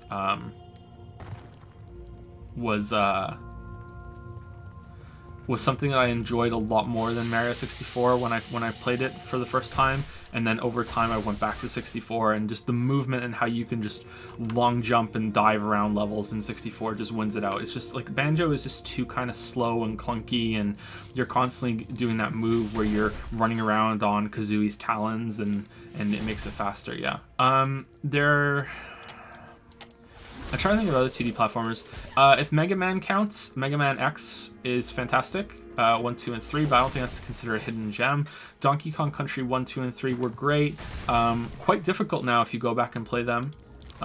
Very difficult games. You die in one hit unless you have a buddy. I can't remember if Donkey Kong Country 3 is different. That's the one I only played through Donkey Kong Country 3 once. I played through Donkey Kong 1 and 2 multiple times. I played Donkey Kong Country Returns, and I liked it quite a bit, but I only played through it once. I thought that Tropical Freeze was good for what little I played of it. That seemed better than Returns. So I guess, as stupid as it sounds again to think of a Nintendo game as a hidden gem, I don't think anyone really played Tropical Freeze because it's been stranded on that goddamn Wii U. Is it out for Switch yet? Is there a Switch version? I think there is, right? Yeah, like Tropical Freeze, every video that I've seen on the game says it's absolutely fantastic, and it does a really great job, and it has a lot of cool visual variety as well as difficulty. What little I played of it was very challenging, and it just felt really good to play. And yet it was stranded on the fucking Wii U for so long, and not many people played it. Yeah, so I think that's the best I can do. I'm gonna try for just like a minute here to see if I can think of any other games that maybe maybe I played and other people haven't.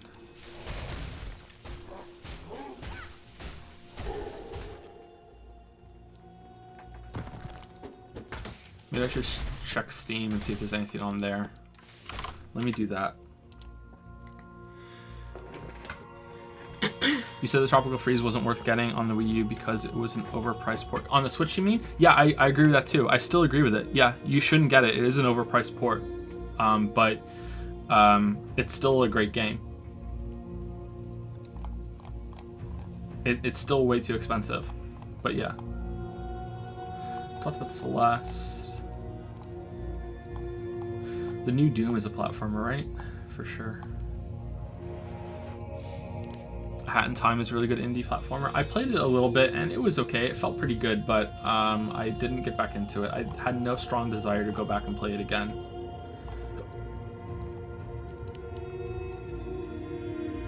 Would you call the Abe's Odyssey games platformers? I don't think so. Is Prince of Persia a platformer? Maybe. Is Hollow Knight a platformer? I don't think so. I think if your game has a lot of combat, it doesn't count as a platformer. It's half platformer, half something else. Endless Night, I haven't played the Endless Night. The old Prince of Persia is definitely a platformer, I think. It's more cinematic, but yeah. I haven't played the Endless Night, I haven't played Psychonauts, sorry. I don't think Ori... no, I don't think so. No, I don't think I have any hidden gems for you, sorry.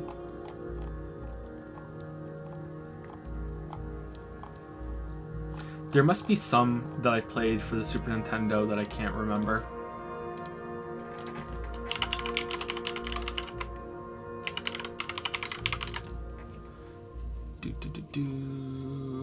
Super Ghouls and Ghosts. Oh, that game was hard. Earthworm Jim, that game was hard too. Lost Vikings was cool, but that's a puzzle game, I think, more than a platformer. That game was fun. That was interesting.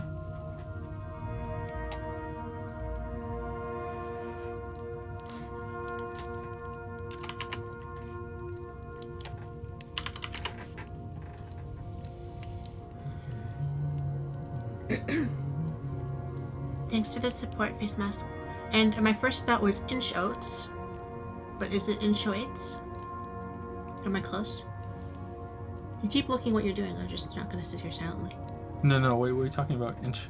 Face Mask said they subbed and they want to continue to support you. They hope things continue to go well. And either Inch Oats or Inch Oats said that you took a shot at the name and could I one-up you? Okay, yeah, I remember that now. Inkwets. Okay. I know what you mean. I wouldn't have got that because it's not an E at the end. I also thought maybe Enchiladas or something. Maybe it was like a Spanish name or something, but Inkwets. I'll try to remember for next time. There's a Super Nintendo game that... Oh, maybe you were closer. You did better than me for once. There's a Super Nintendo game that I can't remember, and it's bugging me that I can't find it.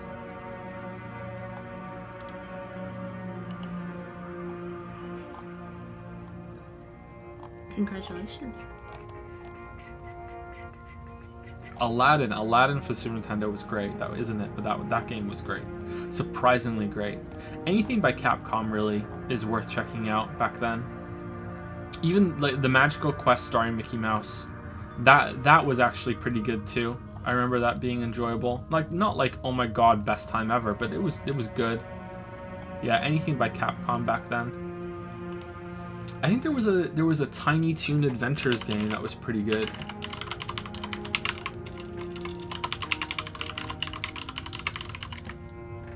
I remember that being pretty good too. You played that, didn't you? Which? The Tiny Toon Adventures game? Oh, I love that game. I would play that now if we had it. Buster That's Bust how much I Loose. loved Is that it? There was like a bunch of those games that I rented when I was a kid and I played. Lion King game's great too, yeah. Lion King game is really good, yeah. Okay, I think that's all I can say, sorry. I don't really have that many hidden gems of platformers for you. Hopefully we spoke about it. Oh, I hope so. At least a little bit. Sorry. I hope you came close. Sorry.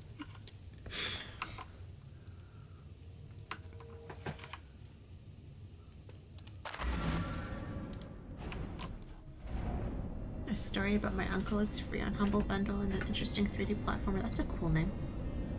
A story about my uncle. A story about my uncle. Kind of Edith Finchie. Ralph Clogs used 100 bits to say in Yusuke voice, Joe, if you get stress from video making, have you considered the art of gardening? If you're having a bad day, you can plant tulips to Dee's nuts. I would like to garden. That's something I wanted to do, and then it got too cold, too fast after we moved in. There's no time. And there's no time. Yeah, there's never time. Anyway, let's go to the next person who, thank you Kiefero, who is Jack S, who has, wow, that's a lot. Okay, so we'll start with here and then question 1, then we'll go to question 2, but let me put it up on the screen. Jack S.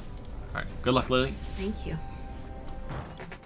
It's like when I used to do drama in high school and I had those monologues. I thought you were gonna say drugs. Let I me heard the tell duh and I was like, oh. What's going on? Jack S says, hello Joe and Lily, we meet once again this month for the Q&A and of course hope you both and the kids are doing well and had a great Christmas and have a happy new year. Thank you very much. We'll try and make the questions not short stories this time to make life for Lily a little bit easier and so both of you can go to bed faster. Thank you. Question 1. I have been thinking about creating videos for a long time now.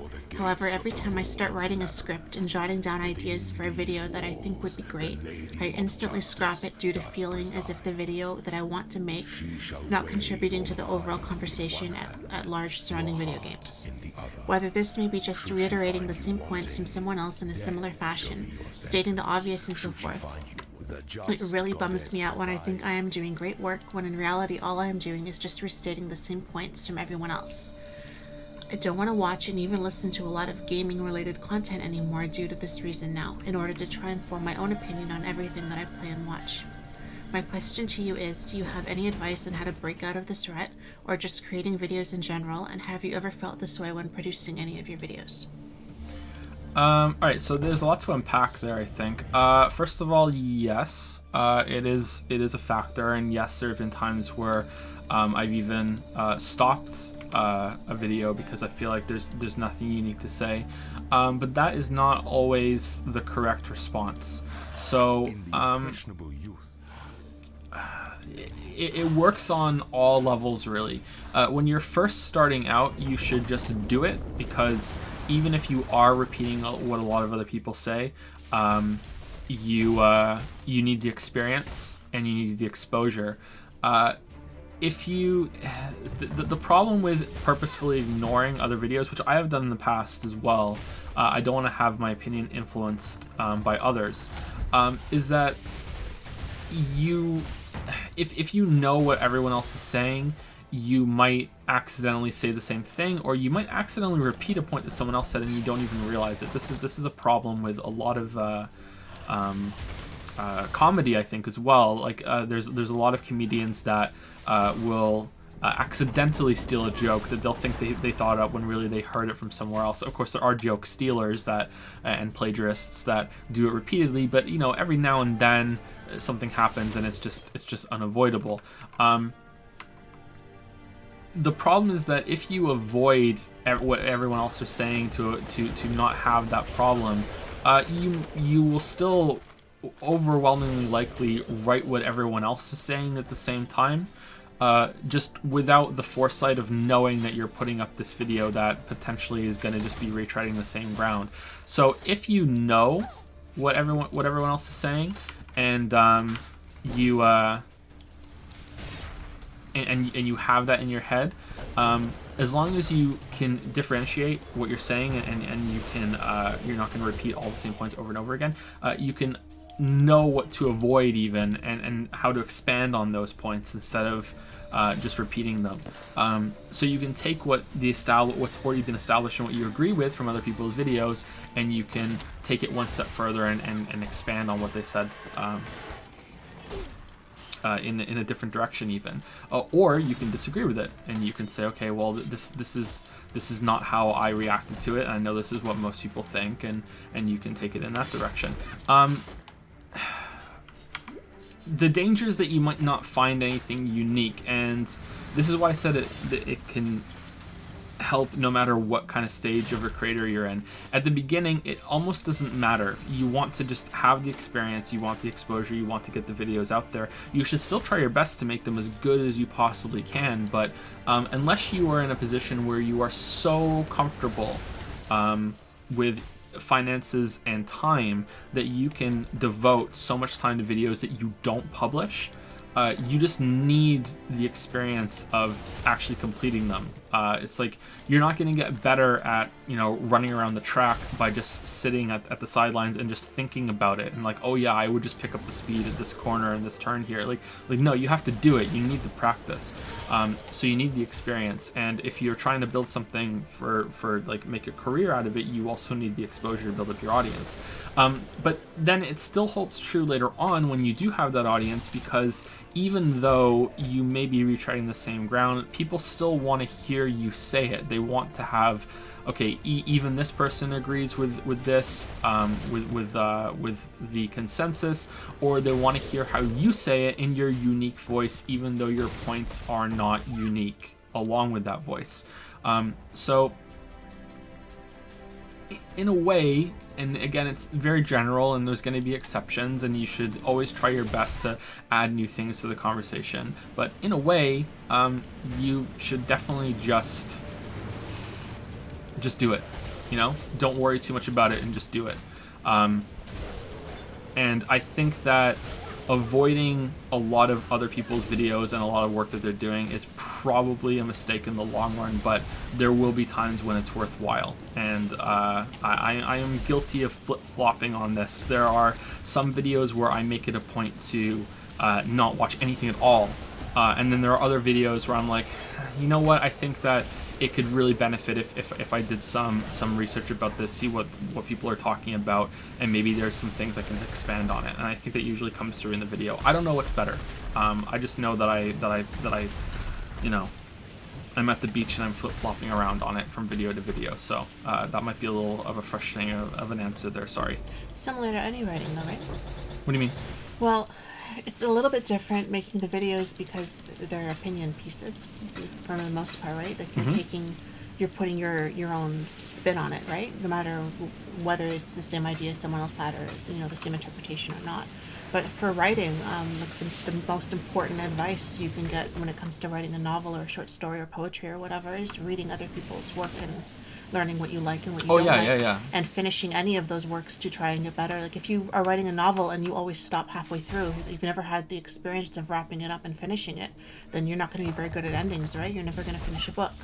So if there are so few, completely original ideas now, right? Like everything comes from somewhere. Everything, it's all derivative. But so if you're trying to write a brand new novel that nobody's ever influenced, or that you can read all these books and everything, and hopefully you'll be able to put your own spin on an idea, or take part of their idea and take part of their idea and make your own idea. Yeah. But it just, if you never read anything because you want to come up with your own idea, then you're missing out on a lot, and you're kind of going against the grain on what most writers actually actively tell you to do. I think it's Oscar Wilde that said that amateur writers borrow, mature writers steal.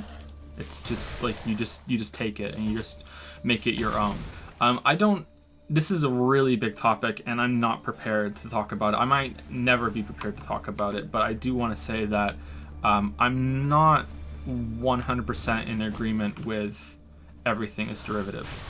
That everything that has been said before. I'm not 100% in agreement with that. I'm not saying 100%. No, How could I know? I'm saying most. So many ideas have already I'm not saying you're saying that either. I'm just putting it out there because it's related to the topic. I don't know if that's something I 100% agree with. Although it's very complicated.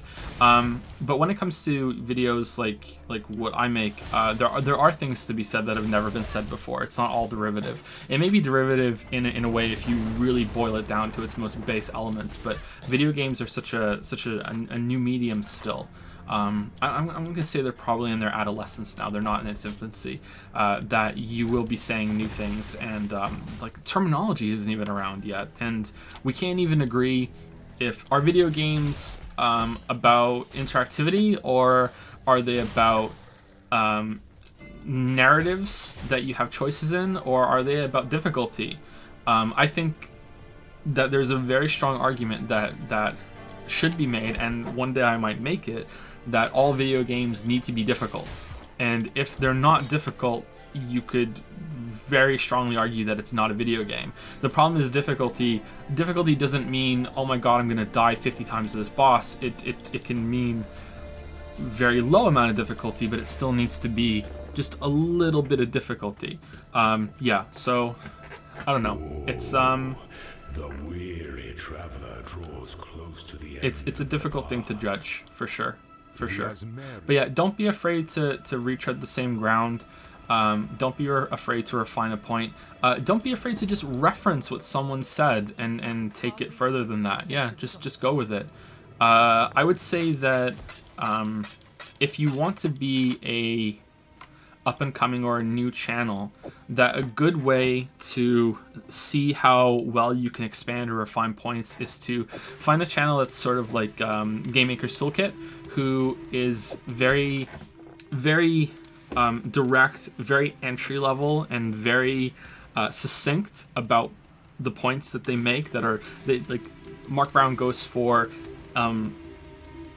topics that are more fundamental and are more easily understandable, and they're a really, really good foundation to build on afterwards. So you can look at his videos and be like, okay, well, I want to go into more depth on this topic, so I'm going to use this as sort of like a springboard, and I'm going to reference this video at the beginning, and then I'm going to just go further with it, that sort of thing. I would say that would be a good writing exercise if you want to start a channel. But also, if you want to start a channel, my advice would be don't. So I'm a hypocrite there.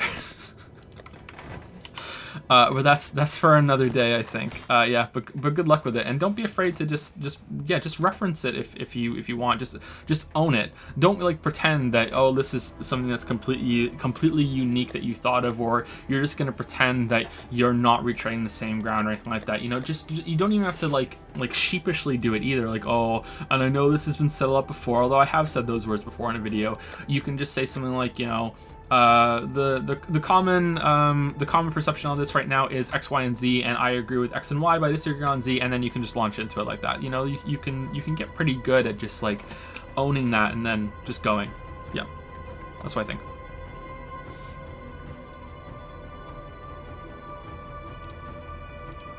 Anyway, next question from Jack S.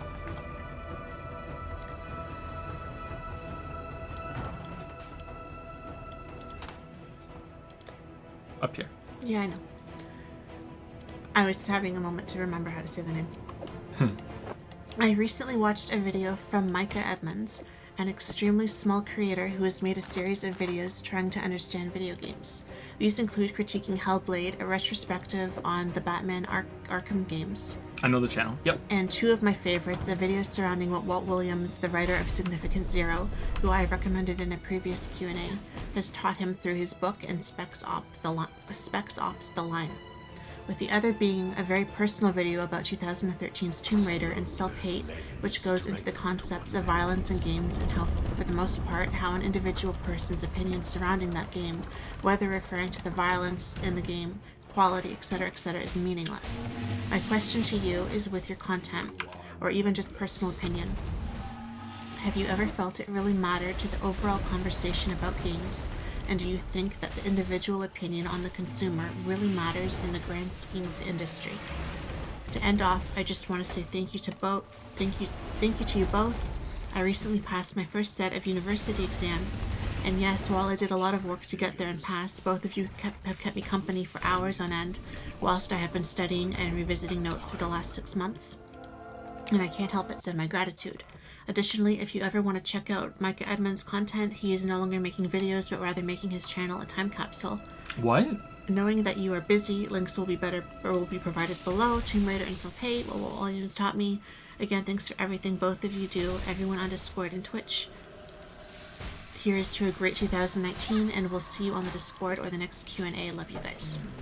Congratulations on those exams. Yeah, congratulations. Sorry, I'm just kind of surprised that the guy's done. Sorry, I kind of blanked out on everything after you said that. Huh. That's sort of there's someone else on my Twitter timeline that quit recently, and I've closed it down. And he's not alone. I wonder if just the pressure is too much, and I can definitely sympathize with that.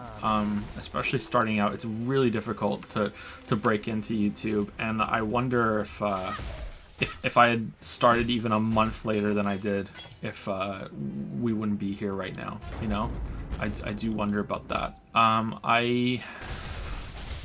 Yeah, I know that guy's channel. I think I've watched the Hellblade video. I can't really remember. I've watched a lot of videos.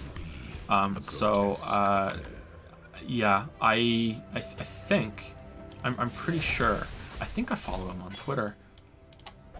Anyway, yeah, I'm surprised by that. Okay, I don't know if my videos matter that much to the video game discussions at large. I know that sometimes, especially the contentious videos, that they are used to win arguments, they are used to try to win arguments. They don't actually win arguments, but they try. And I really don't like that they're used that way, and I wish that people wouldn't use them that way. So what I mean is that there will be people that are in a discussion, and they'll say, "Oh well, God of War has some problems with its combat," and someone else will say, "No, it doesn't.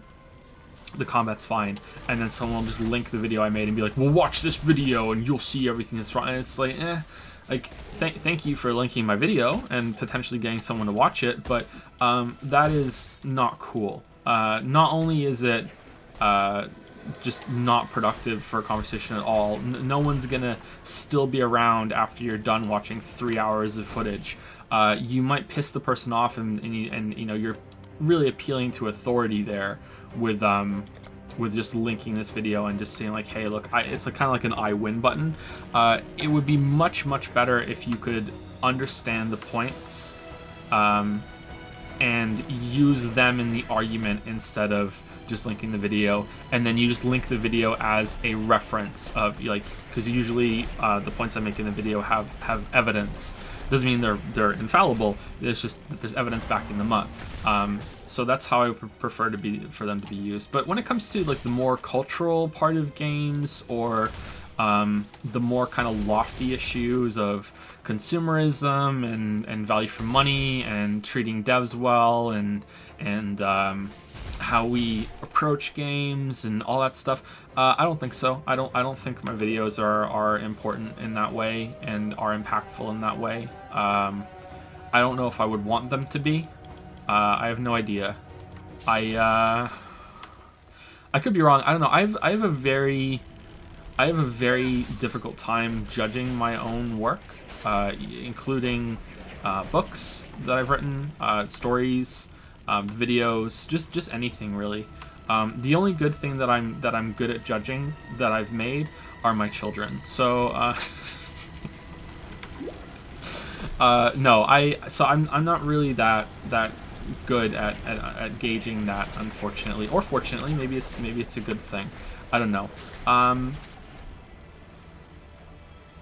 I have a pretty... I get accused of being arrogant quite often, but I actually have a pretty low opinion on almost everything that I do. It's difficult for me to really bask in something that I've made and sit back and think, oh, I did a really good job there. Sometimes it happens, sometimes it breaks through, but I've spoken before about my upbringing on these Q&As, and I had this father that would, if I was ever like, the British word is chuffed. It's like you're really proud or happy about something, like you're well chuffed about something. If I was ever chuffed, my dad would just take that as a signal to just really take me down a peg. You know, there was something broken in my dad, that it still is broken, I assume. Something broken in my dad that if anyone was having a good time about something in the family, it was sort of like, if he was feeling miserable, then he had to make you miserable too. And I feel like I have that in me sometimes, and I try very hard to fight against it. If I ever see Lily or the kids having a good time, you know, it's like sometimes it's kind of like you want to equalize what's going on. And I know I get that from my dad. I don't know if I got that from my dad because it's genetic, or if it's because it was learned behavior. I don't know. And I think there's sort of a defense mechanism that I've built up in my mind now after having dealt with that so much. My mom would do it too, but my dad is the one that really sticks out in my mind as doing it more insidiously than she did. So whenever I get into that sort of place where I'm like, okay, I'm having a good time right now, it's like, okay, back off a little bit. You're not allowed to be happy, you know? It's that sort of thing. I haven't really thought about this a lot, so it's possible that I could be blaming my father for absolutely no reason, and this just could be a part of who I am.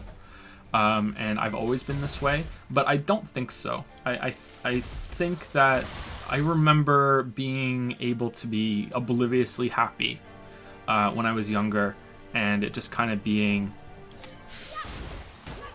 like conditioned out of me. That's what I think. But maybe it wasn't him. Maybe it was something else. I don't know. And I try to fight against that. So yeah, I don't know. I don't take compliments well. I try. I've gotten better at it. I've gotten better at just saying thank you, and thinking that maybe I do a good job. You know, it's like, okay. But when it comes to something like, hey, do you think you have influence or impact? I can look at it more O-word objectively and be like, yeah, I can see that people watch the videos and they talk about them, and there must be something that people are getting out of them there. But are the videos important? Fuck no. Like, are they like changing anything? Fuck no. Like, absolutely not, you know? So yeah, that's how I am. And there's no changing that at all. There's absolutely no changing that. Yeah. Success comes with its kind of poison for me, I think, and I'm trying to work past it, but I don't know if it's possible. Actually, had a not a long conversation, but a fair conversation about it with Nick recently. He's the one that does the highlights. Yeah. I don't know. Maybe I didn't answer that properly. Let me read it one more time. Oh, there's a second part of the question. Do you think that the individual opinion on the consumer really matters in the grand scheme of the industry? Okay, yes, it does, but it also doesn't. It's sort of like when you're voting, your vote doesn't matter. It just doesn't. There's just too many people for your vote to matter. You would have to be insane to think that your vote matters. But at the same time, you would also have to be insane for... There must be a name for this. There must be some sort of name for this paradox or whatever it is. Of course your vote doesn't matter. You're just one person, and there are millions and millions and millions of people voting. Like, how could your vote possibly matter? But at the same time, if everyone felt that way, then it would matter. You know what I mean? So there must be some name for that. That has to be a term. Someone in chat is saying the paradox of the heap. Maybe that's what it is. So yeah, individual does not matter at all because you're just one tiny little voice in a sea of so many. But if you weren't shouting along with everyone else, then there would be a change. So yeah, it does matter for sure. It's a bit frustrating to realize that there is this perpetual like tug of war that goes on for change to happen in anything, and it's just part of the process. And as frustrating as it may be, it's just something that we have to put up with. It's a little depressing actually, but yeah. So there are multiple names for it apparently, people are saying in chat, yeah. It's like a World of Warcraft boss. Pity the emperor who sits alone. Like a 5-man boss. Huh. I don't know what I'm doing in here, by the way. Anyway, I hope those were decent enough answers, Jackass. Thank you very much for the questions. Someone in chat is saying, I heard at some point that you have a very particular pace you like to read your scripts, something about the watchability that it provides. Do you have to write your script in a specific way to accomplish this, or is it something an aspiring essayist can mentally separate? The way that I read the script has nothing to do with how they're written, no. I thought about that for a while. Do I have to write them in a specific way? For a long time, I thought I should avoid specific sounds and putting specific sounds in a row because I really struggle to pronounce certain sounds in a row, and I don't like having too many S sounds because it can sound really sharp, like it probably is right now. But in videos it can sound even worse for some reason. I don't know why. Maybe Audacity makes it a bit worse. But yeah, that ended up being fruitless. It just wasn't worth the effort of trying to avoid those common stumbles that I come across. It just wasn't worth it. The pace I usually read at is that I often close one eye. I don't know why. When I'm reading, sometimes I have to close my left eye, and I have no idea. Need glasses. I have no idea why. I do need to wear my glasses, but the screen I'm usually okay. And I usually hold up my right hand and I kind of wave it in front of me as I'm talking in a pace like I'm Obama, and I have like my hand. I'm doing it right now, where I just kind of like wave my hand, and I try to pronounce with each hand wave like that. And I find that really stabilizes me with how I speak. I spoke way too fast in the first couple of videos, and you can see me resume that whenever I'm reading something out on stream, you know, or if I'm talking really fast when I'm answering one of these questions. I try harder to be slower. In fact, sometimes I'm a little bit too slow now, but Imagine he's holding up his right hand and he's making it circulate like a Ferris wheel. So he's going in like a wide circle in front of him, very slowly. Oh, they didn't understand? Yeah, they're very confused. So just imagine like the rotation of the hand rising and then falling and then rising and falling, and that's the pace that he tries to keep up with, the pace that is moving his hand. Yeah. Okay, sorry. You're like waving, and I think they think that you're waving. Like No. it's like you're dancing. It's like the Numa guy. It's like a churning, like I'm turning a lever, like, or a crank. That's that sort of thing. Yeah. Yeah. I think I probably speak a little too slowly now, but I'm okay with being a little slow because I didn't unlock this shortcut. I'm okay with being a little slow because you can put me on 1.25 speed or 1.5 speed or even 2 speed if you want that. But there's no turning me down slower on YouTube without it sounding awful. I listen to most YouTube videos now in 1.5 speed. Even if the person can talk really fast, I still usually put up to 1.5 speed. If they're really slow, I put it on 2 speed, and I get more out of my YouTubing that way. So that's my my approach to that. Silver key, silver cash. All right. I don't know what this is, chat. I'm gonna break a rule right now, and I'm gonna ask chat because I don't want like to ask chat about the game when we're playing when we're in Q&A. Should I go here or should I go to the other one? I see that there's a connecting thing up here. What should I do? Have you heard about the law of Janti? It is popular in Scandinavia. It is supposed to mean you are nothing special. It's an interesting idea.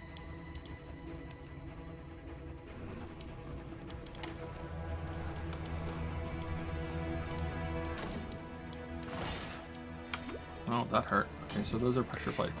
He says, Micah Edmonds has stopped making videos due to feeling as if he has nothing else to say about video games. Thanks for answering. We'll reflect upon what you said about video production. Thanks for reading all of that. Okay, maybe he'll come back, or maybe he'll do something else. Maybe he'll play something that he'll really have something to say. I remember his production being pretty good. I don't know if I finished the video, and that's not a slight against him. I start a lot of videos when I only have like 10 minutes of downtime, when I'm just, you know, I have to sit and just be for a little bit, and I don't have time to finish them. Yeah. Like I was watching Lobos Jr. Or Lobos JR, I don't know how you say his name, play the new Dark Souls mod on YouTube the other night, and I'm interested in that. It looks fun.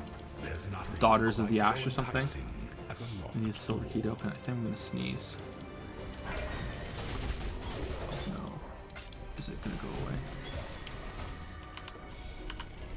Is there anything worse than needing to sneeze and it goes away? I hate that. It's happening a lot. Okay, next person is Dawson D. There we go. Hey Joe and Lily, thanks for taking the time to answer these. I know it's not always convenient. Have you finished the Witcher book series? I'm just curious, hope it doesn't come off as pushy or rude. It's not pushy, it's not rude, but I'm unfortunately going to have to be rude because I'm not answering any questions about The Witcher until it's done. Even if I answer that sort of question, I've said enough about the Witcher project in the past that someone is going to be able to extrapolate where I am in terms of the project.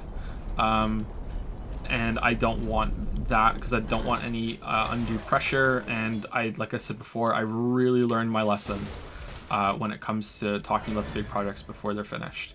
But yeah, there just know that there will not be another long video until that's done. Like the longest video that's going to go up on the channel is going to be this next one on Fallout 76, because it was a mistake for me to start playing it like I did, and there's going to be a lot of talk about there's going to be a lot like a long glitch video, but yeah,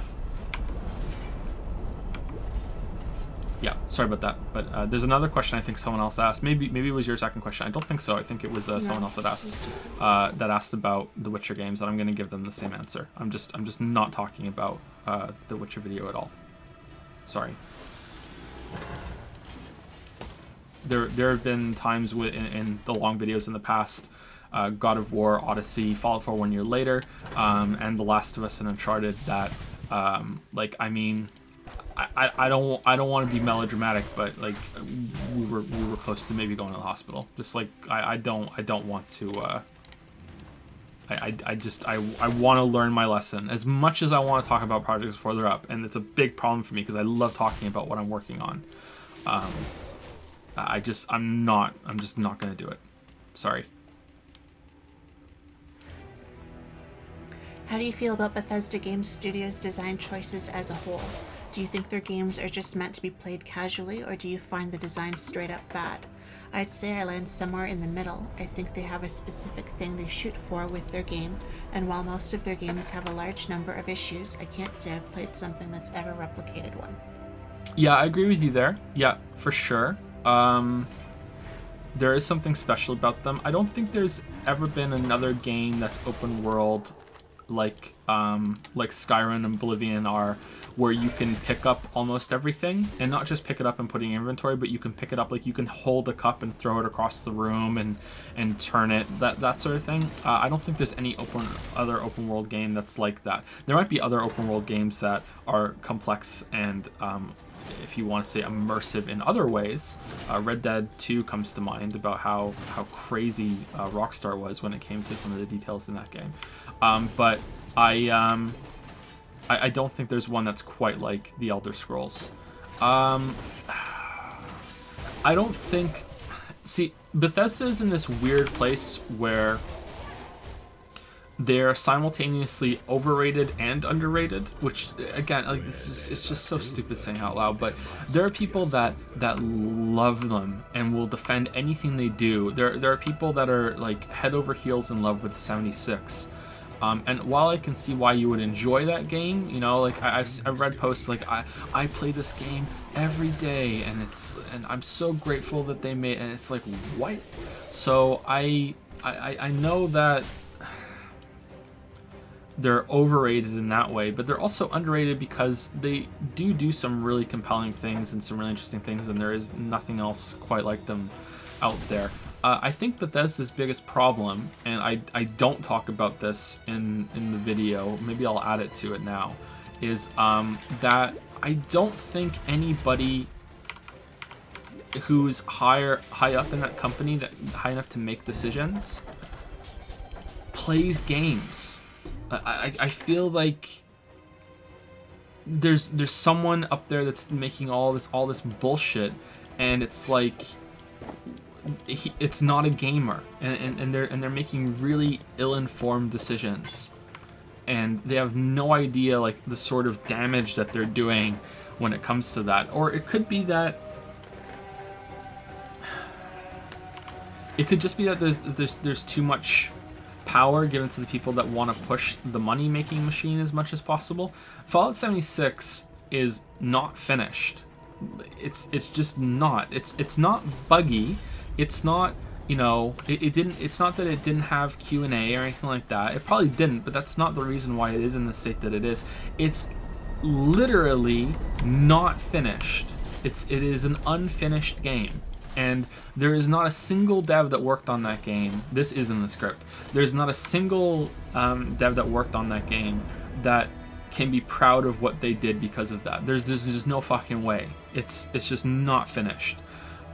So I don't know how it even happened. It's a great mystery. Mandalore and I were speaking about that a lot while we were playing. It's like how did this happen? Like we kept asking ourselves as we were playing, like what's the mystery here? Like there's mysteries in the game, but the biggest mystery is just HOW question mark. Like what the fuck? I don't understand. But yeah, so they're overrated in a way that just a lot of their fans will just eat up any shit that they pop out, and they get away with stuff that no other developer would really. And yet they're underrated because I feel like many people can't see past technical limitations, the bugs, and just have decided that if it's not Morrowind 2, they don't give a shit, and that's fine. And they may not like that Fallout has become this thing that Bethesda has kind of morphed into their own Bethesda style game that I call them, but there's merit to these games. You know, there are some good things that they do, and despite how potent and far-reaching the problems that are in them, they're still an enjoyable time if you meet them on their own terms. So yeah, I don't think they're shit. I don't think that they're God's gift to gaming either. But yeah, they're definitely not the complete scumbag company that a lot of people seem to think that they are. Except that now we have 76 that makes that really hard to say. There are undoubtedly a lot of really talented people that work at Bethesda, and they must be cringing their skin off that 76 was launched. I mean, they must have been sitting there like, okay, we have a year left of development time. Let's get all these things finished and polish it up. And then someone just walked in and said, hey, we're launching in 3 months. And they're like, whoa, whoa, whoa, whoa, whoa. Like it must be that. Like the game ain't finished, yo. It just ain't finished. There's no way. But maybe that's a little too much about 76 for you. But sorry, it's on my mind. I was literally editing the video before we started this Q&A. Like I had to close Premiere to start this. Where there's a silver Yeah, key, there I don't know. must be a silver door.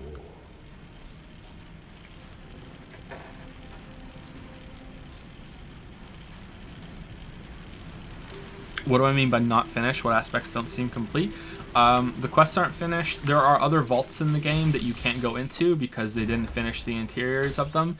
There are very clear signals that you should be able to go into them, and they originally planned to go into them. There are storylines that go nowhere. There are so many bugs that it's impossible that this is, this isn't even a beta. This is somewhere between alpha and beta, and that they got the news at some point, 3 months before the game is coming out, and instead of doing a lot of the nitty gritty stuff, they were like, okay, well, we need to have at least some of it feature complete. Rush to get it done. The game is just not. It's apparent. It's obvious that it's not finished, and I don't want to just completely dismiss the question that you're asking, but I go into way more detail in the video, and I think it's better to let that speak for it instead of trying to remember all my points live when I'm probably not going to explain it all that well.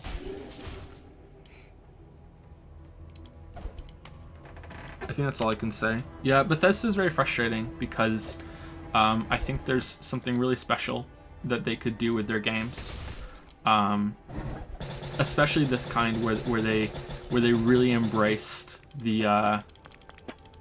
Is there a way to loot multiple things at once? Where they really embrace their style of game, but unfortunately, they didn't do anything extra onto that. Yeah, it's really, really frustrating. God, fucking hell. What a shit show. Anyway, yeah, hopefully that was okay, Dawson D. Thank you very much for your questions. Oh, this part I didn't answer. Do I think they're meant to be played casually? I don't think so, no. I think you're meant to sink really deep into those games. They can serve like casuals, but it depends on your definition of casual. Like, are you casual in terms of difficulty and depth, or are you casual in terms of the amount of time that you can put into games? They're definitely not games for casuals when it comes to time. But when it comes to complexity and depth, probably, yeah. They're aiming more for to be accessible with that crowd. Yeah. Anyway, next person is Joseph N. Oh, first of all, we have to say thank you to Ben 90. Thank you very much, Ben 90. Thank you. Welcome to Prime Time. Welcome to the Pickle Pile Monkey Town. Thank you so much. Howdy. Howdy, Joe. How is Sapiens? Feel free to spoil. Well, Sapiens is nonfiction, so if I'm spoiling it, I'm spoiling history, right? Or some of the more interesting conclusions. Okay, so Sapiens is a fairly long book. It is nonfiction, and the full title is Sapiens, A Brief History of Humankind, right? I think so. Didn't pay attention. Or is it Mankind? Sapiens. I just started reading it yesterday. Sapiens, A Brief History of Humankind by, I'm going to butcher this, Yuval Noah Harari? Harari? I would say Harari. Harari. And it is about us. It's me and Lily specifically. No, it's about humans. It's about Sapiens. It's about where we started and where we're headed. That's why it's called A Brief History, even though it is a fairly long nonfiction book, because it deals with the entirety of our history. It is... Okay, so I don't know enough about history and all the topics that it discusses, because it goes from, anthropology to economics to mysticism. It talks a little bit about sexuality and gender issues, very briefly. It goes from so many different topics, and I don't know enough about any individual one of them to dispute what's said. So there's likely some stuff that's wrong. I did look up criticism of the book because I wanted to see if there's anything that the book got really, really wrong. And the only criticism that I found seemed legitimate until I realized that it was written by religious people that were upset. I'm reading it and I'm like, okay, this sounds like it could go places, and it provides some criticism, and then it starts being about Jesus, and I'm like, oh, okay. The book, if I wasn't already an atheist, the book would have probably made me an atheist, and now I'm even more atheist. I'm the atheistist. So after reading this, and it has answered numerous questions that I've had in my head for, you know, most of my life, and it was incredible finally getting those answers that I've always wanted to know. Something so like how did the general history of our species come about? You know, more about the Neanderthals, more about economics and the creation of our monetary system, that sort of thing. Some of these I already knew, and I watched videos and read some books about it in the past, or some articles in the past, not books. But this was one of the strength of the book is the idea that I think is quite important, that I think Richard Feynman really exemplifies, is that if you can't explain your point in simple terms, or if you can't explain it to a layman, then you don't really understand it. And you can probably see that I'm struggling a little bit to explain the book, which means that I don't fully understand the book. So I need to probably read it again. There are exceptions to that, obviously. I don't think that you can explain the entirety of economics in layman's terms. I just don't think it's possible. I don't think you could explain the highest levels of physics at the moment that we're at in layman's terms. So there are definitely exceptions to those rules, but in most of the cases, if you cannot explain it in a very direct, illuminating way, then that is not usually a sign that the topic is too complicated. It's instead a sign that you don't understand it enough yet. So go back and try again. So that's the strength of the book. It explains a lot of very complicated and dense topics in a way that is not always digestible, but if you give it your attention, you'll be able to understand it, and it moves between the different topics. There are very many important things in the book. The most interesting ones for me were when it talks about myths and how important myths are in our in the basis of our society, and how we have relied on them, and how we're constantly like a castle that's been built in the mud, and there's that I don't think it's an experiment. What is it? A thought process? I can't remember. Maybe it's like is it an allegory? Is allegory the right word? Where it's like, okay, you build a castle in the mud and it sank. You built another castle in the mud, that one sank too. You build a third castle, that one stayed up because it's on the foundation now of two castles that have sank in the mud. You know, that's how our society is, and it's built on this very often flawed things that our society has done in the past. And I'm talking about like a global society, our species, I should say, rather than society. And it's really interesting, but it's also really scary when you get to there. So he talks about myths and how there are things that we just all have agreed to go along with for the sake of society being able to function. So he will call stuff like money is a myth, that, you know, money has the way that we have money at the moment, which is legal tender instead of it being actually worth something like it used to be, that we all just go along with that. But it also goes further back, that there are certain materials that we were considered more valuable than others, and there's no intrinsic value in any of these things, and it's that we all have collectively agreed to go along with it for the sake of a functioning society. He goes more in detail on this, and it's probably a better way of explaining it when it comes to subjectivity and intersubjectivity. So subjectivity, as we know, is something that is based on individual beliefs and opinions, and can change and can't really be proven or shown and measured to someone else.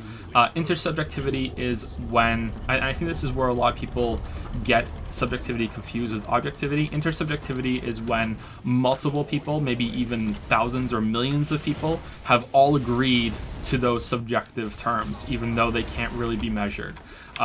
He has some strange examples for this, and they're effective, but they are quite strange. And he talks about how companies are myths, and he explains it in a really interesting way, I think, in one of the first chapters, about how I think he uses a car company, but we'll use Coca-Cola because we are because we talked about Coca-Cola earlier, and he talks about how, like, if you destroyed every can of Coca-Cola on the planet, people would still know that Coca-Cola existed. If you took away all the Coca-Cola factories and production facilities, people would still know that Coca-Cola existed. If you replaced all of the workers that are currently there, all the CEOs, even the person that really founded the company, everything like that, if you took that all away, Coca-Cola would still exist and we would still know about it. So what is Coca-Cola? Is Coca-Cola the product? Is Coca-Cola the people that make it? Is Coca-Cola the people that made the factories? Is it the actual can? Is it the drink? It's all this shit. He goes into it, and the conclusion that you come to is that Coca-Cola is really this myth that we have all agreed to and we've all gone along with. And it was a really interesting way of looking at it. I don't know if it's 100% correct, but it was like, oh, okay, cool, you know. And he goes on to different companies and different institutions to talk about that too. Use the skull on a pair of gloves to add a random enchant on them. Okay.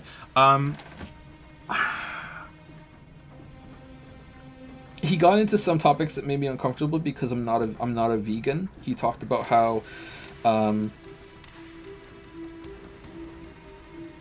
you can look at a development of the planet in different ways, and you can see that if you're talking about human industrial progress and how many of us are on the planet, that we are very, very successful. But if you look at it as in the prosperity of all the living beings on the planet alone, all the beings on the planet, not just humans alone, that it has been a dramatic failure, and how we have, you know, just systemically tortured pretty much every other species on the planet. As we move between continents, we have just like destroyed ecosystems, not just recently either, but a long time ago. Like, he talks about Australia and how when Sapiens first arrived in Australia, that it was not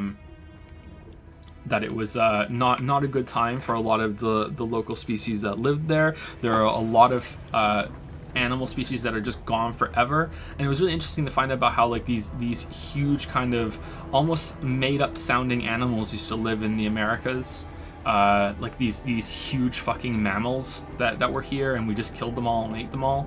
That was interesting, but it was also interesting to know that our destruction of the environment and how we just have dominated our entire planet isn't that new. Like, we've always done it, that we've always been that disruptive.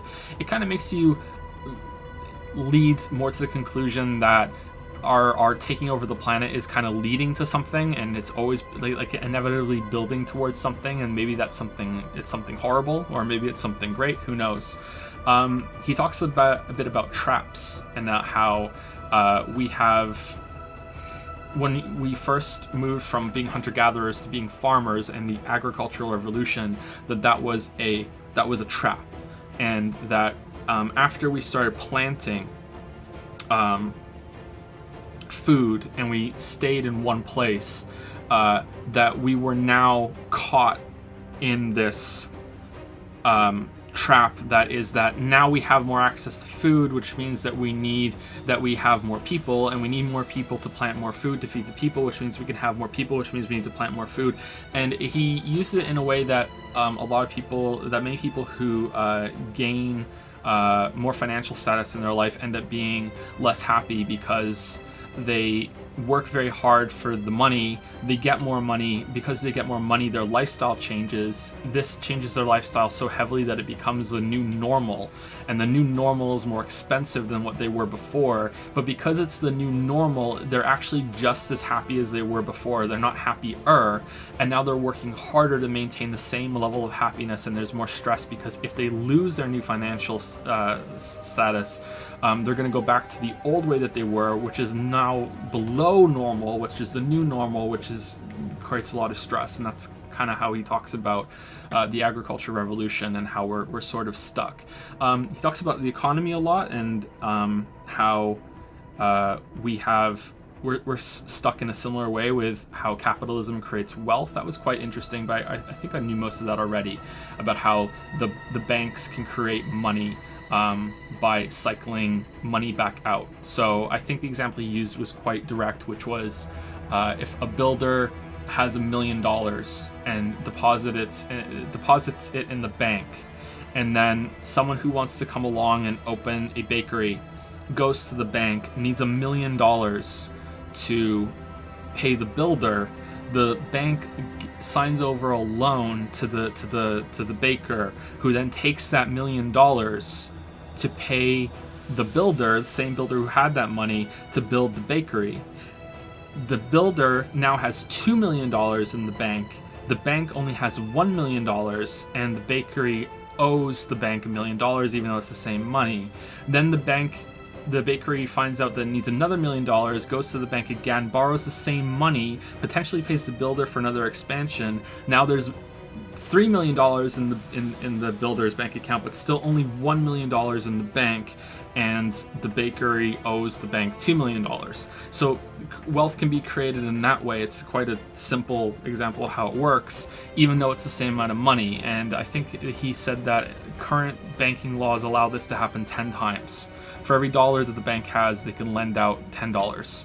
And that's how they create wealth through debt, and how it's a good thing, and how before we could do that, there wasn't really a lot of progress and development because it was too risky to lend out money before the system was in place. As I'm talking about it, there's more and more that I'm remembering about the book. So I remember more than I realized. What? Baby would like you to read it a story. Why? Because it just kicked the shit out of me while you were doing that. Did it really? Yeah, it's the first actual kick I've had. It was a kick. It wasn't a tug or a little poke. It was a kick. Is the baby telling me to shut up? I don't know, maybe. Either it loves the book or it doesn't love the book, but it was like right here. Baby's moving? I would say in like maybe another week or two you can feel it. Haven't felt the baby move yet. It's still too early. That was a little twinge. Lily's pregnant, by the way, if you didn't know that. Surprise. We've said that before, but yeah, Lily's pregnant. Yeah, that was totally a kick. No, I didn't feel it. Yeah, you were just going on and on and on, and all of a sudden it was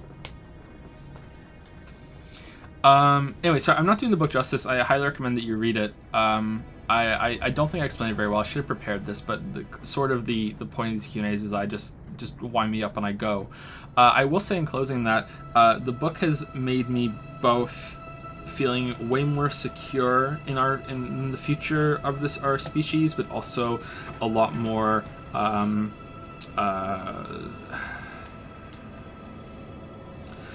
scared about what might be coming in the future. I'm a lot more hopeful when it comes to the world not ending in war, because wars just simply become too expensive, and our countries and our societies in the world are too entrenched at the moment, and that's a good thing. We've all have economic guns held at everyone else's head instead of nukes.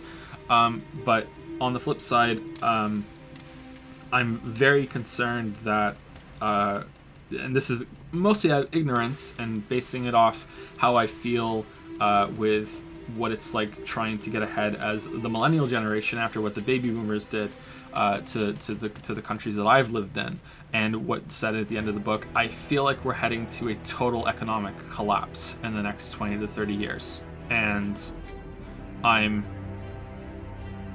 the book made me more anxious about that. But less anxious about there potentially being like a big, like one last big huge war. But yeah, I have my my concerns about that. So yeah, Sapiens, I highly recommend it. I probably just did not do it justice at all, but yeah, that's Sapiens. There's another question from Joseph N. But let's answer this real quick because this is an easy one, and then I'll look at the ascendancy in the game. What are your thoughts on Ninja Love Joanne? I have absolutely no thoughts on Ninja. I've never watched him apart from that one clip where he told he told his viewers about Amazon Prime subbing when he had 250,000 people watching him. Google that if you want to see that, because it was amazing. I don't know how much money he made when he did that. Everyone gave him their free Twitch Prime thing, and yeah, that was incredible. But apart from that, I know nothing about him, so I can't tell you. Sorry, not my area. I know literally nothing.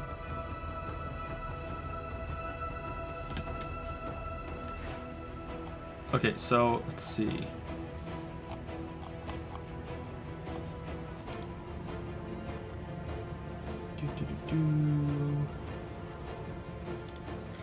Holy shit, I'm so amazed and horrified at the fact that there's a thing inside you that kicks in, you can feel it. It's really cool. And by the end, it's really cool because you can actually see it move. So yeah. If you ever have the opportunity to stare at a 9-month pregnant woman's stomach, you might be able to see a little butt stick up or a foot stick out, or it's really weird, awesome. yeah. Because up until now, you can only see it moving on an ultrasound, and it's flailing around, and then you don't feel anything. But like pretty soon, you'll be able to feel it and see it on an ultrasound at the same time. It's really cool. Apparently, it's supposed to take Paragon of Calamity. This is our source of life leech and enough to reach leech cap. Also provides a powerful defensive boost, some offense, and protects us from damage reflection. Paragon of Calamity. Feed a storm with savage intent, and not even the strongest walls will hold it back. I have 5 months to go. I'm 4 months now.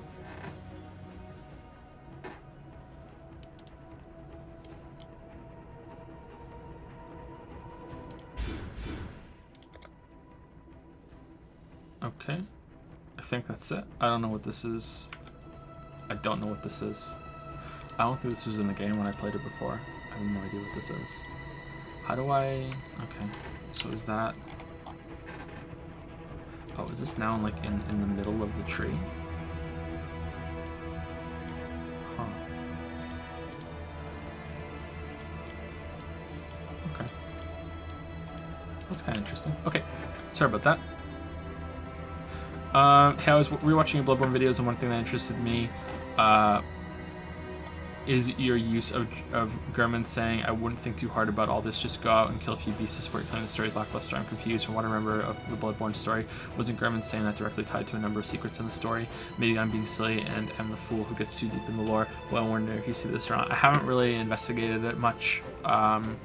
I just know that Bloodborne is very similar to Dark Souls, and Dark Souls is meant to be intentionally vague and impenetrable because that's what Miyazaki has said it is supposed to be. He didn't say that literally, but he pretty much said it. And with translations, I'm not sure what exactly that he meant. But the idea of Dark Souls is that it's supposed to be like when he was a kid reading Western fiction. Fantasy fiction, and him not understanding it for two reasons: because it was very difficult for a child, but also because he didn't really fully understand English, and that's what he wanted to emulate. So that's why and Bloodborne feels exactly like that. Have I read The Very Hungry Caterpillar? Yes, I have. I read it to Finn recently, actually. On topic of books, if you read The Alchemist, do you think the book is overrated, or does it deserve all the praise it gets? I don't need a big answer. I have not read The Alchemist, sorry. What project are you most excited about in the future? The finishing the Witcher project. Very excited about that. Very excited about that. Finally getting it done. Thank you to the Silent Cartographer who subscribed with Prime, and that's a really cool name. That is a cool name. Thank you, the Silent Cartographer. Sorry it took us so long to say thank you. That was 20 minutes ago or so. Thank you very much. Welcome to Prime Time. Before we get on to Very Milky Joe's question, should I put a pair of gloves on here to enchant them? And that's it? Or what? Should I just throw the gloves that I have on there just to use it? Or what? Or can I come back and use this later? It doesn't matter? Okay, we'll just throw them on there then.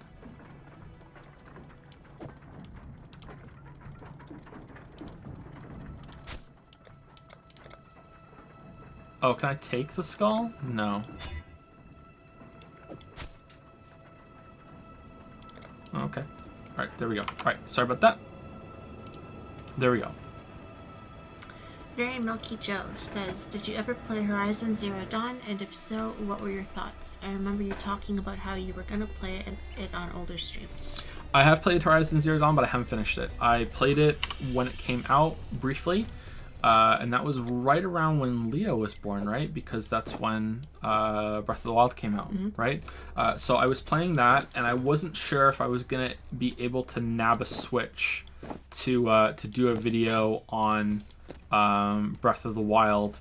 And of course, I ended up getting one, so I played that and did a video on that instead of Horizon Zero Dawn.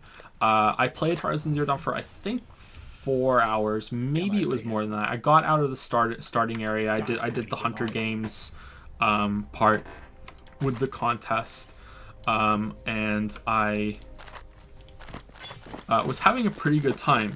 I would have liked to continue playing it, but I needed to I needed to haul on the Breath of the Wild video because I thought that was going to be the more important one, and that might have been the right decision. I'm not sure about that, but we'll never know. I thought that the game felt good. It felt good to play. It had a fairly interesting healing system that I'm interested to get back to and see how it works throughout the whole entire game.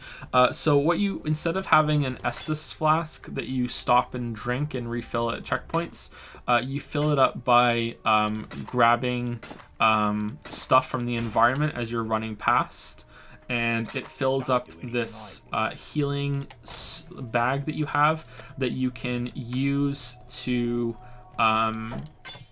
activate, and it will slowly fill up your health. And I thought that was fairly interesting. This healing system that wasn't just a simple run away and let it regen, or just hit a button and automatically get healed. I thought that was an interesting system, and I'm interested to see where it goes. Yeah, I thought that was pretty fun. The shooting felt okay. I remember wishing that there was more slowdown when you were in the air and you were shooting while falling. Maybe there's a skill that you get that does that. I felt that was something that should happen, and that the game would have felt better with that if that was the case. I didn't get far enough to really feel any difficulty. I enjoyed the enemy visuals quite a lot, and the setting really interested me. In fact, most of my time was purely positive, apart from the main character. I didn't like how the main character looked. She looked like a gremlin child when you first meet her in the flashback sequence. It looked like they just shrank the adult model down to child size, and it just looked awful. And there was something kind of off about the adult model too. I thought that the voice acting was great, and I think it's Ashley Birch, right? I like Ashley Birch. I thought she did a good job with the voice acting from what little I saw, but I really didn't like. There's something kind of stilted about how the main character moved or talked. There's something off about it that I didn't like. Yeah, I wish that had been a little different, but maybe you get used to it. I don't know. No idea. I think that's it. I think that's all I can say. There will hopefully be a video on Horizon Zero Dawn at some point. I'm looking forward to getting back to it. I don't know when. I have no idea when that can possibly be, unfortunately, but I am looking forward to getting back to it. You looking sharp? I know it has DLC now too, so I would like to play it. I can get past, like, those are nitpicks. That's not a big deal. It's not like, oh, I'm not gonna play the game because of that. Like, no, that's fine. It's just that's all the information I can give right now. I think these are probably better just for the movement speed alone, right?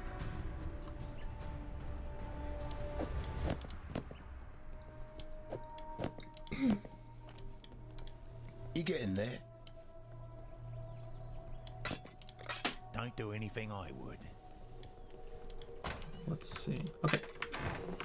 Sorry, I can't talk about it more. Hopefully there will be a video at some point in the future. Next person is... Oh, we didn't put that one on the screen properly. Oh. Poor Very Milky Joe. Sorry, Very Milky Joe. It just said Joe. It looked like I put my own name on the stream. Wow. Alright, there we go. Sorry about that. Like you just wanted to talk about that, you know? Yeah. Who's the hoser now? Answering your own question. Who's the hoser now?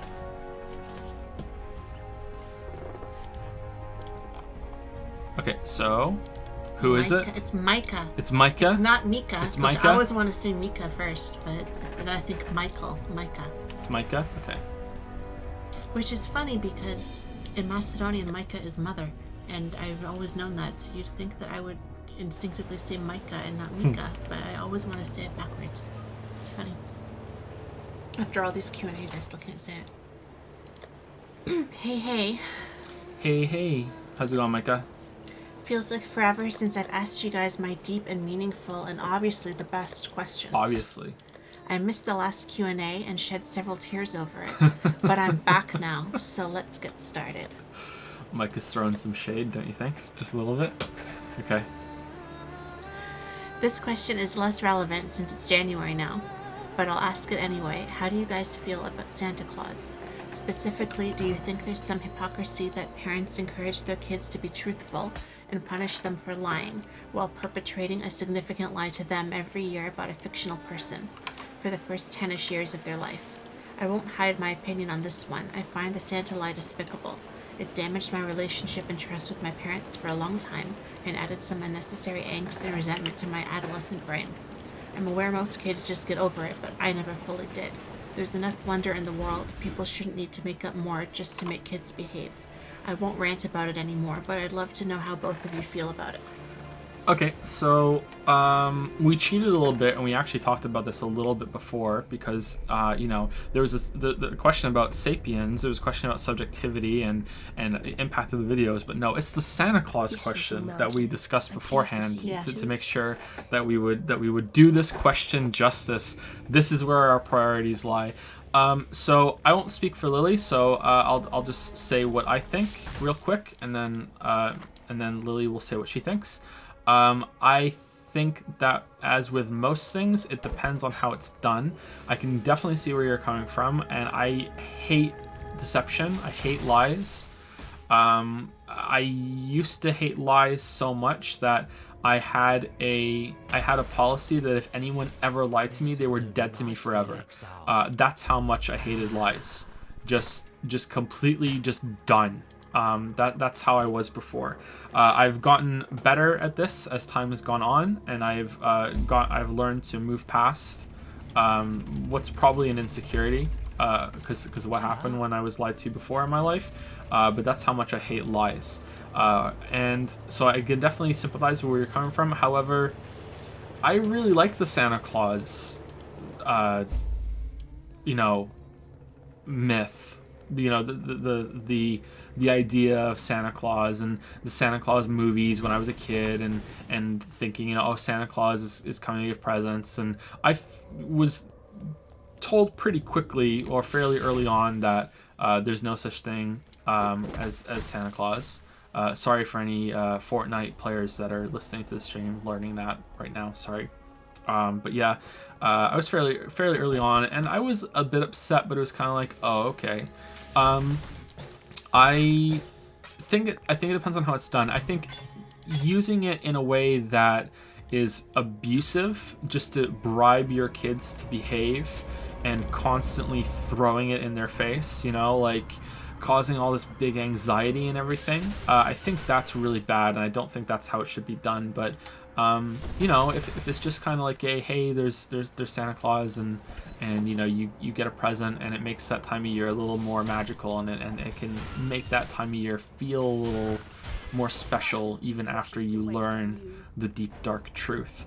There is one thing that I learned about Santa Claus, that like a perspective about Santa Claus that I really enjoyed, but this isn't going to change anything for you, because your parents, from what I understand with how you worded the question, your parents used it in a really bad way that wouldn't have worked out. It's supposed to be used constructively, and the way was this, is that when you have kids, and this is what I want to do with our kids, if Lily agrees, and I think she does, is that when they find out that Santa Claus isn't real, that you explain to them that when you're old enough to know that it's not that Santa Claus isn't real, it's that you become Santa Claus. Is that now that you become Santa Claus for somebody else, and you give a present to somebody every Christmas from Santa Claus under the guise of Santa Claus, and you keep it alive that way.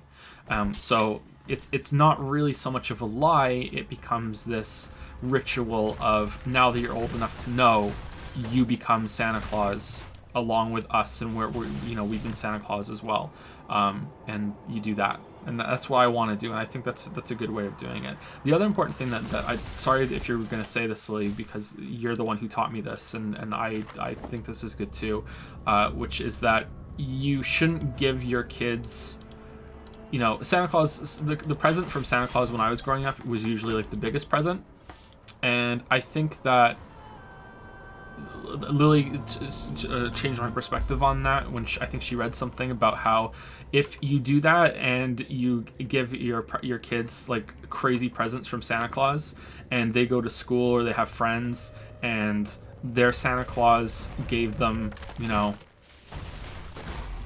a bar of chocolate, you know what I mean, like a significantly smaller gift, because for whatever reason their parents chose to do it that way, or maybe their parents aren't capable of giving like big gifts from Santa Claus. That's fine for presents that come directly from the parents, but if it comes from Santa Claus, that can make it sound like, hey, Santa Claus loves me more than he loves you because he gave me this huge massive present and you got a bar of chocolate. You know what I mean? And I think that's something There's that some families that have multiple presents from Santa, or like the stockings and stuff are also from Santa. Yeah. And so you have all these presents, and then if you're not, you know, the same economically, or what, you know, you can't afford it, or for whatever other reason, and it looks like, you know, I got all this, and you know, oh, what did you get? Oh, you just got that. You know, you got a Barbie doll, and I got a Switch. You know, like it's not the same. Santa Claus privilege. Anyway, what's your take? I remember when I suspected there was nothing for a little while, and I remember my dad pulling me aside and saying, you know, yeah, you know, been meaning to tell you, you know, this isn't true, but you know, don't spoil it for your brother, because my brother is 3 years younger than me, so you know, they still wanted me to play along, and I was totally fine. I was actually more upset that there was no Easter Bunny than there was Santa Claus. I remember looking at him and being like, so the Tooth Fairy? And he was like, no. And I was like, Easter Bunny? And he's like, no. And I'm like, so all those stories, you know, no. Because my parents used to use it, and the way I think maybe that Micah's parents used to use it, where they even had this little bell from the china cabinet that I found out later that's what they were doing with it. And they'd ring the bell at bedtime, and if we didn't run and get in bed because, you know, they wanted us to go to bed, he'd say, oh, the bell is the sleigh's on the roof, and did you hear that? That must have been the reindeer. They're watching you, and if you don't listen to us and do what we want you to do, then you're not going to get anything for Christmas. So we were completely under their thumb for whatever they wanted us to do, you know, get away with, you know. So, you know, the whole month leading up to Christmas, we had to be on best behavior, and I don't want to do that. I want to do that. I've said before, we are not religious people. We don't celebrate Christmas in terms of church and Christ and all of that. We celebrate it more just for the fun, you know, for the spirit of it. Much clutter. Like I said before, for me, I like it, and the pagan sense of it breaks up the winter. You know, you light your tree, you light the lights. It's dark out so early. You have your tree on all day long, all night long. You exchange gifts. It's something to look forward to when it's so bitterly cold, and you know, you've got all these months ahead of you of just winter. You know, so if you love winter, maybe you don't care, but most people are kind of hibernate in the winter and they don't go too far, and you know, it's something to kind of look forward to. That's comfortable and warmth and gifts, and you know, all the trappings, kind of getting together with family, having nice food, you know, stuff like that. So for me, I'm trying to raise them with a similar, it's about celebrating the season, being in the spirit, and they don't have to be perfectly behaved, you know, like as long as they're not monsters, I guess. Like I've never said to Finn, you know, oh, you're not getting anything, you've been bad, you're not getting a present from Santa. It was just completely expected that you look forward to this, you know, Christmas is coming, Santa's going to bring you a present, you know, and what do you think it'll be, you know, what do you think, you know, he would like to bring, what do you think he's going to bring Leo, you know, get them all kind of hyped up for it, and hopefully when the time comes that Finn learns the truth, hopefully, like Joe said, I agree with that. I've read that before, something like that, about including the kids, you know, in becoming Santa for the next. I've read of some people taking it even further and having them help with like a soup kitchen or a charity, or you know, that they take it and they be Santa not just for within their own household, but they try to do a good deed and, you know, carry the spirit further, you know, like So that's something interesting too to think about. But I don't think Santa should be a threat. I didn't resent my parents for making it a threat. I resent them for many other things, but not that. But I can see why you would feel that way, and why, you know, I see your point.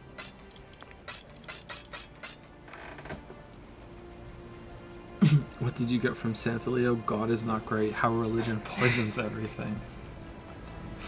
Oh no. Anyway, yeah. Okay, next question from Micah. And Micah has a couple short questions after this. Okay. When does ludonarrative dissonance become an issue in stories? You make great points about Uncharted 4 not having a supernatural component that made all the killing necessary to save the world like the original trilogy had. What other games do you think have a ludodissonance problem? Do you think GTA 4 has it? In case you never played it, the protagonist wants to live a peaceful life but chooses to kill thousands more people without facing that much pressure to. Not to mention all the havoc you can cause during free roam. What are your thoughts on this? Ludonarrative dissonance is a really difficult topic, and I just want to preface this answer by saying that I'm not going to do it justice, thinking off the top of my head, especially considering that I haven't thought about it much recently, because it's just such a frustrating thing to try to understand all the time. And to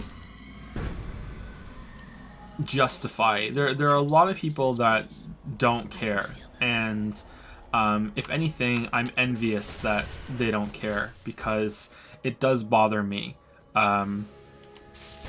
It doesn't really bother me much on a level of immersion, although if you ask me this a couple weeks from now, maybe I'll answer differently and say that it does. It bothers me in terms of narrative and story, and it's this switch between there being two different versions of the character that you are, and there's the one during the cutscenes and there's the one when you're in control, and I think that every game pretty much has some amount of dissonance because of that. And until you just have a game where there's just no control taken away from you, and that you always have choices during every interaction like that, that's just unavoidable, and you just have to accept it. BioShock Infinite has what some people argue is ludonarrative dissonance when Booker is running around eating garbage out of the garbage cans, you know, for just because you're in control and you're making him do some stupid shit. If that counts as ludonarrative dissonance, then there is a lot of ludonarrative dissonance in every game, because you can make characters do really, really dumb, stupid shit in pretty much every single game. You know, you can just I can make this run around in circles right now for absolutely no reason, and you know, what am I even doing? What's the context here? What's going on in this world right now? Like, and I think that it's only an issue in games that are really, really story driven and are trying to have deep characters, proper characterization. You know, there's going to be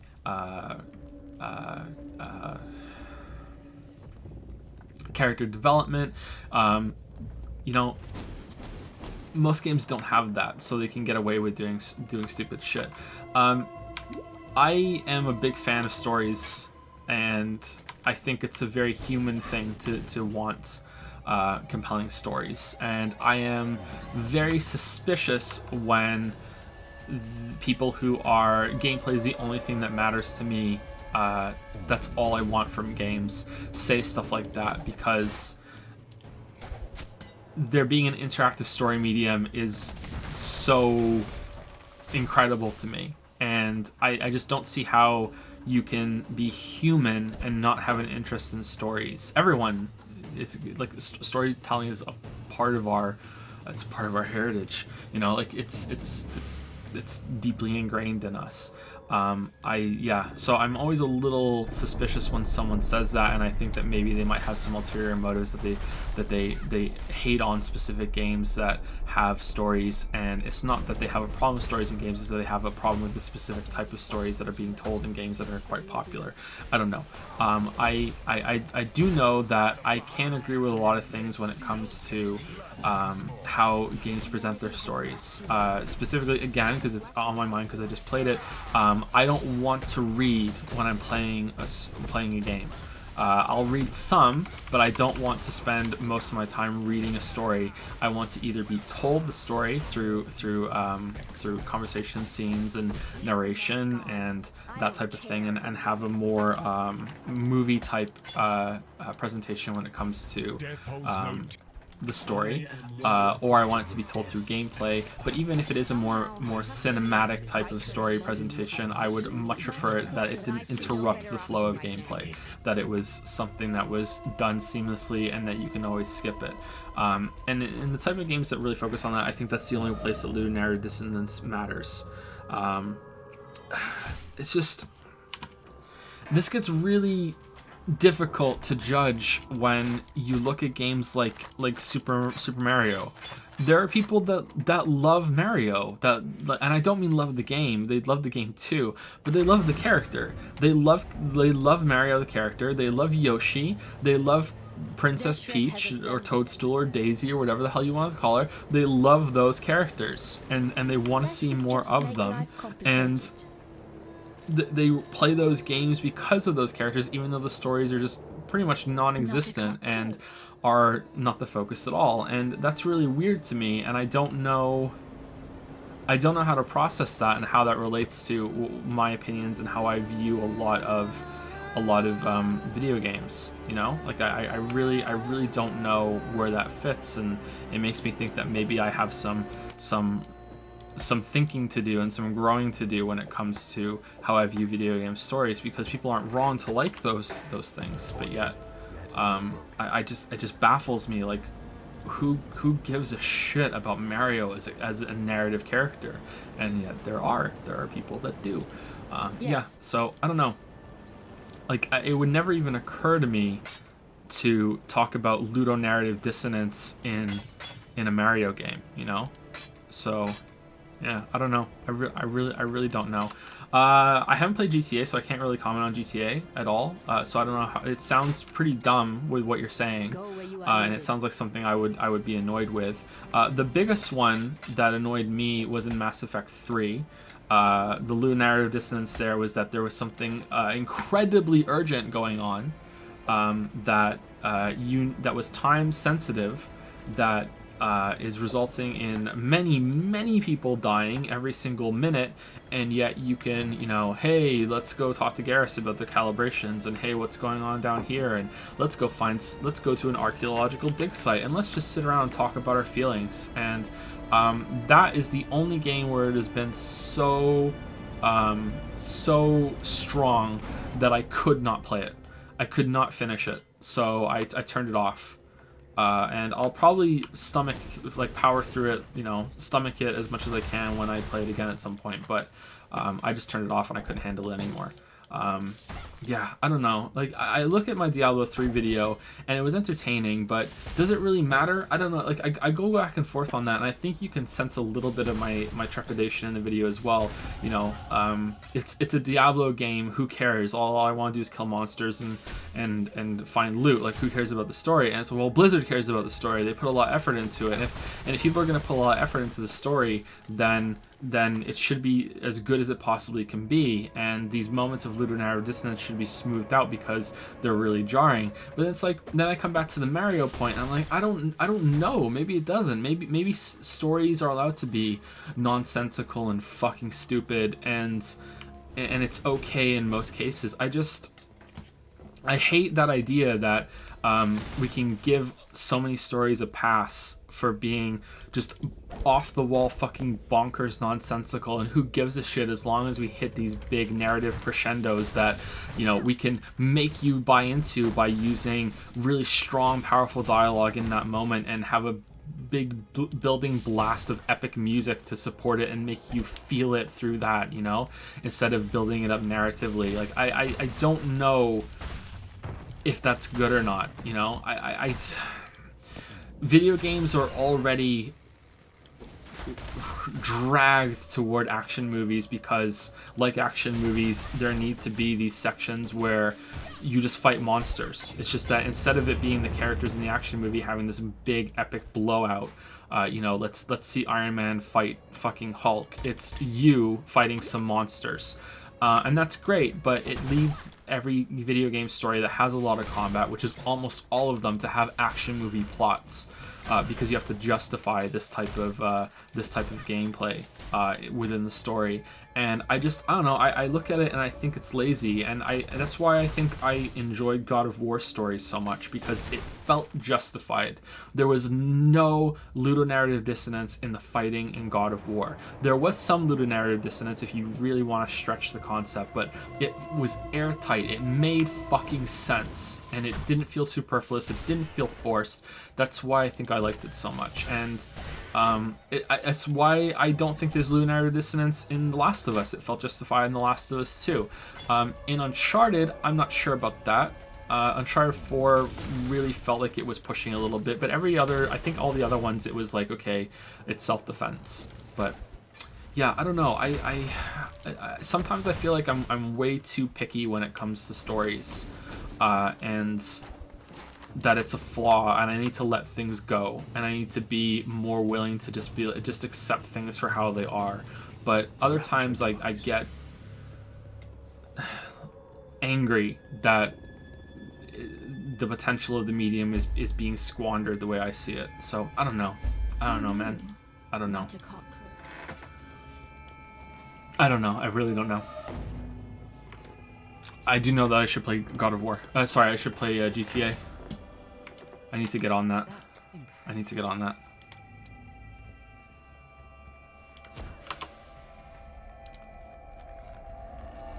Oh yeah, that's your next question actually. Have you played all the GTA games and finished that campaigns? Which is your favorite?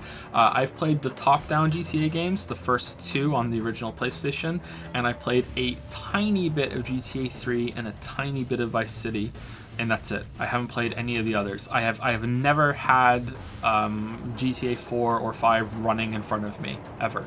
It just never has happened. It's just a series that I've never touched. Yeah, just not all that interested, even though I appreciate it for what they are. One day I'll get to them, and I'll finally fill that gap in my gaming knowledge. Have you played U4: The Lost Legacy? No, I haven't. When is the baby due? Boy or girl, or twins, or triplets, or worse? Oh my. Do you want to take this one? It's only one, although I was so sure it was more than one, but it's only one, and it's due on June 19th. So it'll be sometime in June. It could be 2 weeks either way, right? So. And is it a boy or girl? Oh, we don't know yet. We don't know yet. Finding out in the next month. So beginning of February we should know. If it cooperates, if it doesn't want us to know and doesn't want to show the goods or the lack of goods, then we're not going to know. Okay. Who is your favorite superhero? That's all for this month. Please stream the Zero Escape games. I'm literally on my knees begging you. You already broke my heart twice by skipping Despair Girls and not completing the anime. Didn't you? I did complete the anime, yeah. A third heartbreak might finish me for good. If it's any encouragement, the first game is one of the easiest puzzle games ever made. You wouldn't struggle with it in the slightest.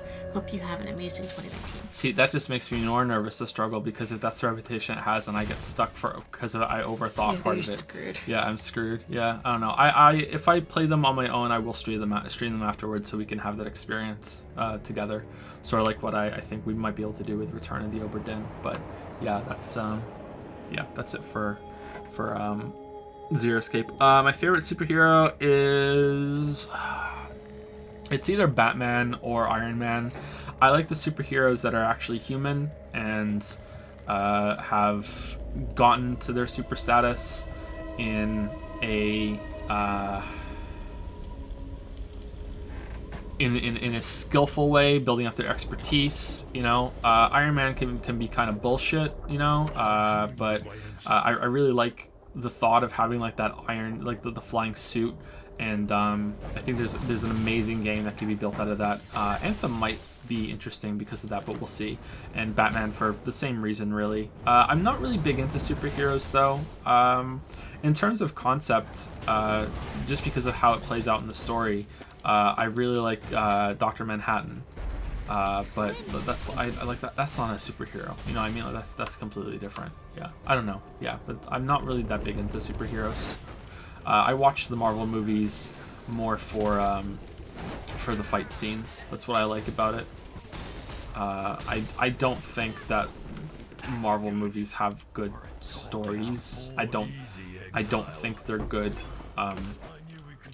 They're good movies outside of the visual kind of feast and sometimes some quirky dialogue. I'm sorry if that's a bad opinion, but yeah, that's how I feel about it. I feel kind of the same way about Star Wars movies. Yeah. I was never into comic books when I was a kid.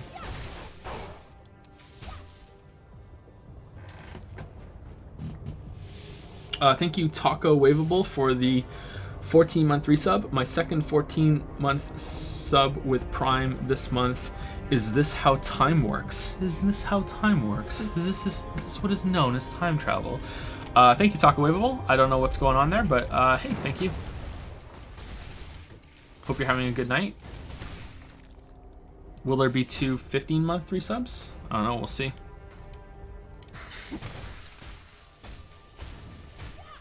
We'll see.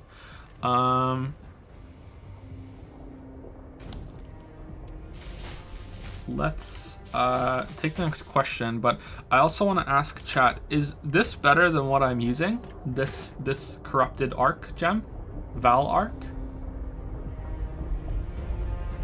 Should I be using this instead of the arc that I have?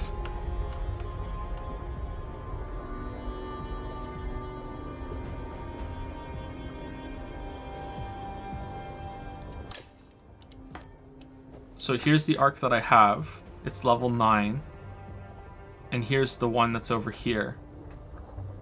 So should I just put it on a slot and just level it up?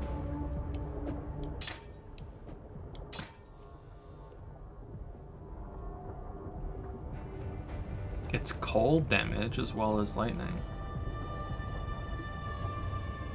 Okay, well it's on now. Okay. Okay, we have 1, 2, 3 more people left, and I don't see any long questions. Okay, so maybe we'll get this done.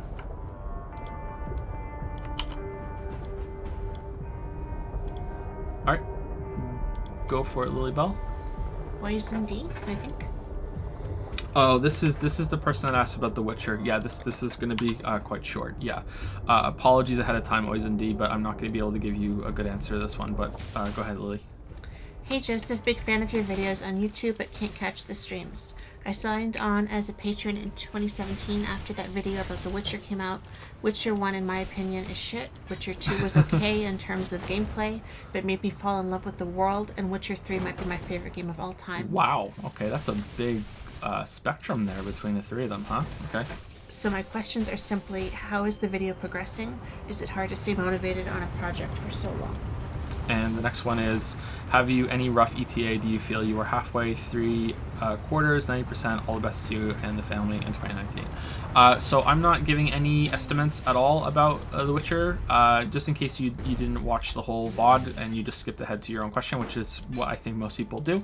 The reason why I'm not doing it is because I have really regretted it in the past when I say I'm this close to done or expected around this time or this is how far along I am. It sets expectations, and then I feel like I have to kill myself in order to meet those expectations, and it leads to me making some very, very unhealthy choices when it comes to working, and also causes me a lot of stress because I feel like I'm letting everybody down. So that's why I haven't made any promises about videos, I think for over a year, maybe over a year and a half.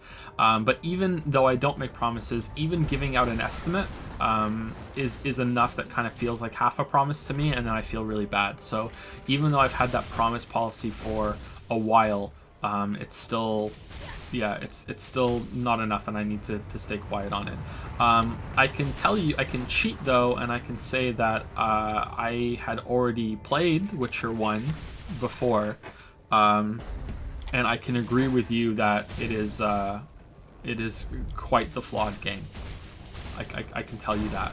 And I can also cheat again because I have played some of Witcher 2 before when it first came out, and then I have to stop because that was right around the time that my mom's aneurysm burst. That I thought that was much better, so I can cheat a little bit. How to stay motivated? It's very difficult, and like I said, I can have some very unhealthy decisions or unhealthy drive when it comes to finishing projects. And I don't know. I'm starting to wonder if it's even worth it some of the time. You know, there are other channels that really set the standard by taking their time, and they put they devote large periods of the year toward very few more in-depth releases. And I do that on top of trying to have some videos in between. Not always successful with it, of course, but I try to do both. And I wonder sometimes if it would just be better if I just did the longer videos and that was it. Especially considering the response that some of these shorter videos have been getting. So I'm going to treat this period as an experiment, and we'll see. But after this, it might just be fewer, longer releases, and that's it. That said, I do think that the ideal length of one of the videos that I make is an hour. I think that the hour-long videos, 60 to 80 minutes, are the ideal length for the videos. That's a lot of breathing room. I can go into a lot of topics. I can get into specifics and a lot of details. However, I can't ignore that it's the longer videos that tend to get the most views. Now, did they get the most views because people have to come back and watch them more than once to finish them, or 3 times or 4 times? I don't know. But to a lot of people, an hour is a long video, but yet the 3-hour, 2-hour long ones are the ones that tend to get the most attention, the most views, and make the most money. So I don't know. I don't know what to do. There's a lot of decisions that I'm making at the moment, and we'll see. But yeah, I stay motivated by just trying to finish the project as fast as I possibly can. And even though I said I wasn't going to crunch anymore, I am still crunching. I'm crunching a little less, but I think that might be because usually what I crunch the hardest is the video and audio parts of it. And the videos I've been making lately have been so short that I haven't had to crunch as hard as I previously have. Crunching out a 20-minute video is actually a very enjoyable experience because you can sit down, you can crunch it out, and it's done potentially in one epic long work session. Crunching out a 3-hour video is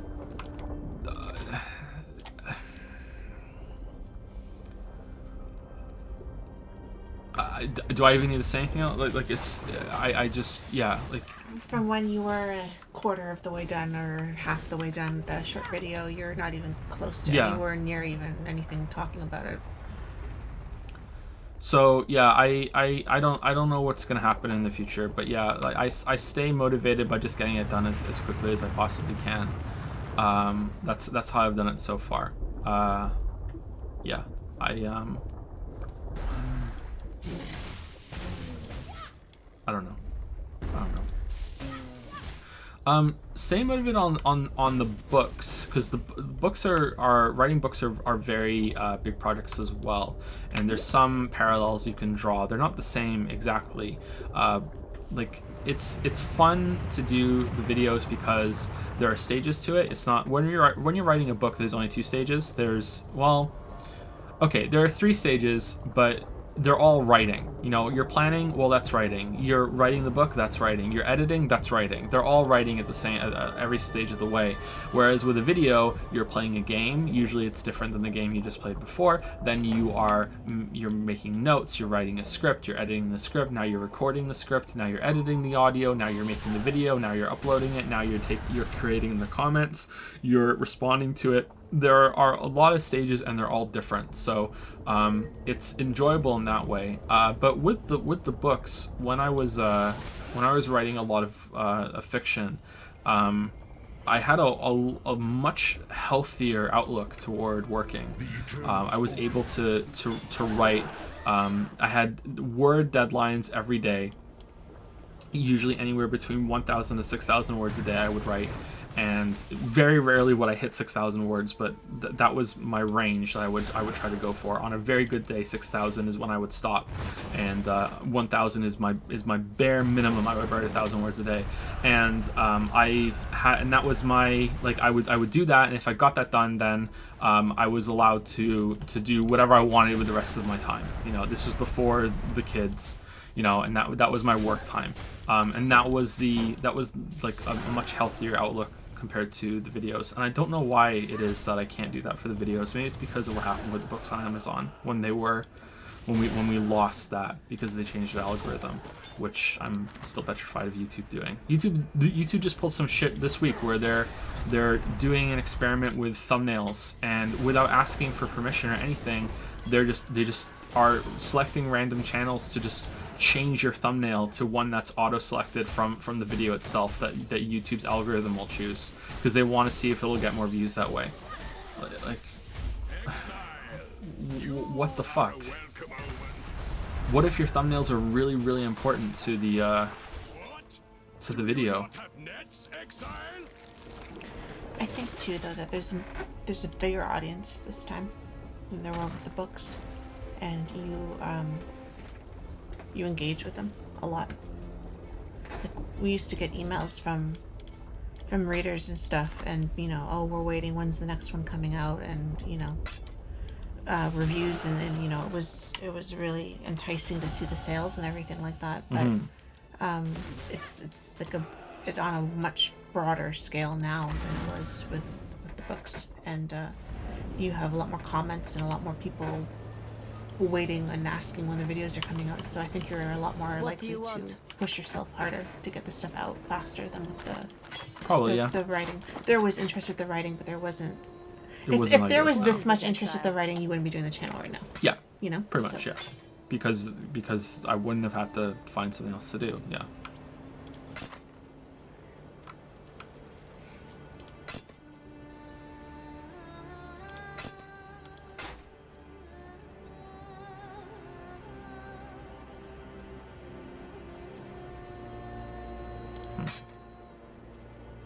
Okay, I think that's all I can say about that. Sorry. And yeah, and again, I apologize that I can't speak about the Witcher project any more than I already have. But I just like that's my lesson. That's my my way of fighting it a little bit. So yeah, I can't do that at the moment. Sorry. Sorry if you're disappointed. Next person is Sage A. Hi, Joe and Lily. Do you have much time for pleasure reading these days? What's your favorite classic novel?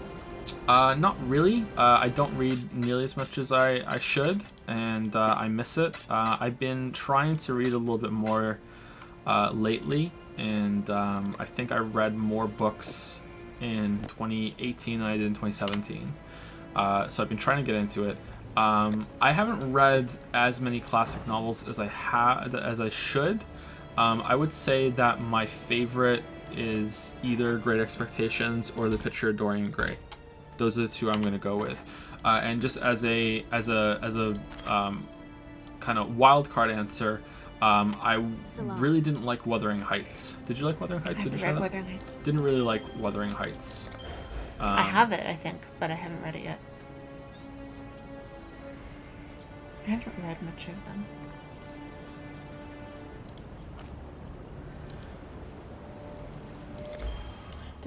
I read, different ones, and I have to reread them again now. It's been so many years since I've read them. Now Yeah. that I feel like I'm forgetting now that.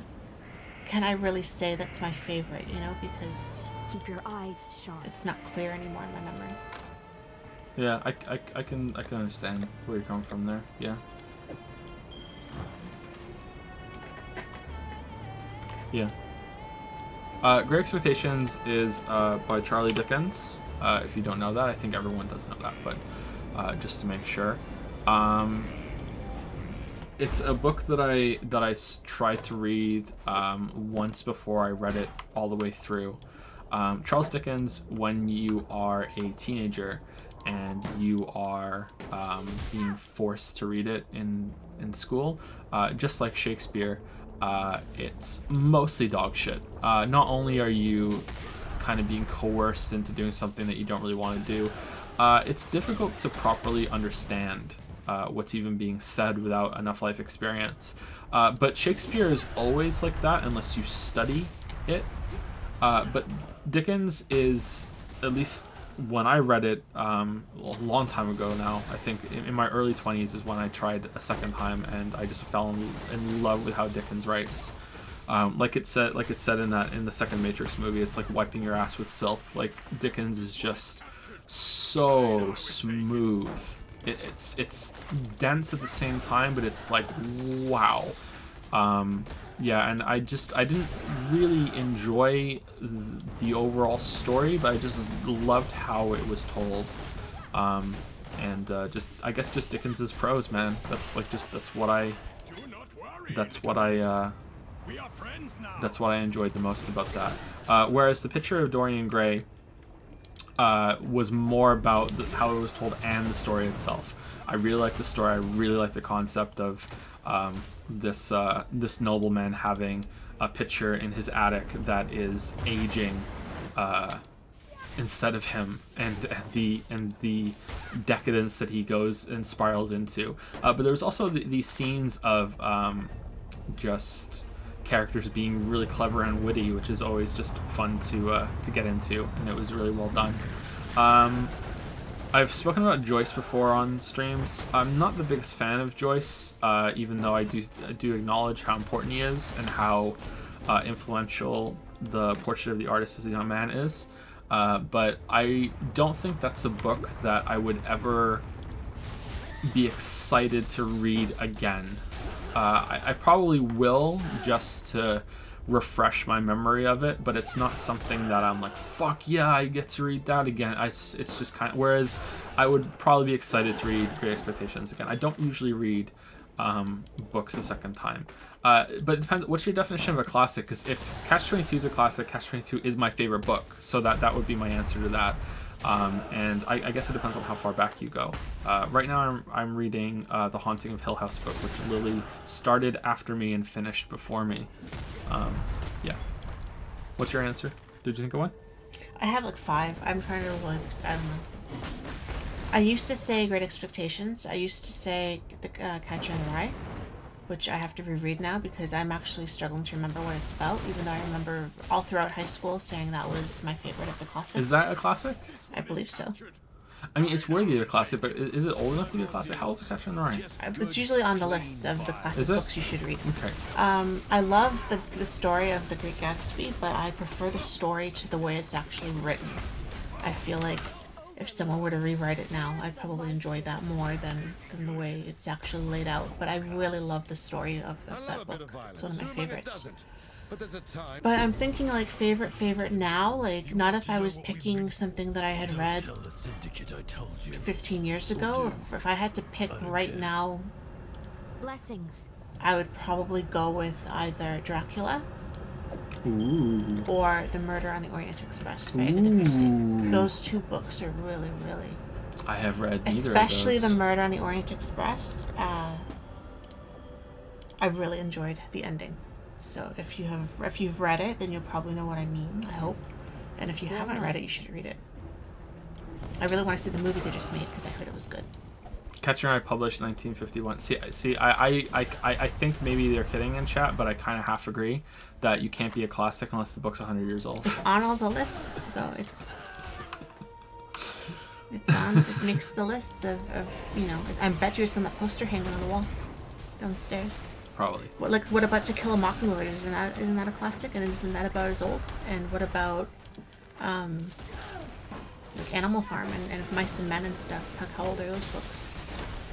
Yeah, is Lolita, how old are these books? Is 1984 a classic? I don't know.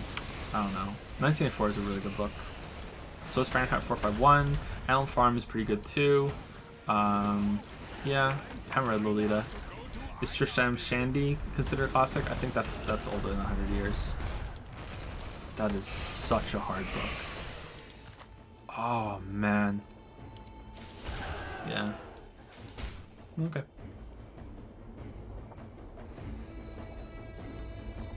Thank you, Phantom Claus or Klaus, for the 15-month resub. Hey Joe, 1.5 stream babies. Did you find any new songs? Okay, I just got what he meant. Did you find any new songs you like from your tweet about everyone's favorite songs from 2018? Not really. I looked through some of it and nothing jumped out at me. I listened to some of them and nothing really got me. I don't know if that means that I'm just getting so old now that none of this new music appeals to me, or maybe I was just in a bad mood. But the first year that we did it, I found quite a good chunk of new music, and this year not really that much at all. I don't think there's a single song I can remember from it. There are some longer songs I want to check out because there's another channel named Shintai. And I think he just goes by Daniel now on Twitter. And he and I, despite having very different tastes in video games and the fact that he's a weeb and I'm not, actually I shouldn't call him a weeb. He likes the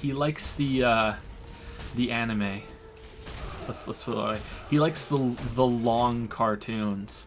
That we have very similar taste in music. He likes the long, epic kind of rock, kind of opera, dream theater sort of stuff, and I like that too. So I'd like to check out his recommendations, but I just haven't had time because the songs are so long. You know, it's that meme about the metal fan problems. Your commute to work is 15 minutes long, and that's not enough time for your favorite song. Yeah. So I'd like to check some of his stuff out that he suggested.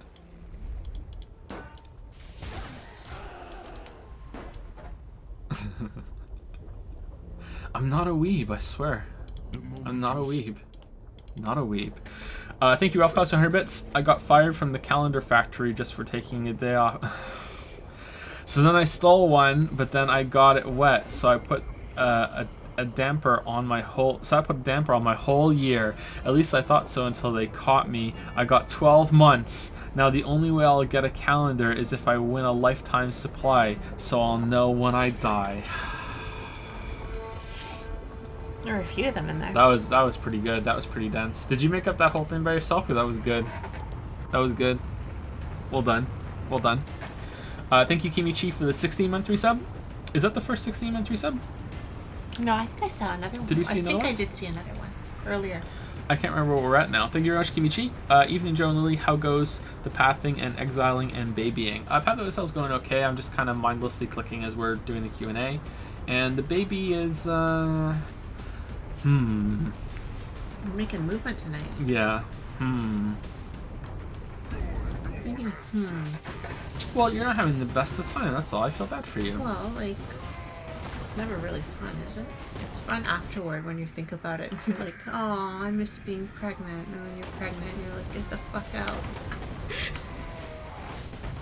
But no, the baby moved tonight for sure. So that's exciting because now I'll know what it's actually okay in there. Because, you know, until it moves, you're like, is it still alive? Or, you know, like, how would I know? And once you feel it moving, then you're like, okay, it's fine. I don't have to wait for every doctor's appointment for them to tell you that. So that's a good thing.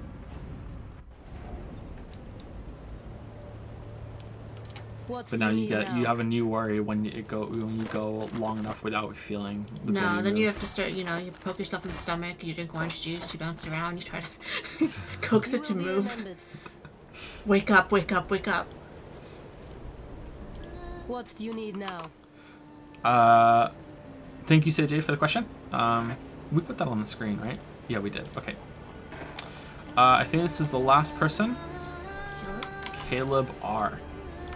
Let's make sure it's on the screen. Yeah, it is. All right, we got it done. Unless we die or the stream goes down right now. Here we go. Caleb R says, Aloha. Aloha. I hope your holidays went well and Happy New Year. 2 short questions for you. Joe, you walk into a room with Morgana, Rex, and Tora. You have a gun with 2 bullets. What do you do? I shoot Tora twice. Actually, you know what? And I take that back. Because then I'd be in a room with Morgana and Rex, right? I shoot Tora, and then I shoot myself. Yep, that's what I do. Yep. But I'm taking Tora out with me.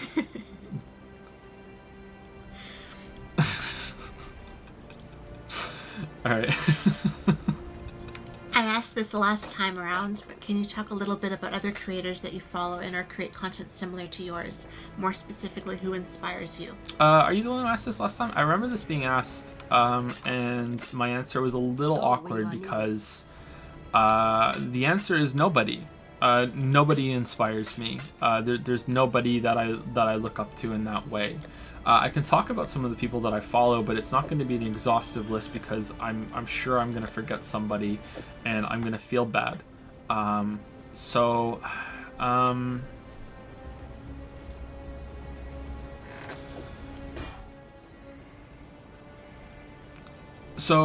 there are people that I think that they do some cool things that I would like to do.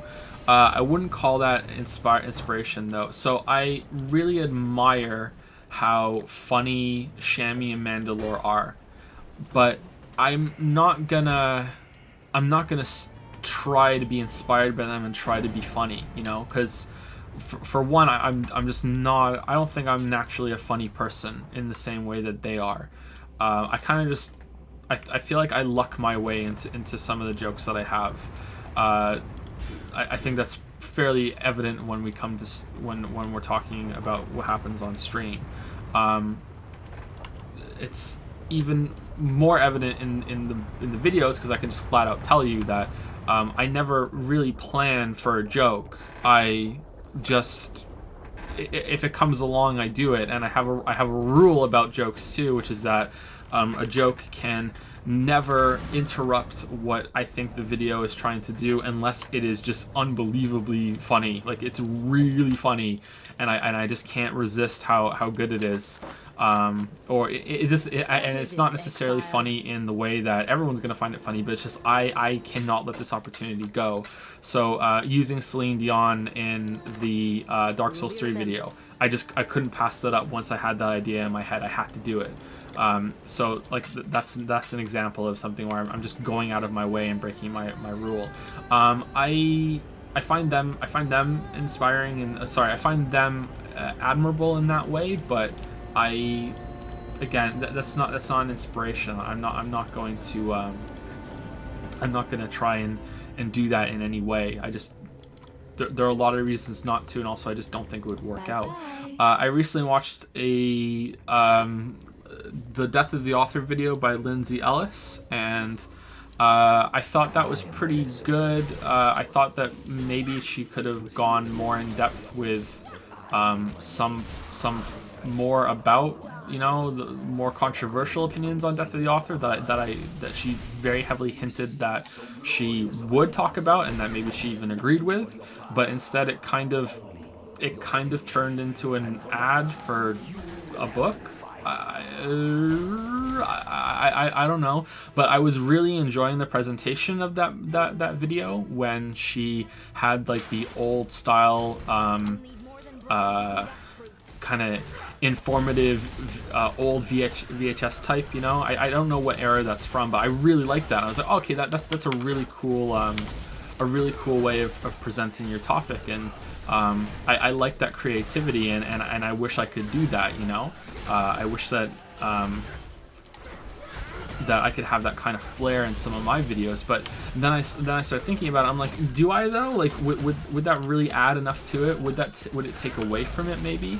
Do I want to sacrifice what could be a whole other video from the time that's gonna have to go in for me learning how to do this, or maybe this is something that I should contract out. You know, like there's options. Like I don't know. But yeah, that's something that I can admire. Someone in chat just brought up Nakey Jakey right before I was going to. I very much admire Nakey Jakey. I've been watching his videos for a long time. He's actually a patron of me, and he's been so for quite a while, and I have no idea why. Like we're like way before he hit it big, and he is a huge YouTuber guy now, and there's something very genuine and wholesome about his content, and he takes on different kinds of topics that I really enjoy. He's kind of like the lawful good Shammy, where Shammy's chaotic evil. And I love Shammy, so I mean that as a compliment. Does that make sense? He's lawful good Shammy. You know what I mean? Like, yeah, I really like Nakey Jakey. But I don't, he doesn't inspire me. You know what I mean? Like, I'm not inspired by anything that he does. And that's not a bad thing. I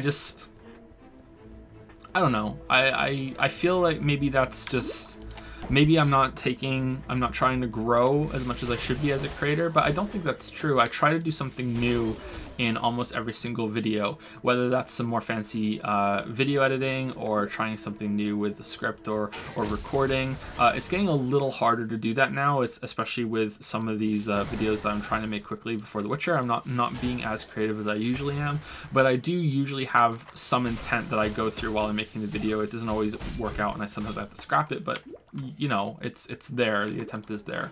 I don't know. I feel like I'm just comfortable with where I am with making the videos, and I found my I found the way that I make them. It's more about refinement, making them sound better, making them look better. The biggest change that I would like to make in the videos right now is that I would like them to be in 4K. I don't know how I'm going to do that. That's another reason why I want to upgrade the computer. I don't know if I can even render in 4K with what I could build. Probably, but maybe not with every game. But I would like them to be at least 1440 if I couldn't do 4K. Just for future proofing them a little bit. Yeah. If you want to know about some other channels, I can tell you that Mandalore is the one that I enjoy the most at the moment, and Mandalore is probably the only content creator that when a video goes up, I will set aside time if I can to watch it immediately. Unfortunately, I haven't been able to do that with the latest 2 videos that he made. But that I was trying very hard before to make that happen, because I enjoy his tour-like videos through games. I made time when Shammy released his video, and that was probably the best video that I watched last year. But Shammy doesn't make a lot of content at the moment, so that's not something I can constantly set aside time for, because he works so hard on just that one video. And I think it was worth it. I don't know if he would agree or not, but I think it was worth it because it turned out so good. In the past, I really enjoyed Matthew Matosis' content and Mr. B-Tongue's content, but I haven't really enjoyed Matthew Matosis' latest content. I'm not really that interested in the Zachtronics videos, and I'm not really that interested in his commentary videos. But if he was to do more videos on like his older styles on games that I'm really more interested in, then I think I would definitely enjoy his content again. But he's doing his own thing at the moment, and that's fine. Like he's seriously into Zachtronics games, and that's, I think admirable is the right word. Yeah, I think admirable is the right word. And Mr. B-Tongue just doesn't make enough content, so I can't really talk about much about him. Super Bunny Hop, I feel, is sort of in the same area as Matthew Matosis for me at the moment. I used to watch a lot of his content, and lately I feel like it's not there for me for some reason. I don't know why. I don't know why. I don't know why I said it twice, but I just don't know why. It's just not doing it for me at the moment, but I'll try again at some time in the future. But mostly it's time. I don't really have time to watch a lot of YouTube. right now. I like to watch more of Chris Davis's videos and White Lights, especially considering that the two of them are probably the closest to long form out of the smaller channels. There's obviously some other channels out there that are doing it too. I just don't know about them, but those are the two that I know that are smaller channels that are still making their mark on YouTube, that do the longer content.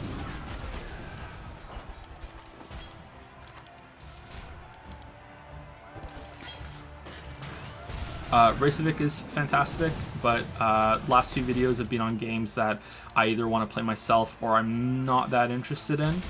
But he's usually fantastic. SkillUp's content is pretty good too. I don't know. I'm gonna leave someone out and I'm gonna feel bad. But yeah, no one really inspires me, and maybe that's wrong, but yeah.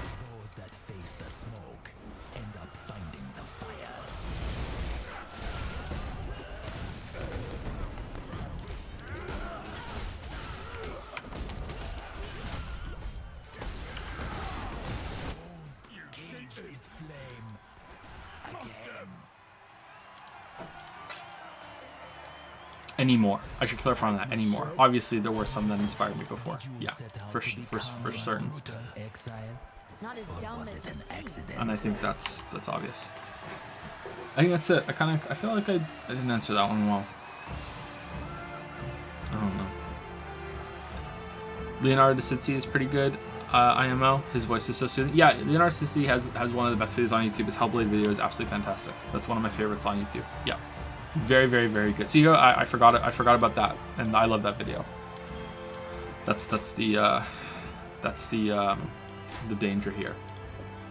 It's why I didn't do one of those. A lot of people were doing their end of the year lists of like, hey, who's your favorite YouTuber this year? I didn't do one because I didn't want to leave someone out by accident, or there might be someone new that I just recently found out about, and I haven't been able to watch a lot of their content yet, and and they know that I'm watching their content, and I haven't put them on the list, and they might be offended, you know?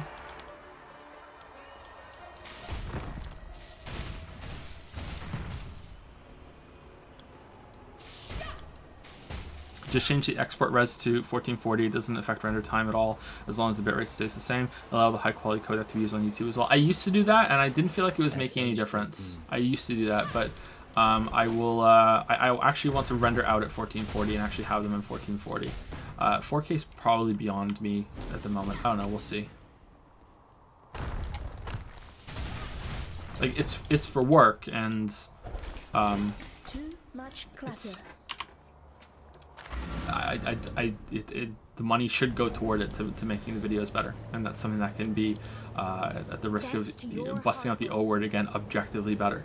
So yeah, it should happen, but it's still a lot of money on one machine. Keep your eyes sharp. So What is it, I'm Exile? stalling a little bit on it. Were there any questions in chat that were asked often and we missed them, that anyone would like an answer to before we call it a day?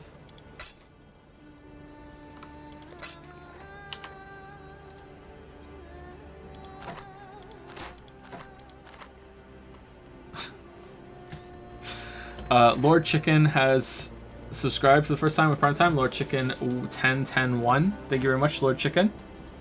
Welcome to the to Monkey Town. Thank you, Pepperdew, for the 13-month resub. Don't know if you covered this, but what has been your experience with YouTube's copyright system? Better than most. I do get copyright strikes fairly often, but they're usually resolved. The worst one has been Nintendo on the Breath of the Wild video. Most of the other bogus ones get resolved fairly quickly. There have been times where other YouTubers have claimed my content, and I've tweeted at them and been like, hey, what the hell, and then they just block me and then it goes away. Those are always fun. And there have been like bogus ones from companies that have just they take it away as soon as it's challenged, because they know that it's bogus, and they're just hoping that that you don't notice. And yeah, so it's been What do okay. you need now? I don't know how much money has been lost over that. Probably not that much. I don't really sweat it. Go where you It's are not that big of a needed. deal. apart from the Breath of the Wild one. The Breath of the Wild one was really bad. Really, really bad. But, yeah, that was okay. Action Caterer has gifted a sub to Todd Howard. Welcome to the Rub-a-Dub Sub Club, Todd Howard. Thank you very much, Todd Howard. Ralph Howard used to say, Joe, I accidentally put my question for this month on last month's Q&A post. Will you still answer it? Let me go look. Hold on. What remains of Edith Finch is free on the Epic Store? Oh yeah, it is. Yep. If you haven't gotten that, you should try it out. It's really good. Do you do something to de-stress when you're not playing games or working?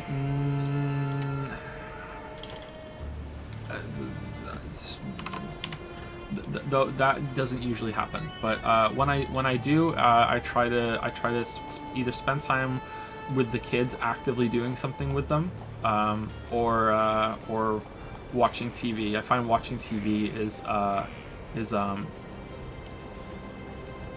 something that relaxes me more than anything else. So sometimes I combine the two. I watch Paw Patrol with Finn. Yeah. So there's that. Is this it, Ralph Cogs? Hey Joe and Lily, will any stream memes ever make it into the games you one day plan to make?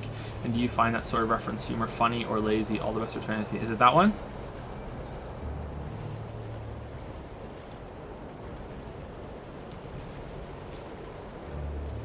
Paw Patrol, go.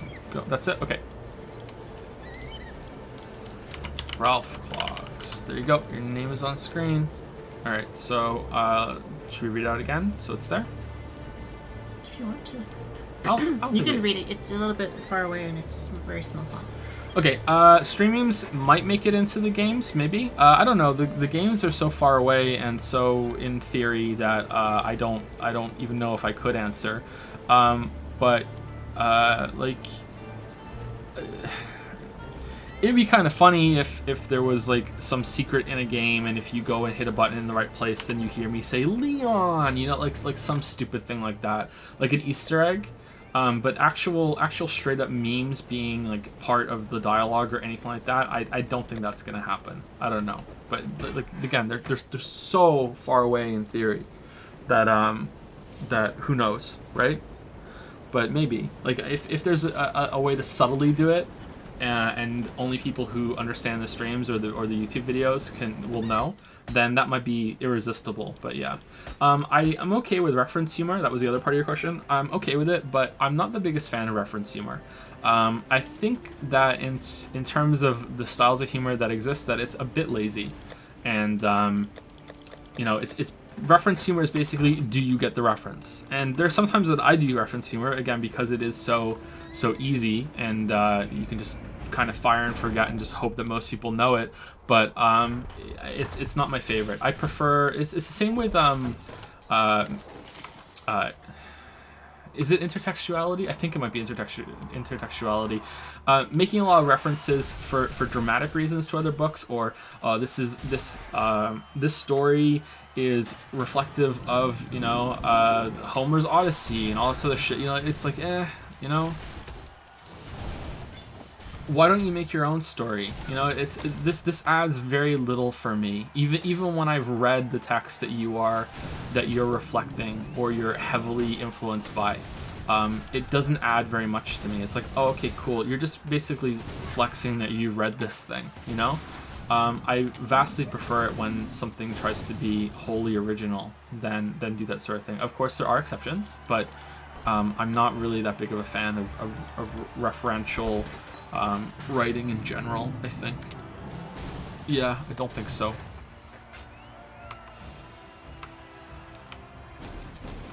But hey, if you know the reference, and I find it's probably better if it's obscure when it comes to humor. If you know the reference and it hits you so hard because it is so specific, I think then it can probably work. But then that's going to be difficult to pull off. Like, maybe the best of both worlds is that you do it in a way where you don't even realize it's meant to be a joke or a reference unless you know it. I don't know. Ideally, that's how it would work for dramatic references as well. But in my experience, a lot of stories that heavily reference old classics and old mythology and these tales that have fundamentally shaped the way that we form our stories, usually that's a big part of the supposed depth to them. But yeah, I don't know. Just make your own thing. Is why my opinions on copyright are so unpopular, and we've never spoken about that before. Maybe now's not the time, but I can briefly touch on it. I half agree that, you know, that having things be under copyright long after the original creator is dead is somewhat ridiculous. But at the same time, I feel like, fuck you, make your own story, make your own characters. Like, as much as I hate to defend goddamn Disney of all huge fucking conglomerate companies, like Mickey Mouse is still Disney, man. Like, what the fuck you mean it's gonna be, and it's not gonna be their copyright anymore? Like, what? Like, that doesn't seem right to me at all. And then I wonder if I've been conditioned somehow by some weird subliminal marketing campaign to make me feel that way. But like, I have my own characters in my own universe, and the thought of someone, you know, I think copyright law used to be what, like 50 years, something like that. Like 50 years from now, I might still be alive, and suddenly I don't own my own characters, and someone can write with my own character. I don't know if anyone would want to. Probably absolutely not. But at the same time, though, fuck you, get your own characters, make your own shit. Like, I don't get it. I don't get it. But maybe I'm wrong. Maybe I'm completely off base here. But after the original creator and the entity that the creator made is no longer using it, has been gone for a while, then yeah, I think that it should be open. Yeah. A king of swords is nothing if he cannot defend his crown. Okay, so last call time for sure. Were there any questions that were asked in chat, a bunch that we missed? And thank you, Bugs.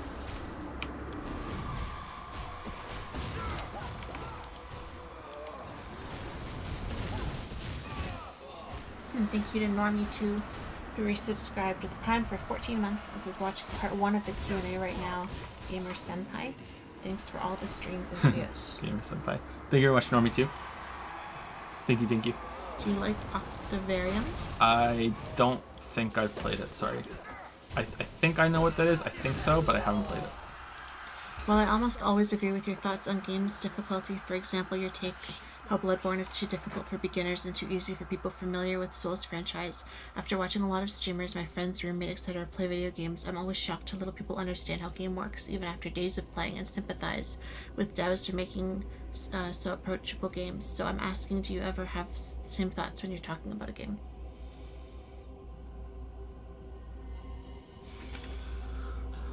Hold on, let me read that again.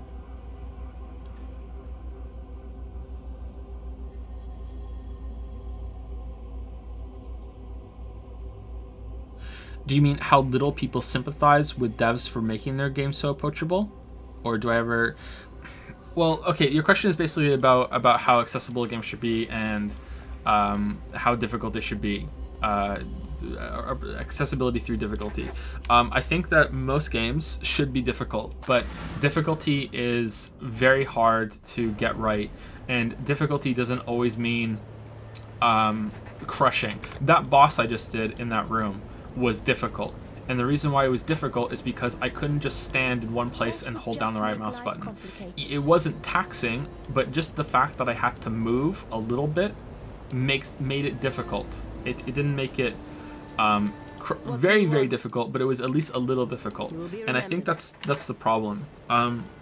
There's a line in a script I wrote that for a video that I hope I can make, that the concept of difficulty has evolved in a mutated way, like a Pokemon that you wish you would hit B on while it was evolving. It used to be that, hey, it's challenging in any way at all, and now it means fucking Dark Souls, you know? And partly that's the reason that the problem caused by people who love fucking Dark Souls and want games to be more like that. Difficulty can just mean it's a little taxing. A jump that you have to time just a little bit in Mario is difficult. That's testing you just a little bit, and I think all games need to be like that to be considered games. But that statement isn't really all that refined just yet, and I don't really want to get too into it. Sorry. As you can probably tell, it's not a fully finished thesis yet to bust out the T word. I think that most people don't understand how taxing it is to get the difficulty right in a video game, and that there's always this clash of how tutorialized should they be. Should those tutorials just spell it out to you completely, or should they just kind of nudge you into getting it? There have been times where a tutorial has failed me, and I've played games since I was like 4 or 5 years old.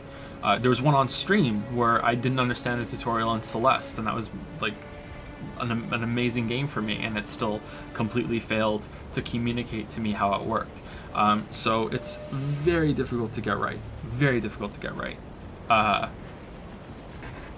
I think that games should utilize more difficulty options to make things the right difficulty for everybody. And this idea that games that don't have difficulty options are somehow more elegant, especially considering that Dark Souls is usually the go-to example of how this works. You know, so it doesn't have a difficulty slider. You get to choose whatever, you know, you fight through it, and you make decisions along the way. Like, that game does have a difficulty slider. It's just baked into kindling your bonfire and using summons. You know, it's right there. It's just a more organic way of doing it. Yeah, I think that more games should have options. UI blindness is a serious condition. It's definitely a serious condition. What platform takes the least % in terms of donations? Patreon. I think Patreon. Yeah, I think Patreon. But if you're asking that because you're curious, Patreon, yeah. If you're asking that because you want to donate something, I always say choose the platform that you want to donate on. If you prefer having the chat icon on Twitch and you don't have to watch ads anymore, and you like the emotes here, then go for that. You know, if you prefer the Patreon awards, then go for that. You know, and thank you for the consideration. Hey, Jill and Lily, just wanted to stop by and say hi. Sorry for not having the Prime sub. Didn't realize the student trial only let me sub for 30 days, so in a few months you'll get the sub back for me. Have a good night, guys. Thanks, Hellfire. Thanks for stopping by. It's good seeing you. What game is Leon from? Someone above has activated counter server. Must not. So it's not just something. Anderson's been up on the spot. It's from Danganronpa. Danganronpa 1. And then it turned into Danganronpa 2 and 3. Are there any plans for any videos on the Monster Hunter series? I like how the combat is quite similar to Dark Souls and just a more fast-paced. I think they're good games, but they have some flaws, and would like to know your opinion. I only play Monster Hunter a little bit, and I think I would like to play a lot of the games in the series to fully understand how it worked. Chat was obnoxious while I was playing Monster Hunter World, so we ended up stopping. Not the best time, but I would like to give the games another chance and see for sure. But I can't promise a video. I have no idea. But that is a game that I should love. So I definitely want to give it another shot, because on paper that should be one of my favorite games. Have you watched Barry Kramer? I think I have watched one video from him. And again, everything's sort of derivative, but it really felt like I was watching Aaron.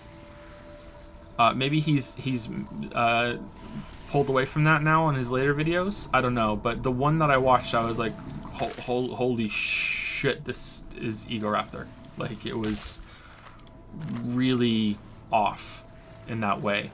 Not in a completely bad way. It was just like wow. I hope I'm thinking of the right guy. I think I am. But it was like, wow, this is just Aaron. So yeah. One of my favorite games of all time. My favorite game of all time is Chrono Trigger on Tuesdays and Final Fantasy VI on Thursdays. Dark Souls, Fury, Enter the Gungeon, Soma, Dungeon Keeper, I'm trying to think. I'm sorry. Like I don't really have a list. Someone asked on Patreon a long time ago, and I limited it to one of each series, and I just kind of spitballed out some of the games that I enjoyed a lot. Galaxy 2, Yoshi's Island, Mega Man X, probably the second one, but I'm not sure. I can't really remember them all that well. I have to replay them again. There's a list somewhere. Hollow Knight and Souls? Hollow Knight and Souls, yeah, but then my favorite games are going to turn into like this 50 long list, which maybe is okay. I really like Danganronpa. I don't know which one. Probably the second one is the best. Yeah, there's a lot of games that I enjoy. Making a list of the top 10 would be really difficult. Baldur's Gate 2, Baldur's Gate Torment, World of Warcraft, probably Majora's Mask. Are there any YouTube series or creators you watch besides video game essay peeps? Sometimes I watch CP Gray. Is it CP Gray? I think it is CP Gray. Lately, I've been kind of trawling around YouTube for some podcasts to listen to while I'm doing some video editing that doesn't require audio to be on, and I haven't had much success with that just yet. There are some, but I can't really think of them at the moment. I was really into Primitive Technology, but I haven't checked his channel in a while. I don't know if he's even made some big videos lately. CGP Gray, that's it. Sorry. CPG Gray. Sorry, that's him. I like Mike from Vsauce. He's pretty good. Can I read my Christmas poem out loud? I don't think I can right now, but maybe next time we'll do it. I think we're gonna probably end it here because it's past 2 in the morning. You okay? Mm-hmm.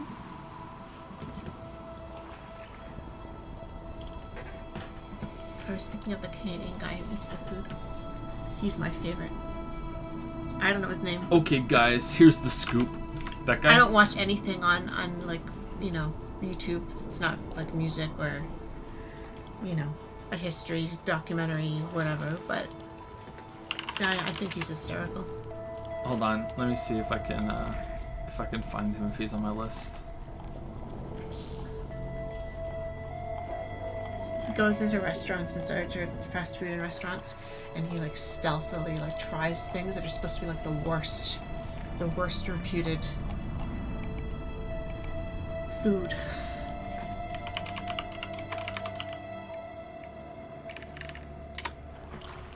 Him. Philip Solo TV. Yeah, he's pretty funny. Yeah. Eating at the worst reviewed restaurant in my city. Yeah, I'd watch that one if you want to find him. Yeah, Philip Solo TV.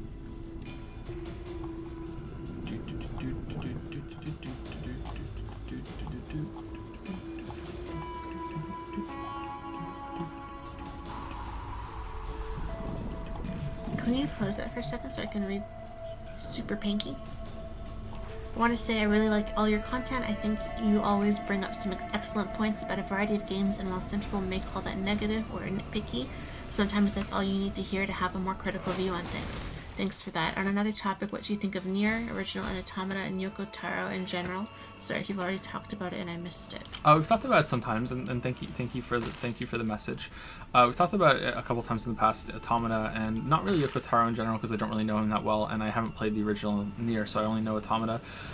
Some people think I hate Automata, and I was judged fairly harshly, and somewhat rightly so, for not paying attention to it very well when I played it on stream. In my defense, and I do think this is a good defense, as good a defense as the criticism is, which is, again, legitimate, that was the first big story game that I played on stream, and streaming is a skill. It is, if you've never streamed before, maybe you want to try it one day just to see with I don't know how you would simulate chat to know. Maybe try playing a game while reading a book that's on another screen, and not a game like Path of Exile, like an actual game that requires your attention, that has its own story. It's a skill, and it's very difficult. And I don't mean there's levels of difficulty, and of course it's not as taxing as some physical labor jobs. Like that's its own thing. Please don't think I'm complaining about something that is cushy as being a streamer. It's just that it is very difficult to learn, and it is a skill. And I was not. I'm arguably still not good at it. Maybe even inarguably not good at it. But back then I was even worse. And yeah, that was difficult to do. But I really like that game, and I don't know why people think that I don't. Like, I was fairly critical of it, and I was asking, you know, some questions about the story that I didn't fully understand, and I still don't know if it is explained properly or not. But I really enjoyed that game, and I don't know where this idea has come from that I didn't. And we're still talking, even though we said we're gonna be done. One last question: is this gonna be our last Q&A like this? Maybe. Yeah, it might be. This might be the last one. We'll see if we can do at least one more. But if we can do it, we'll do it. But I don't know for how much longer we're gonna be able to do it. Like, they're gonna be moving to beds, and they're awful sleepers. And then the baby will be here in June, definitely by July, and it's gonna be screaming and crying every 2 hours or less, you know. So I don't even know how Joe's gonna stream, to be honest, when the baby gets here those first few months, because you're just gonna hear screaming all the time. You already hear screaming with Finn and Leo. You're gonna hear a lot more screaming. What do you need now?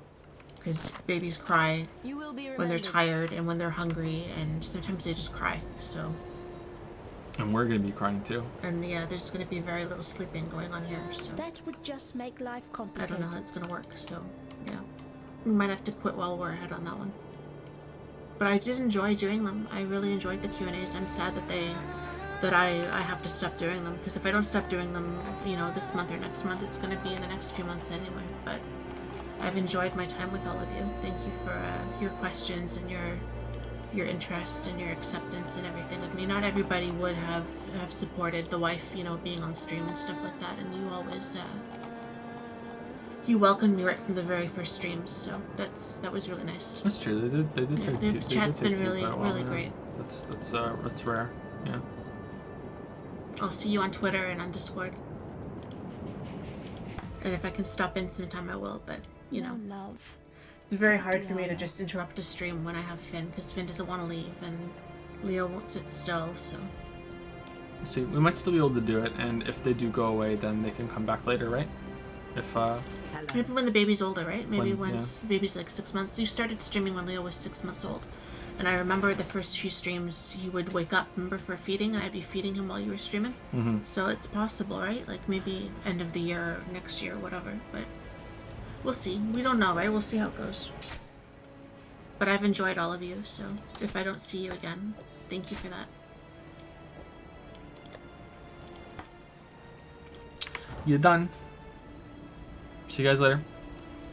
The prompt for the next Q&A should be up in a few days, but like we just said, it might be one that's recorded separately, but we'll see. See you guys later. Good night.